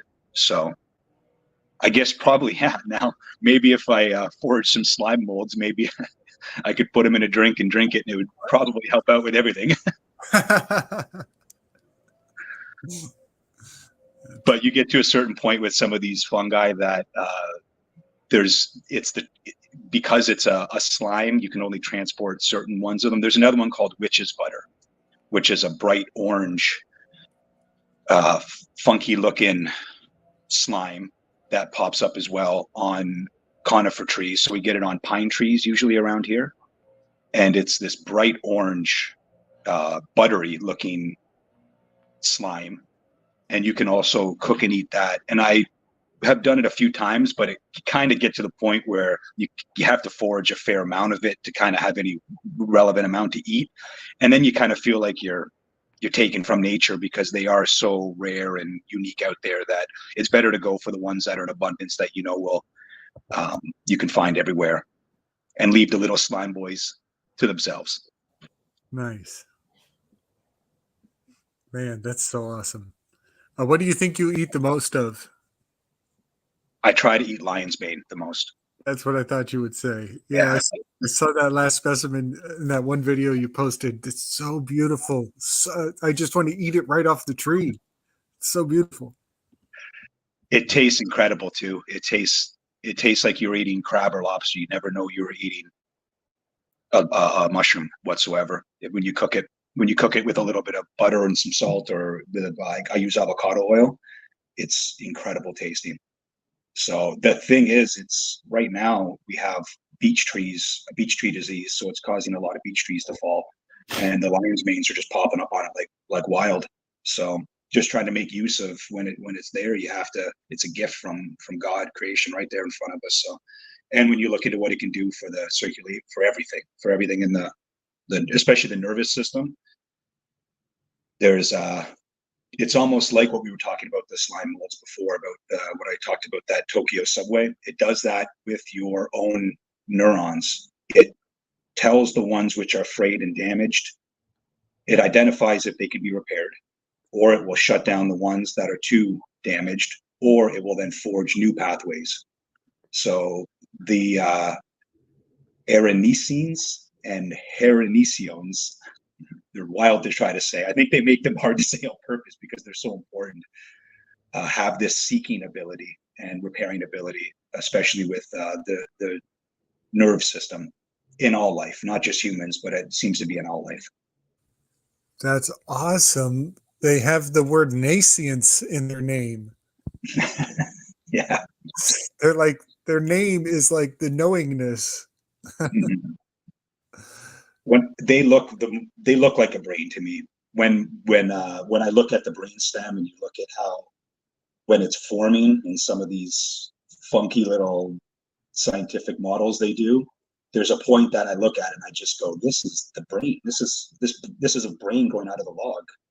It's like I don't know. You start to see these mushrooms, and the more I look at like Plato's World of Forms, I look at the forms of mushrooms, and I'm like, this is the original. There's not a single form on this planet that isn't expressed in this kingdom. They're their own kingdom, right? So, and the proto forms, if they are the first ones, then I consider, when I'm consuming that the salts in them, so that Sophia, that pH level, when I'm consuming something like chaga, then I manifest in my own mind. I'm thinking, all right, give me all the wisdom of all the ages that you got in there. Give me all the salts, all the stuff you guys have gone through. Let's try to tap into that the best we can. And we know Jupiter, right? Like these kind of energies, they want to expand. When these positive energies want to connect, that same Venus Jupiter aspect, love and expansion want to connect. They are one and the same. And those are the type of energies we have to keep passing around the best we can. And I find especially fungi, is something that is a great teacher, that the psychedelic and the medicinal both. I love that. That's so awesome. And you got a beech tree forest that you're a regular to, right? Kind of your regular haunt. Yeah, I'm fortunate that we have an abundance of all sorts of forests up here, but there's some beautiful beech groves that when you get into, unfortunately, the management of the forest that we have here has been atrocious. If it's obviously it's Canadian men not looking at it whatsoever as an ecosystem or imbalance, it's resources. So over the generations, they've done a number on the majority of the forests around here by trying to replant them for logging purposes in the future, as opposed to how nature can be. So finding these old growth groves are something special. And when you, unfortunately, because of this beech bark disease going around, the beeches are some of the biggest trees left out there. So it's kind of a shame, because the biggest, oldest trees are the ones going down right now. But it's, you make the bet. Yeah, that's where the lion's mane comes in. So it's nature's way of saying, okay, you want to throw something bad at me? Fine, I'll make something good out of it. So, Yeah. and then it's up to the seekers to seek it and find it. So, Yeah, buddy, big time. I think like you and I have weaved on some of these topics over the past, but we talk about the Drew wood magic, mhm. And I love how the Stoics, they get their name comes from the specific type of tree that they would meet under to have their their philosophy. And so many times it's like the tree and the type of tree becomes like a genealogy of philosophy. And I just love how the same thing kind of goes for when you're out in the woods. You can literally, like, from across the horizon, you can look at a bunch of trees and know from very far away that there's a good chance that you're going to find X, Y, and Z over in this spot, and then A, B, and C will be on this side over here. And you always know to look on the north side of the tree for these kind of things. It's so awesome. And it's all the language too. That's the other cool thing, Lou, is you got like the French version, the Greek, the Latin, all these different languages weaving in to inform your worldview.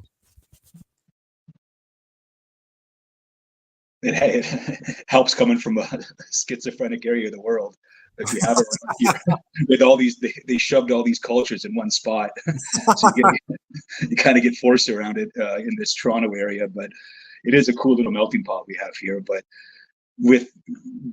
and the fact that there's so much land, like it's something that is something we see also like in Russia, like in a lot of those areas. They still have these deep connections to these old traditions because there's so much free land to roam on. And when you can be a free spirit on free land, you can't help but take lessons in. And with that Jupiterian as well, there are certain markers that are just going to draw you to them. So like that bright white flash is going to be that birch tree in the forest. So you're going to look, you can stare at something, you can stare at a forest from far away, or you can stand up on top of a mountaintop, look down and see where your bright white trees are, and then have an idea about what's going to be growing around them. Or also know, wait a second, I know on that birch tree, I'm going to be able to get this sort of medicine, or I have writing material when we're speaking about these old scribes and trying to put our family roots, our knowledge into some sort of worldly material we can use. So that would have been some of the easiest ones we would be able to identify. And it's interesting to me that they grow in these cold areas. So you have this interesting balance that I find, that the farther away you get from the warm areas on the earth, you get more of these cold, of these bright white trees, these birch trees that are specifically grow certain medicines on them. that are going to help supplement you. Something like chaga has melanin, and it's going to give you the melanin you need, that if you're lacking it, because you're not as close to the sun as people close to the equator. So you get these fun kind of balances that the earth just gives, these gifts that go on. And the more this is what I get. I love to listen to BushWhisperer because he knows already. And it's interesting because the ideas that naturally arise in me kind of get confirmed hearing it coming from someone with such wisdom. But when you go into the bush, it just shows it to you. When you go into these areas, you don't have to really seek too much. You just have to get in resonance with it, and these things will show themselves to you. And it's getting away from even sometimes that thinking of, oh, I'm looking for something. Where is that white tree, or what is it that I'm looking for? And maybe, I guess, contracting a little bit because you can't see the mountain near, right? So those aspects it's fun to kind of have those balances going back and forth sometimes of, you know what, today I'm just going to freewheel it and just not look for anything and see what comes up. And sometimes those are when you find the most incredible things, as I found with you as well. Sometimes the ideas that you throw out are incredible, and it's you can see where they come from, and it's a place of, wow, I just stumbled across this and look what came out. So that's sort of the way the whole roundtable conversations go. We're just stumbling around, having a conversation, and we stumble onto interesting pieces of info, which I think is what makes it so interesting, is that we're stumbling like a bear through the forest. And I want to bring us to something that's been on my mind for a little bit since you've been talking. The resins, the trees, the cold area. It made me think of cedar wood, made me think of lightning, made me think of thunderbolts and lightning, very, very frightening. Galileo. So the Ark of the Covenant used to burn people, used to kill them, used to stop their hearts, electrical principles, used to burn their faces, electrical discharge. Yeah. And Moses got his face burnt because the oils that they used to put on had to have certain resins in it to protect your skin, made out of olive oil with the correct resin mixture, alchemically produced. Special don't burn and don't get shocked oils that you would have to anoint yourself with as the high priest. And it had to be stowed and kept in a tabernacle. And this is small, like little box room. And it had to be made exclusively of cedar. And the dimensions were quite particular. If you remember the Bible, they're very fussy about the dimensions of this room, this space. And so it's cedar wood. And obviously cedar, sea and the ocean, sea. And siddha means high, and siddhi is the powers that you attain when your consciousness is high. Just thought I'd throw that in there. Then it got me sort of thinking, well, let's take a look at this cedar. I haven't actually Googled it. And so the Russian common name for cedar resin is zivista, derived from ziva, which means life or life power. And I was like, wow, look at that. Life power, or Shiva, or Ziva. Sounds very close to Shiva. Life power, the Siddhi, what we were talking about, right? And it's so called for a reason, because apparently it's one of the best remedies for wound healing. And that made me think of what Slick was talking about with Zeus and Jupitor walking around with all the sores and the boils. And basically what he was looking for was cedar, right? So obviously there's something to be said. It probably protects you from electromagnetism. I'm going to go out on a limb and say this. What is it that's made out of it? What do you call that stuff? Benzene? Is it benzene? No, it's not benzene. Can someone help me? What's made out of cedar? Oh, is it iodine? I'm terrible, man. It's not iodine? Turpentine. Oh, yes. that's what it is. Yeah. Thank you. Good call. I'm glad you could. Yep. That's good stuff. Yeah. So, but natural turpentine, obviously. So there's something to be said about the cedar tree as it relates to Zeus, Zeus's tree, Jupiter, and the fact that it generates healing of sores is quite interesting. I mean, frankincense is a regenerator because it's a solar power. Myrrh is a purifier. So both frankincense, that's what I actually ingest, frankincense and myrrh. Put it into my skin, I suck it in through my skin, and I suck it in through my lungs, and I put it in through my gut. And those two actually work on your neurology in quite an interesting way. There's this interesting report. So I've actually wrote an article about it. It's on my page somewhere. I'll try and find it and share it on my thing again.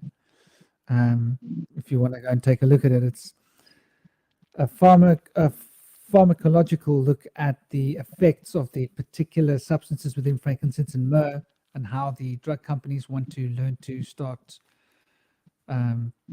making drugs out of it for the mind and ADHD and all these other things, and depression. And so, yeah, but cedar is obviously going to bring about an expansiveness of mind, which is an expansiveness of joy. I do love cedar. I've run out of cedar oil, and I always used to put a good dose of cedar into my oils, and I stopped doing it a while ago, and I'm not quite sure why I stopped doing it. But this conversation has reminded me that I need to get cedar oil and start adding it to my oils. Put that stuff in through the skin. Yeah, I definitely think that the use of these tree resins and these plants, and obviously, you know, the various different forms of medicine, the mushrooms and the other ones too. You know, you got the mushrooms, you got the spores, you got all sorts of things that are quite useful, especially in generating the flora in the body. Yeah, getting the flora into a state of balance so that the flora can work for itself and grow its own things inside our bodies. I definitely think that I'd suggest for people to eat frankincense and myrrh. Obviously, myrrh stimulates your liver, so you can't eat too much of it. Put in more frankincense, crush it up, put it into capsules. If you've got any issues with your gut, it'll fix it. Mostly, it's also antioxidant, both of them, especially the myrrh. But the myrrh is a very strong antioxidant. You don't want to OD on that because it'll overstimulate your liver. But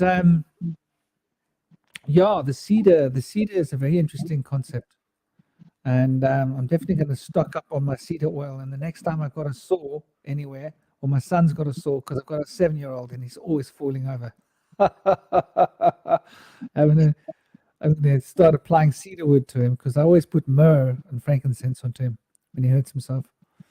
But yeah, I'd love to hear closing ideas. It's 4:42 hours, and I really wanted to close this off within 5 hours.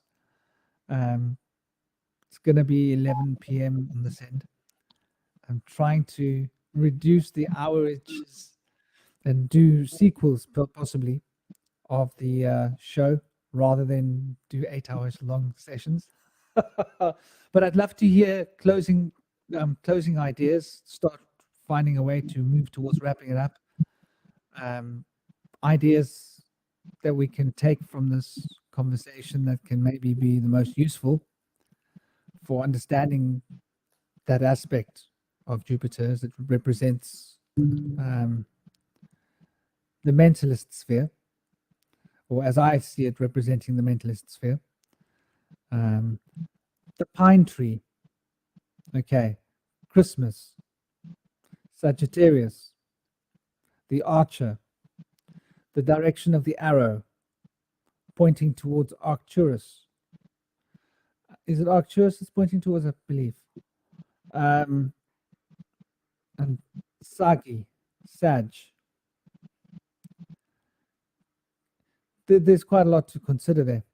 So if any of you guys have got any last conversation wrap-ups, obviously it's going to be a little while, I understand. Just thought I'd put it out there. let's start moving towards a summary if we can. Anybody want to tackle it? After you, Indy. Cool. Yeah, it's been a great discussion. And I think we covered a lot of really fascinating stuff, and it just expounds. We could really go on so many tangents from everything, but it'd be great to be able to just tie it all in and do a good review here. I first wanted to review some of the mention that we've been talking about recently about the trees, the power of trees. If you're interested in the power of herbalism and tree and flower medicine, you might want to refer to the Bach flower remedies chart. And you can see the power that certain plants, flowers, and trees can have on your mood and your body. And it's a wonderful system of medicine. And I wanted to mention that on this chart, they refer to pine trees as something that can help people that have feelings of guilt, self-blame, extreme sensitivity, over-conscientiousness, or self-condemnation. They say that the pine tree can help provide mental clarity and inner peace. And I'm in testament to this. I use pine, and I like bergamot, which has kind of a pine-like scent to it, and frankincense. And it's very helpful for me. Also, the mention of mushrooms earlier, I want to stress the importance of medical mushrooms. I also use lion's mane every day, and it's amazing. It helps me with my memories that have been lost. I've been able to recall my childhood that had been lost. But I also take other medicinal mushrooms like cordyceps, which helps me have more stamina and endurance and energy throughout my day. I take other mushroom-infused beverages like tea, coffee, and matcha to get all the benefits of those mushrooms. And they say that the centennials in Japan live over 100 for partly because they eat a lot of mushrooms, and their medical benefits are profound. But I learned a lot today myself, just being here with you guys, about the astrological importance of the father of the gods, the king of the gods, their interrelation with the other planets and the stars.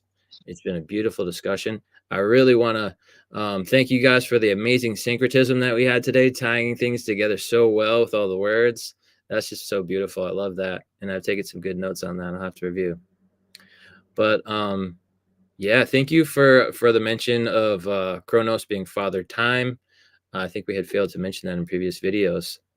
And it was a really deep look into Jupiter, Zeus, Thor today, and Indra.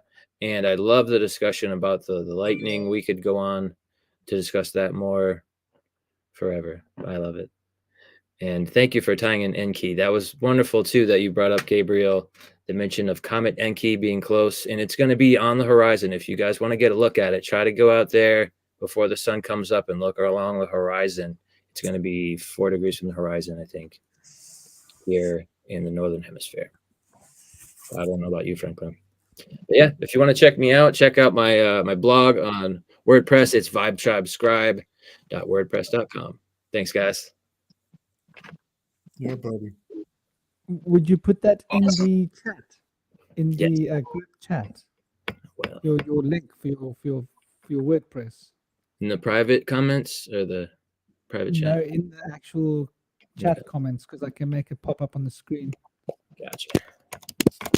I love you're taking cordyceps, because when we're talking here about expansion and contraction, the wild cordyceps, the cordyceps militaris, it's that funky one that freaks everybody out, that the spores go inside the insect, takes over the nervous system, and then the fungi actually starts growing inside of it and expanding until it bursts out. So obviously when we take them, it doesn't have that effect, but it's, I heard something, now this is not 100% confirmed, but I heard that in China, they're starting to make some sort of medicine where they can essentially cater it to an individual's DNA using the cordyceps. So because cordyceps, when it's inside an organism, it can code itself to that DNA. There are certain, I guess, tests, or they probably already figured it out and just are now telling us years later, but that they can code actual individual personalized medicine for your DNA based off of that cordyceps. So it's really interesting. Yeah, I heard that through like somebody who went to a mushroom conference out there. So it's awesome you're taking it. How do you find it with your energy? It's amazing. What I tell people is like the Chinese Olympic athletes took it and they won all the endurance competitions. And so like what I tell people is it'll give you, if you're tired at the end of an 8-hour day, it'll give you 8 more hours of energy after that 8-hour day. And so if you're ready to take a nap and like call it a day after work and just sit on the couch, instead of doing that, you can go for a walk across town and do some yard work and then come home and then relax after all that.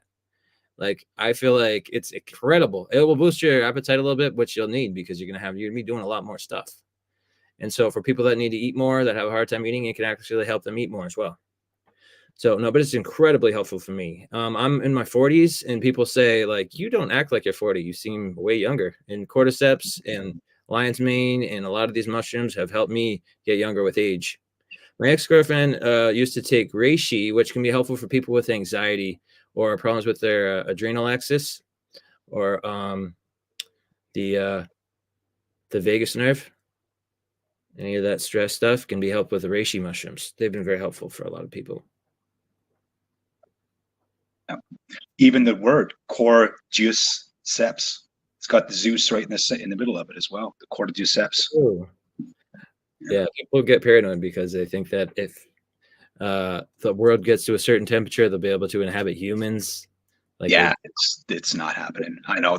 I think, wasn't there a TV show that like The Last of Us, based on the video game? It's an interesting show. Mm-hmm. People always tell me, but when I talk about it, they always freak out and they think that their brain's going to get taken over. And all right, yeah, keep watching your TV then. I know it. It's good. Yeah, you're bang on. I love you're 100% right. Everything you're saying, man. I love it. I love you using it, and that's exactly what I felt. I had severe from playing sports, football and rugby, and mega brain fog, lots of issues, and felt like I was aging twice my age. And then when I started utilizing this fungal medicine, combined with some other great life changes, but I could not believe it was. People were saying to me, "You look like you're getting younger." And I would tell them, hey, try this out. And then right away when you mention it's a fungi, 95% of people freak out. Yeah. So, yeah. I'll tie up, though. I'll finish up a little. So even what you were talking about earlier, Franklin, about the cedar resin, I was thinking even in the word, you have cedar, sifar, and with the resin, rosin, like rose in. The blood within, so it's like you're bringing in the seer's blood, in a way inside you when you're taking in that sort of medicine, which is also interesting because cedar is actually antifungal in the forest. So if I'm walking through the forest and I see cedar, I know that I'm not going to find mushrooms in that part of the forest. So there's maybe something there as well to be pulled out. But I just want to thank you for inviting me on. This was awesome. You guys it was incredible what some of the ideas you're throwing around, and get to learn a lot every time I listen to any of these roundtables, and gets the sparks flying in the mind, right? Which is always Jupiterian. And it's fun because I think growing up, you always get, that old saying, the mind is a muscle or the brain's a muscle. You got to keep using it. And this is something that's so important to flex it, to have roundtables like this where lightning striking everywhere, right? And you never know what can come out of it. So thank you very much for this, and I look forward to being involved in some others in the future. Yeah, Louis, I'm so glad you came, brother. This is such a great addition to the team, man. This is wonderful. Hope to see you back again, Louis. It's been great having you on the show today, for sure. Big time. Oh, yeah. Boys, thank you. Appreciate it. Yeah, man. I have nothing to add. I think we put a lot out. Looking forward to whatever movements we bring forward in the future. This is a nice team up. Big love and respect, everybody. Big love. Big love, boys. Soraya, You haven't said that much. I'd love to hear any thoughts that you have. You always have scintillating thoughts if you're here now.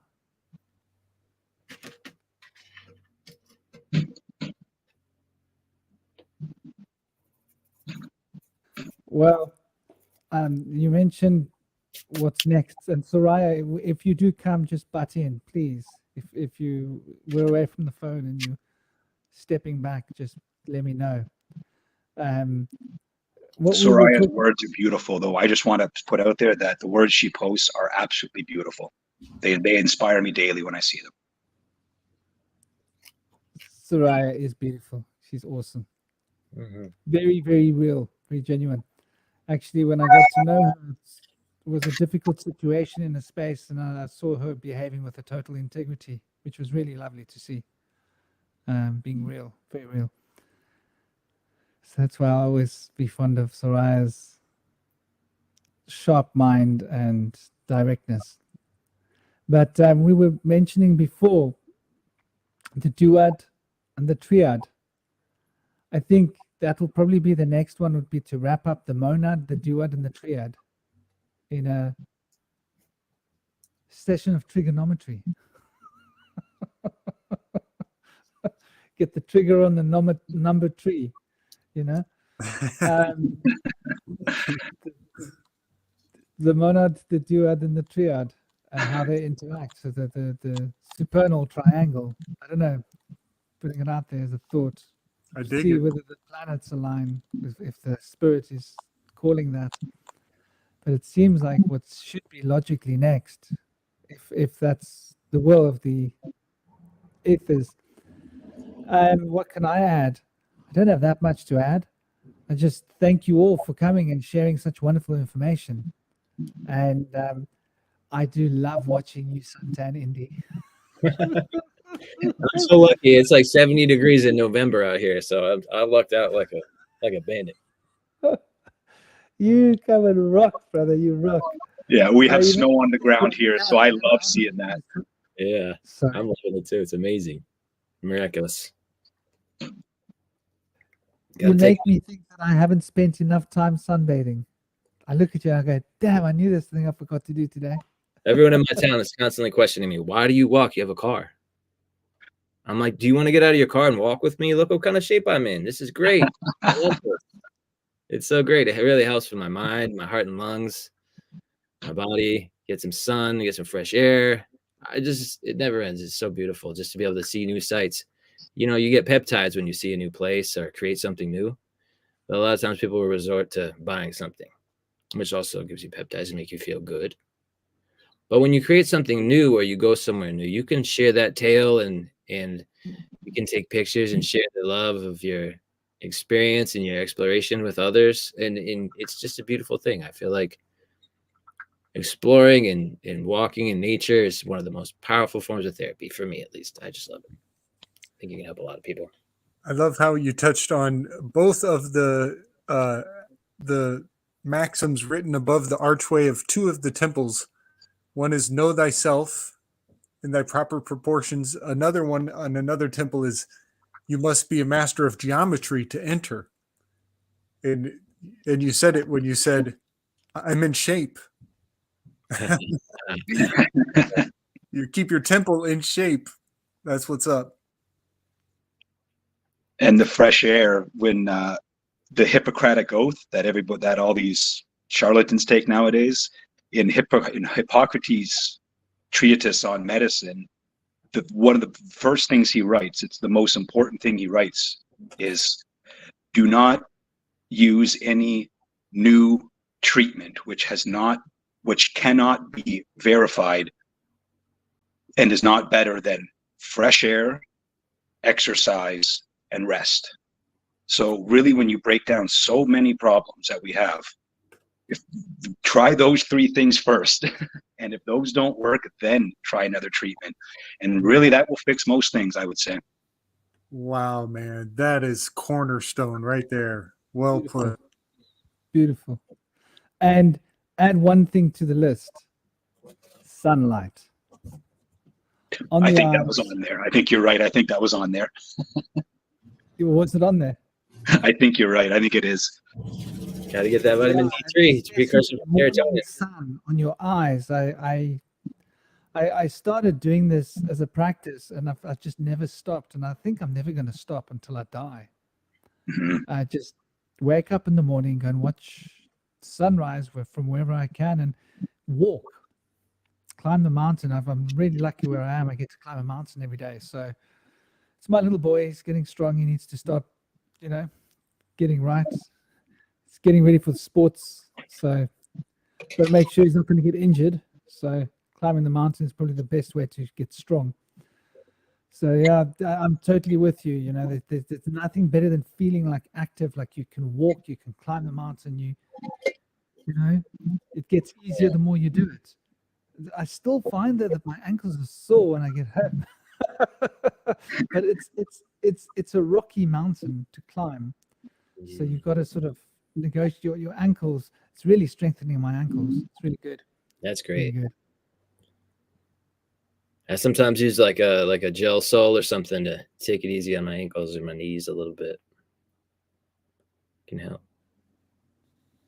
If you really want to freak people out when you get to the apex of your hike, find a couple rocks on the ground and start doing a workout with everything around you, and then people will really start looking at you sideways when you start lifting stones, and they're thinking, "Why don't you go to the gym?" And you say, "Why do you go to the gym? It's everywhere. The world's a gym."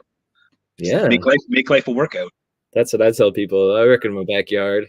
There's so much back there. Exactly. I use a handsaw. People are like, "Do you want to use my chainsaw?" I'm like, "No, that sounds terrible. I do not want to hear that. I need to work on my guns right now. Get some muscles building right now." I do that with all kinds of silly things. The police would pull over and be like, "Look, do you want to borrow my lawnmower? Why are you using my lawnmower? I have a backyard one." I'm like, "Thank you, officer. I'm just getting a workout right now." The sunshine that you mentioned as before it's amazing, because modern science keeps discovering how amazing it is that what it can do for the body. And I was reading recently that they talk about probiotics. Everybody knows about probiotics, yogurts and kombucha and fermented things. Not many know about prebiotics, which are a lot of your fungi and certain, fibrous, exactly. But there's a new one called neurobiotics, which they're saying that there's certain things that they're finding which have the exact same effect which these prebiotics do, which is essentially creating the proper substrate for beneficial life to grow. That in this neurobiotic, they're finding that it creates that same beneficial substrate in the brain, but through doing that antioxidant effect mainly, is making sure that they're getting rid of all that BS rust that's in there. And of course they're saying, but we don't know what to use. We can't figure out anything which is a neurobiotic, because they just don't want to start testing lion's mane and a lot of these different fungi, because they know if they start doing human tests, it just blows their entire medical paradigm out of the water. So they can keep being confused about it, but it doesn't take much to connect the monad, duad, and the triad, 1, 2, 3. It's like, okay, I can make sense of this. Louis, while you were talking, I just had I learned this one from you, man. I just had a linguistical little maneuver pop out. So we've talked about consciousness, and the conch of the ear shows us noise. But you remember, you were the one who reminded me that the C's can become softened to an S. So consciousness, the C at the beginning, can become an S, in which it becomes sunshine noise. Wow. Sunshine noise is hiding in the word consciousness. Wow. That's intense. Yeah. Beautiful. That just came to surface. Sunshine noise is consciousness. Well, consciousness is what becomes sunshine noise, and the noise produced by sunshine is matter. Right. Yeah. I guess it's more sun shows noise. That's it. Sun shows noise. Wow. Sounds like music to me. It is. It's very musical, isn't it? Mm-hmm. Sun shows noise. Yeah. Sun shows noise. All right. Game. Make some lips. I'm gonna boogie, fellas. Thank you for joining us, brother. Thank you all for joining us. Soraya, are you with us, my dear? Yes, I'm here. There she I is. was silent. I was mainly listening. Okay, now I just didn't know if you were there. I didn't want Yeah, I have been busy at when at the moment when you called me. So well, if there's anything you wanted to add, it would be a great opportunity now, or if not, it's all good, but it'd be lovely to hear anything you would want to add, if you have anything that you feel needs to be added. I don't know what. I'm not putting you too much on the spot, am I? No, you're not. Count of three, stop talking. Ding. Well, thank you, sweetheart. I saw you adding a lot of lovely content in the chat, as always. You do share some beautiful stuff. I'm always. What was it that you shared recently? Oh my gosh, you've been sharing some really cool stuff lately. Those of you that haven't seen her, what is your channel that you share through called? Infinite words of love. Would you write it? Would you write the link of your Telegram link? It will be at whatever it is in the group chat, so I can flash it on the screen. That's Those of you that's that are ever cool. feeling sad, this is where you will stop being sad, for sure.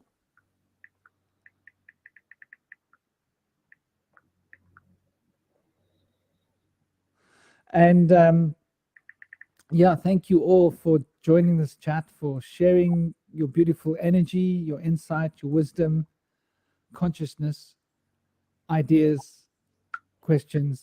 Thank you all that have been part of the show in the chat side. Been trying to keep up with the conversation. It's been very busy. It's been very much an addition, and it sort of feeds all of us with the ideas that have been presented there. It gives us more to think about, which is great because it actually keeps the show going.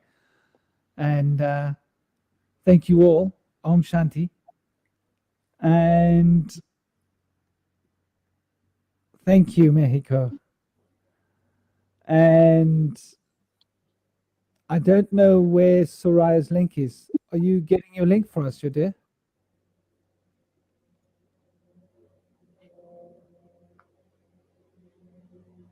Well, you can find her in. She shares a lot all around Telegram. Let's go and take a look quickly. It's not really working because it keeps telling me it's failed.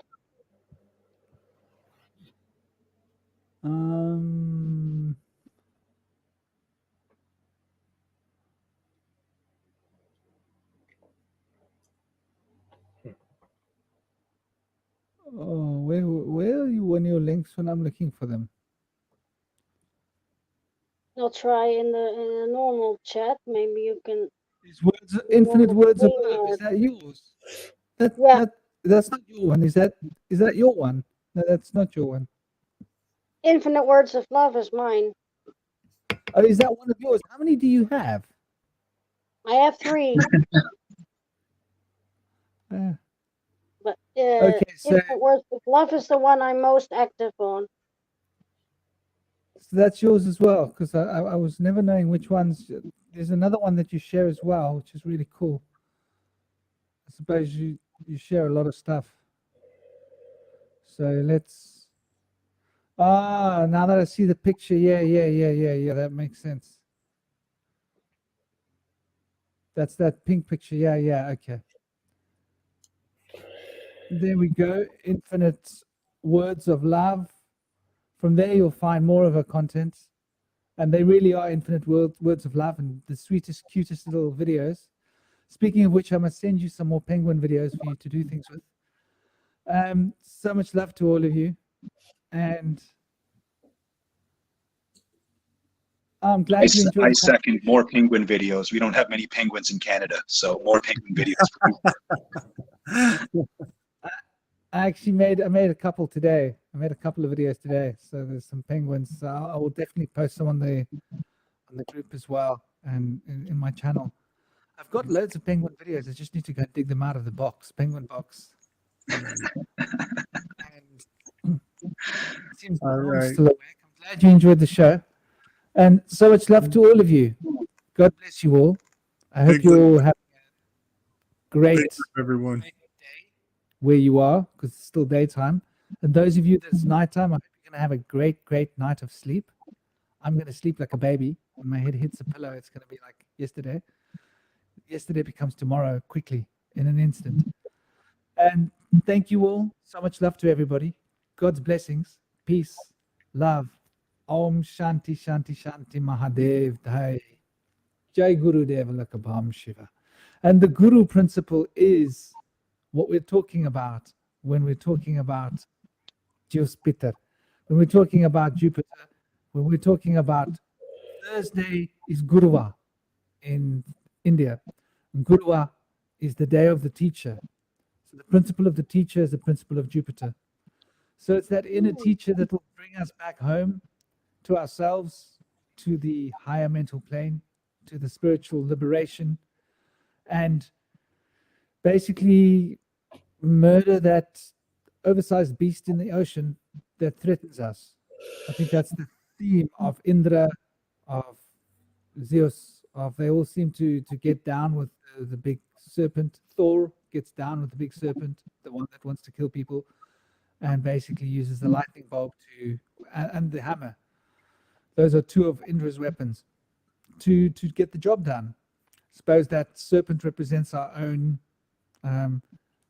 overactive mind, bringing the overactive mind back to a point of peace, calm, resonance, in order to transcend. So much love to all of you. God's blessings. Thank you all.